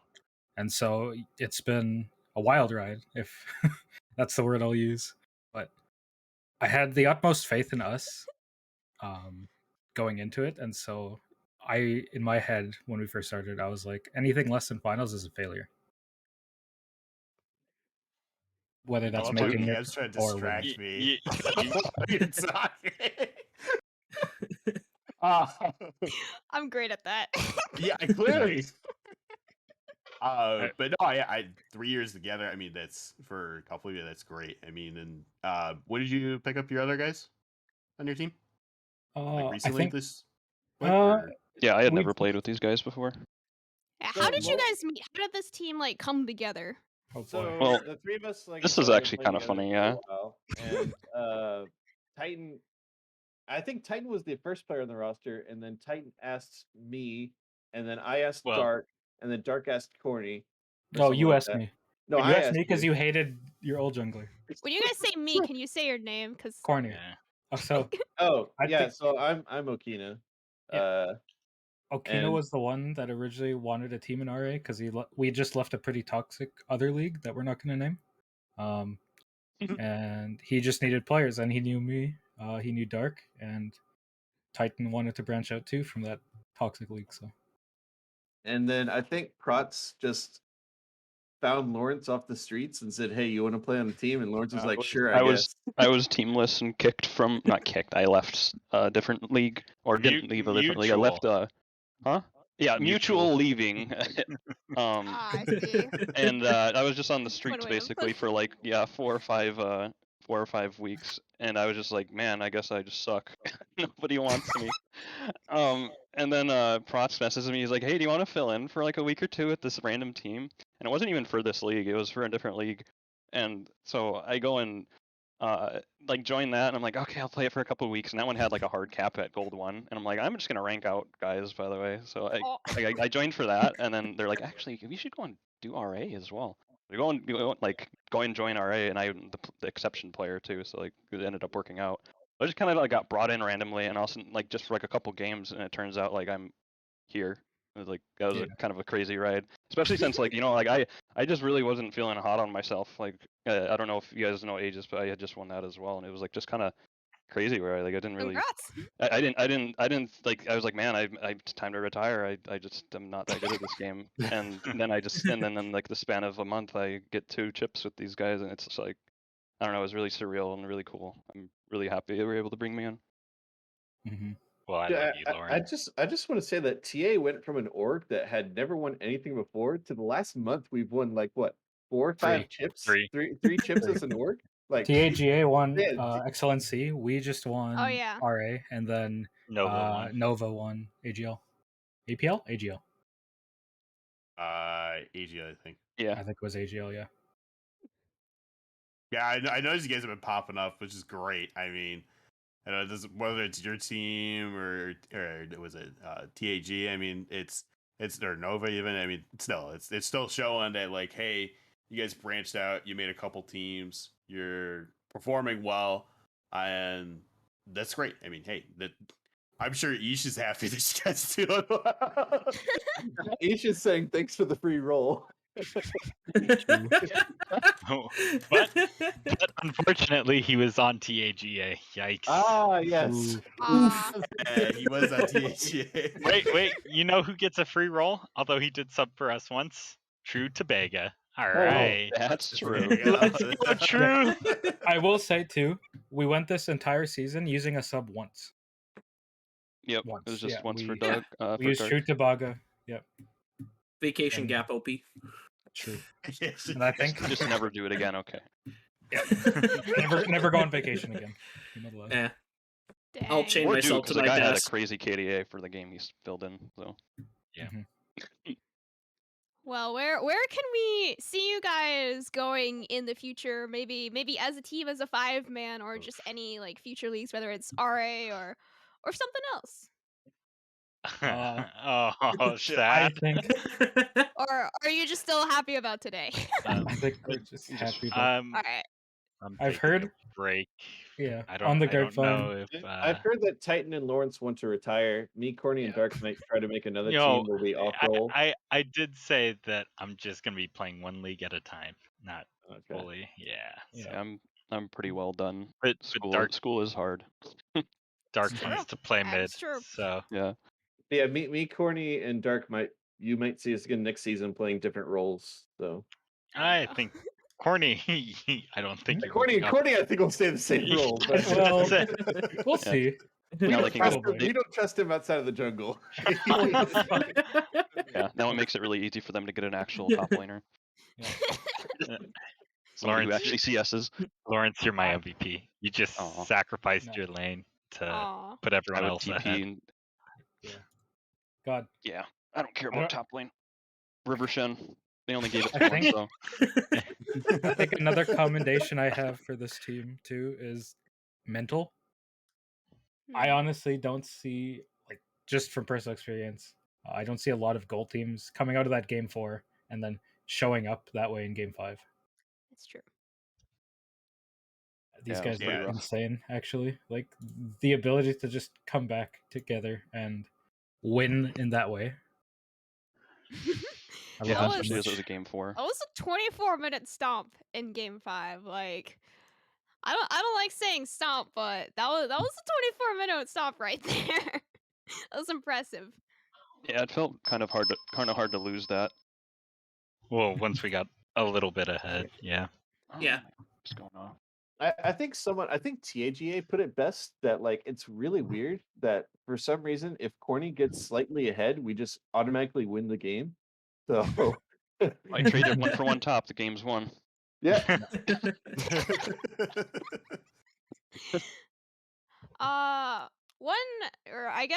One final question maybe from me here. Sejuani, the Sejuani Oh. Oh, pick. yeah. I Pop off. just how is this possible? Just talk me through Sejuani. Like, Well, we Oh, figured boy. since we were banning Trundle anyway, we might as well pick Sejuani. Never practiced. I think- Never practiced, so can't be Yeah. scouted. Perfect. yeah, Ah, like, we went the entire season. I don't think I played Sejuani in scrims either. No, you didn't. We told Um, Corny that throughout the regular season, Corny played Viego, Kiana. Yeah, that was so funny. when And he then we said, realizing "All you're right, slapping him on the face." congratulations, Corny. We made finals. You're on Sejuani, dude." You're on social But- I think 3 out of 5 games. Yeah. I think it was game 1 happened where we just lose in a nail biter with such an insane Yeah. lead. Yeah. And we realized that something has to change. And so if you just put me on something that could literally just like farm a little bit, get kind of tanky, and I have like backup at even a little bit, I can engage. And I Kill can them. just pop up. I don't know how I got 8 kills on Sejuani that game. That first Sejuani game, I was just like, oh hey, look, a triple. Cool. Yeah, I feel like after game 1, we kind of figured out or addressed that they want to just 5v5 brawl. So it's just like, all right, let's Bronze Odie it up. We're just gonna throw everything that can wombo and just Yeah, throw it thanks into for a team that. comp. My voice really appreciated that one, guys. It worked. I do want to say though that I think Blue Sprouts should go down as one of the most improved teams to play. Like, because I mean, this team's like jump from the start of the season to how they played at the end of the season is just crazy. Oh, Like I mean, I they agree. Caxi they were. especially, Caxi played really well today. I was Yeah, really that impressed guy with was nuts. Caxi. Yeah. Actually cracked. God damn it. But from how they started the start, and a lot of it comes down to they were saying that Oath helped them a lot, and just how the season started for them. They started 0-2 and then jumping to making it to finals and taking finals to best of 5. A lot of respect for them. They played really well today. Mhm. Yeah, they were That, for sure. that leads Best into team my other than final us, I feel like. question for you here tonight. Final shout outs, final words, final anything for the stream here tonight. Not just Jason, I love you. You are now my what are you now? What are you name changed? He's your altar boy. Yeah, Jason is now my altar boy as a result of this Bet victory. for the So, name. Yeah. but yeah, I mean, honestly, Blue Sprouts. If we were to lose to Blue Sprouts, I would have been fine losing to Blue Sprouts because they're all great guys, and I really enjoyed this series against them. It was really fun. I my team will say I don't like losing. I really don't like losing, but this would have been one of the few series I'm like, okay, I can respect. The We them. did think that Blue Sprouts were gonna make it far though after Oh yeah, playing them. Yeah, Yeah. like Yeah. we were memeing, but we were like, nah, actually, they're probably pretty good. Yeah. I think shout out for me personally. I think I have two. First one is Prots for letting me join TA after a little bit of hostilities from a Oh previous no. thing. Oh, no. But it's kind of behind us. I don't know. I felt like I was always a little antagonistic to Ambition, but for now, there's that. And then my second one would be to Okina. I think even when he gets tilted, he finds just a way to bring us all back into the moment, and he's able to basically be what this team needs as a captain. yeah. Especially game 4 where I'm screaming, "Fucking ban Rakan." True. Guys, I'm just 15 glad. minutes in, this game's over. I'm just glad we could overcome being a third place team. That's all I have to say. God, we had to put that one in there somewhere. Yeah, your names, guys, your IGNs are really, really just my favorite thing. Then. well, You you can saw thank Red the and stream, right? BBS Yeah. for that.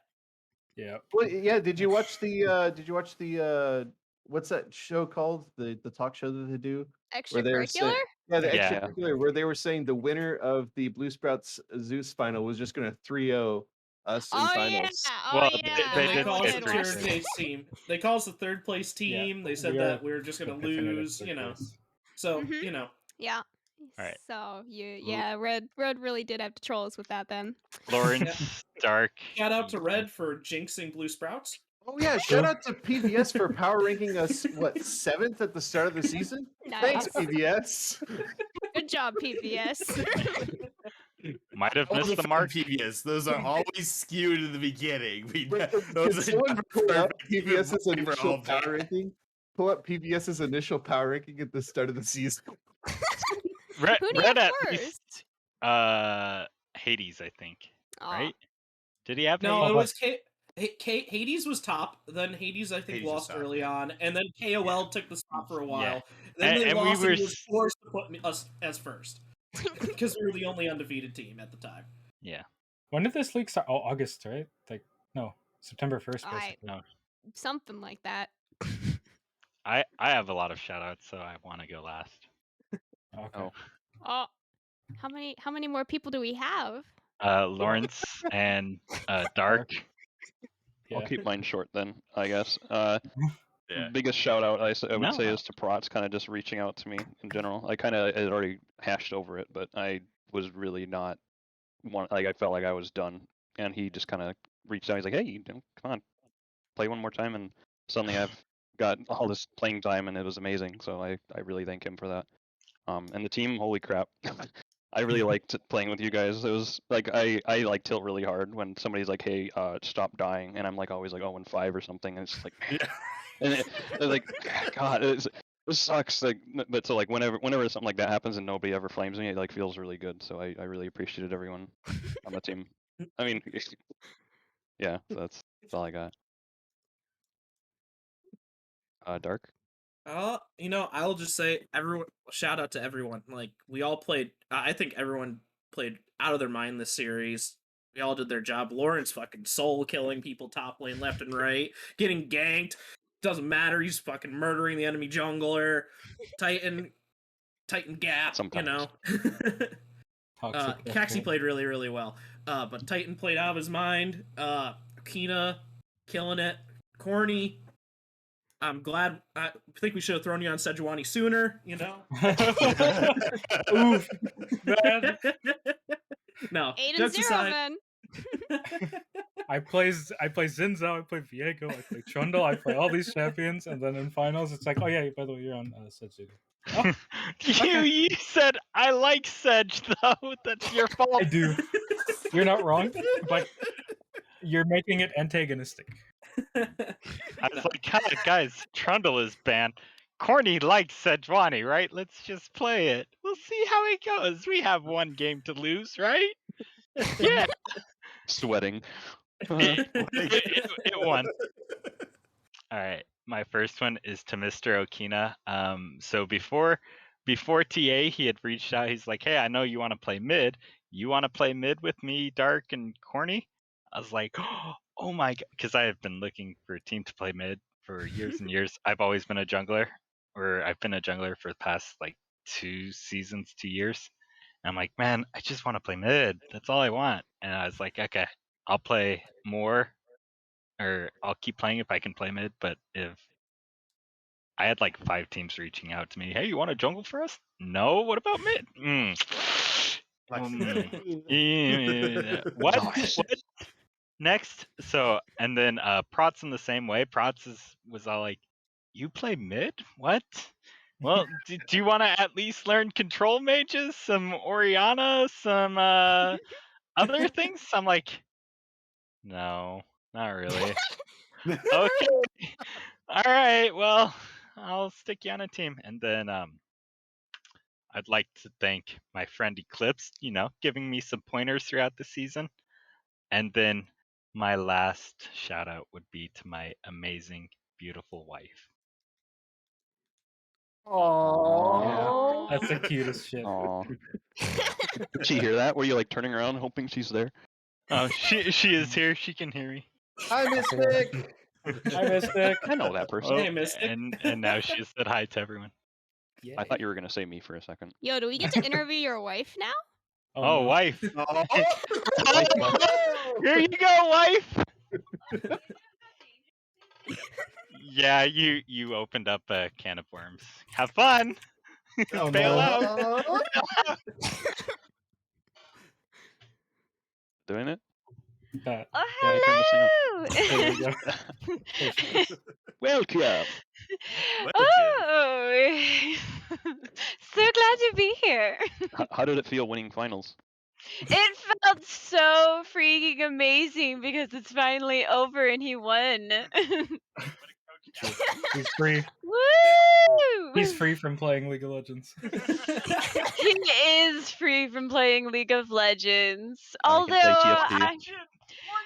I was gonna say, although he's just gonna go back to a different addiction. So whether it's League of Legends or something else, he's never free. The computer, as long as it's working, is his addiction. So. Yeah. Sounds I'm not like you doing need to this. make it I'm not doing New working. World. Huh? When I Hey, can't Flash. see him playing New World always, so Oh, New I World. understand the pain of always being stuck on the computer. Yes. Yes. Do you play League? No, I Aw. do not play League. If I played League, if I played League, he'd never have any time to himself ever. Plus, he'd never have any friends because I would just steal them all. I'm the charmer over here. I'm the one who taught him how to communicate. And that's why you guys won the game. Yeah. She's taking credit for the undefeated season right there. I am. I'm taking all the credit right there. That was all me. All me, gang. All me. You're welcome. No need to thank me. I already know.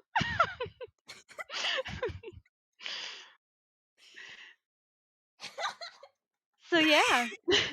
I love your Jigglypuff, by the way. That's pretty fucking rockin'. And then Oh, thank you. also, yes, the Minecraft poster, hells yeah. And your Ducky, I'm down with it. And this guy over here is like boring Jane. Where's all your stuff? Normally I don't do it in this room. My other room has like all my like banners and all that stuff and everything. So like I have like a Game of Thrones usually. My only good thing is probably my blanket right here, which is a White Sox blanket. But other than that, that's pretty much it right now. I can't really, Okay. there's closets here. I can't really put I anything up was here. gonna say, wow, it's so boring. God, you're like, okay, this guy's cool. Woo! I Go mean, you know, I overboard, have man. my like Funko collection and like a bunch of other shit over here, so it never gets shown on stream. So Sage. it's whatever. Oh, I will Makes say, sense. I will say though, as someone who's casted a few games myself, I can't imagine sitting down for 5 hours and casting a best of 5. So appreciation to you two as Oh well, yeah, because definitely. that sounds terrible to have to do. Are you 6 hours, kidding? no? I've done You, a runs this week. And I did it you, last week. you people sit here for hours and hours and hours all day just staring at people play. I don't think it'd be that difficult. This guy sits here screaming, thinking that somebody's gonna listen to him. When they ain't gonna hear him. He's dying out. Yeah. She's still Yeah. talking, dude. She's still talking. Still Yeah, going. the headset's gone. She's still talking. That's you. The Excited. Corny laugh casters comes unleashed out. that. The casters unleashed that can of worm. Yes. Yeah. Yeah, we should probably You get opened going. Though. Pandora's Yeah. box. We have Arcane to watch, guys. So Yeah, true. Oh, True. lame. You have My that. bad, guys. We lame. got our Riot can to shield. I even watch. drew you guys Yeah. I even drew We're you guys the gonna- logo. Oh my Your goodness. shirt right here. Thank you for casting. Yeah, thank you for casting. You're Oh, yeah. welcome. Love you guys. Glad you won. Catch you later. Appreciate it. I gotta go. But oh, and thanks to Red and PVS for all the work y'all do. Yeah. Yeah, they Oh, were the yeah. best. Yeah. Of course. Thank you. course. Thank you, Wookie Master behind or English. Wookie Monster. I've lost the ability. Whoa. I've lost the ability to speak English here. I am sorry. My wife has that effect. Don't worry. Literally. Okay. It happens, man. Is it me doing outro now? Please go. Oh, I'm you guys, done. Goodbye. on a different interview, you guys missed her joke. She has a shirt that has ghost bees, and so she's like, "Look at my boobies." Oh, please don't. Okay. God.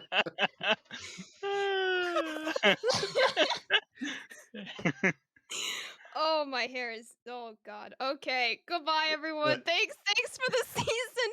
There's a junior finals tomorrow night. I think at 8 p.m. EST. Thank you all for watching. Let's go. Here tonight. I've been Calm, joined here by Gigatron, of course. Thank you everyone for behind the scenes for making this all possible. Thanks for the players here tonight for playing the full 5 games. We've got Arcane Show here to watch now. Thank you all for watching, and catch you all tomorrow for Junior Finals.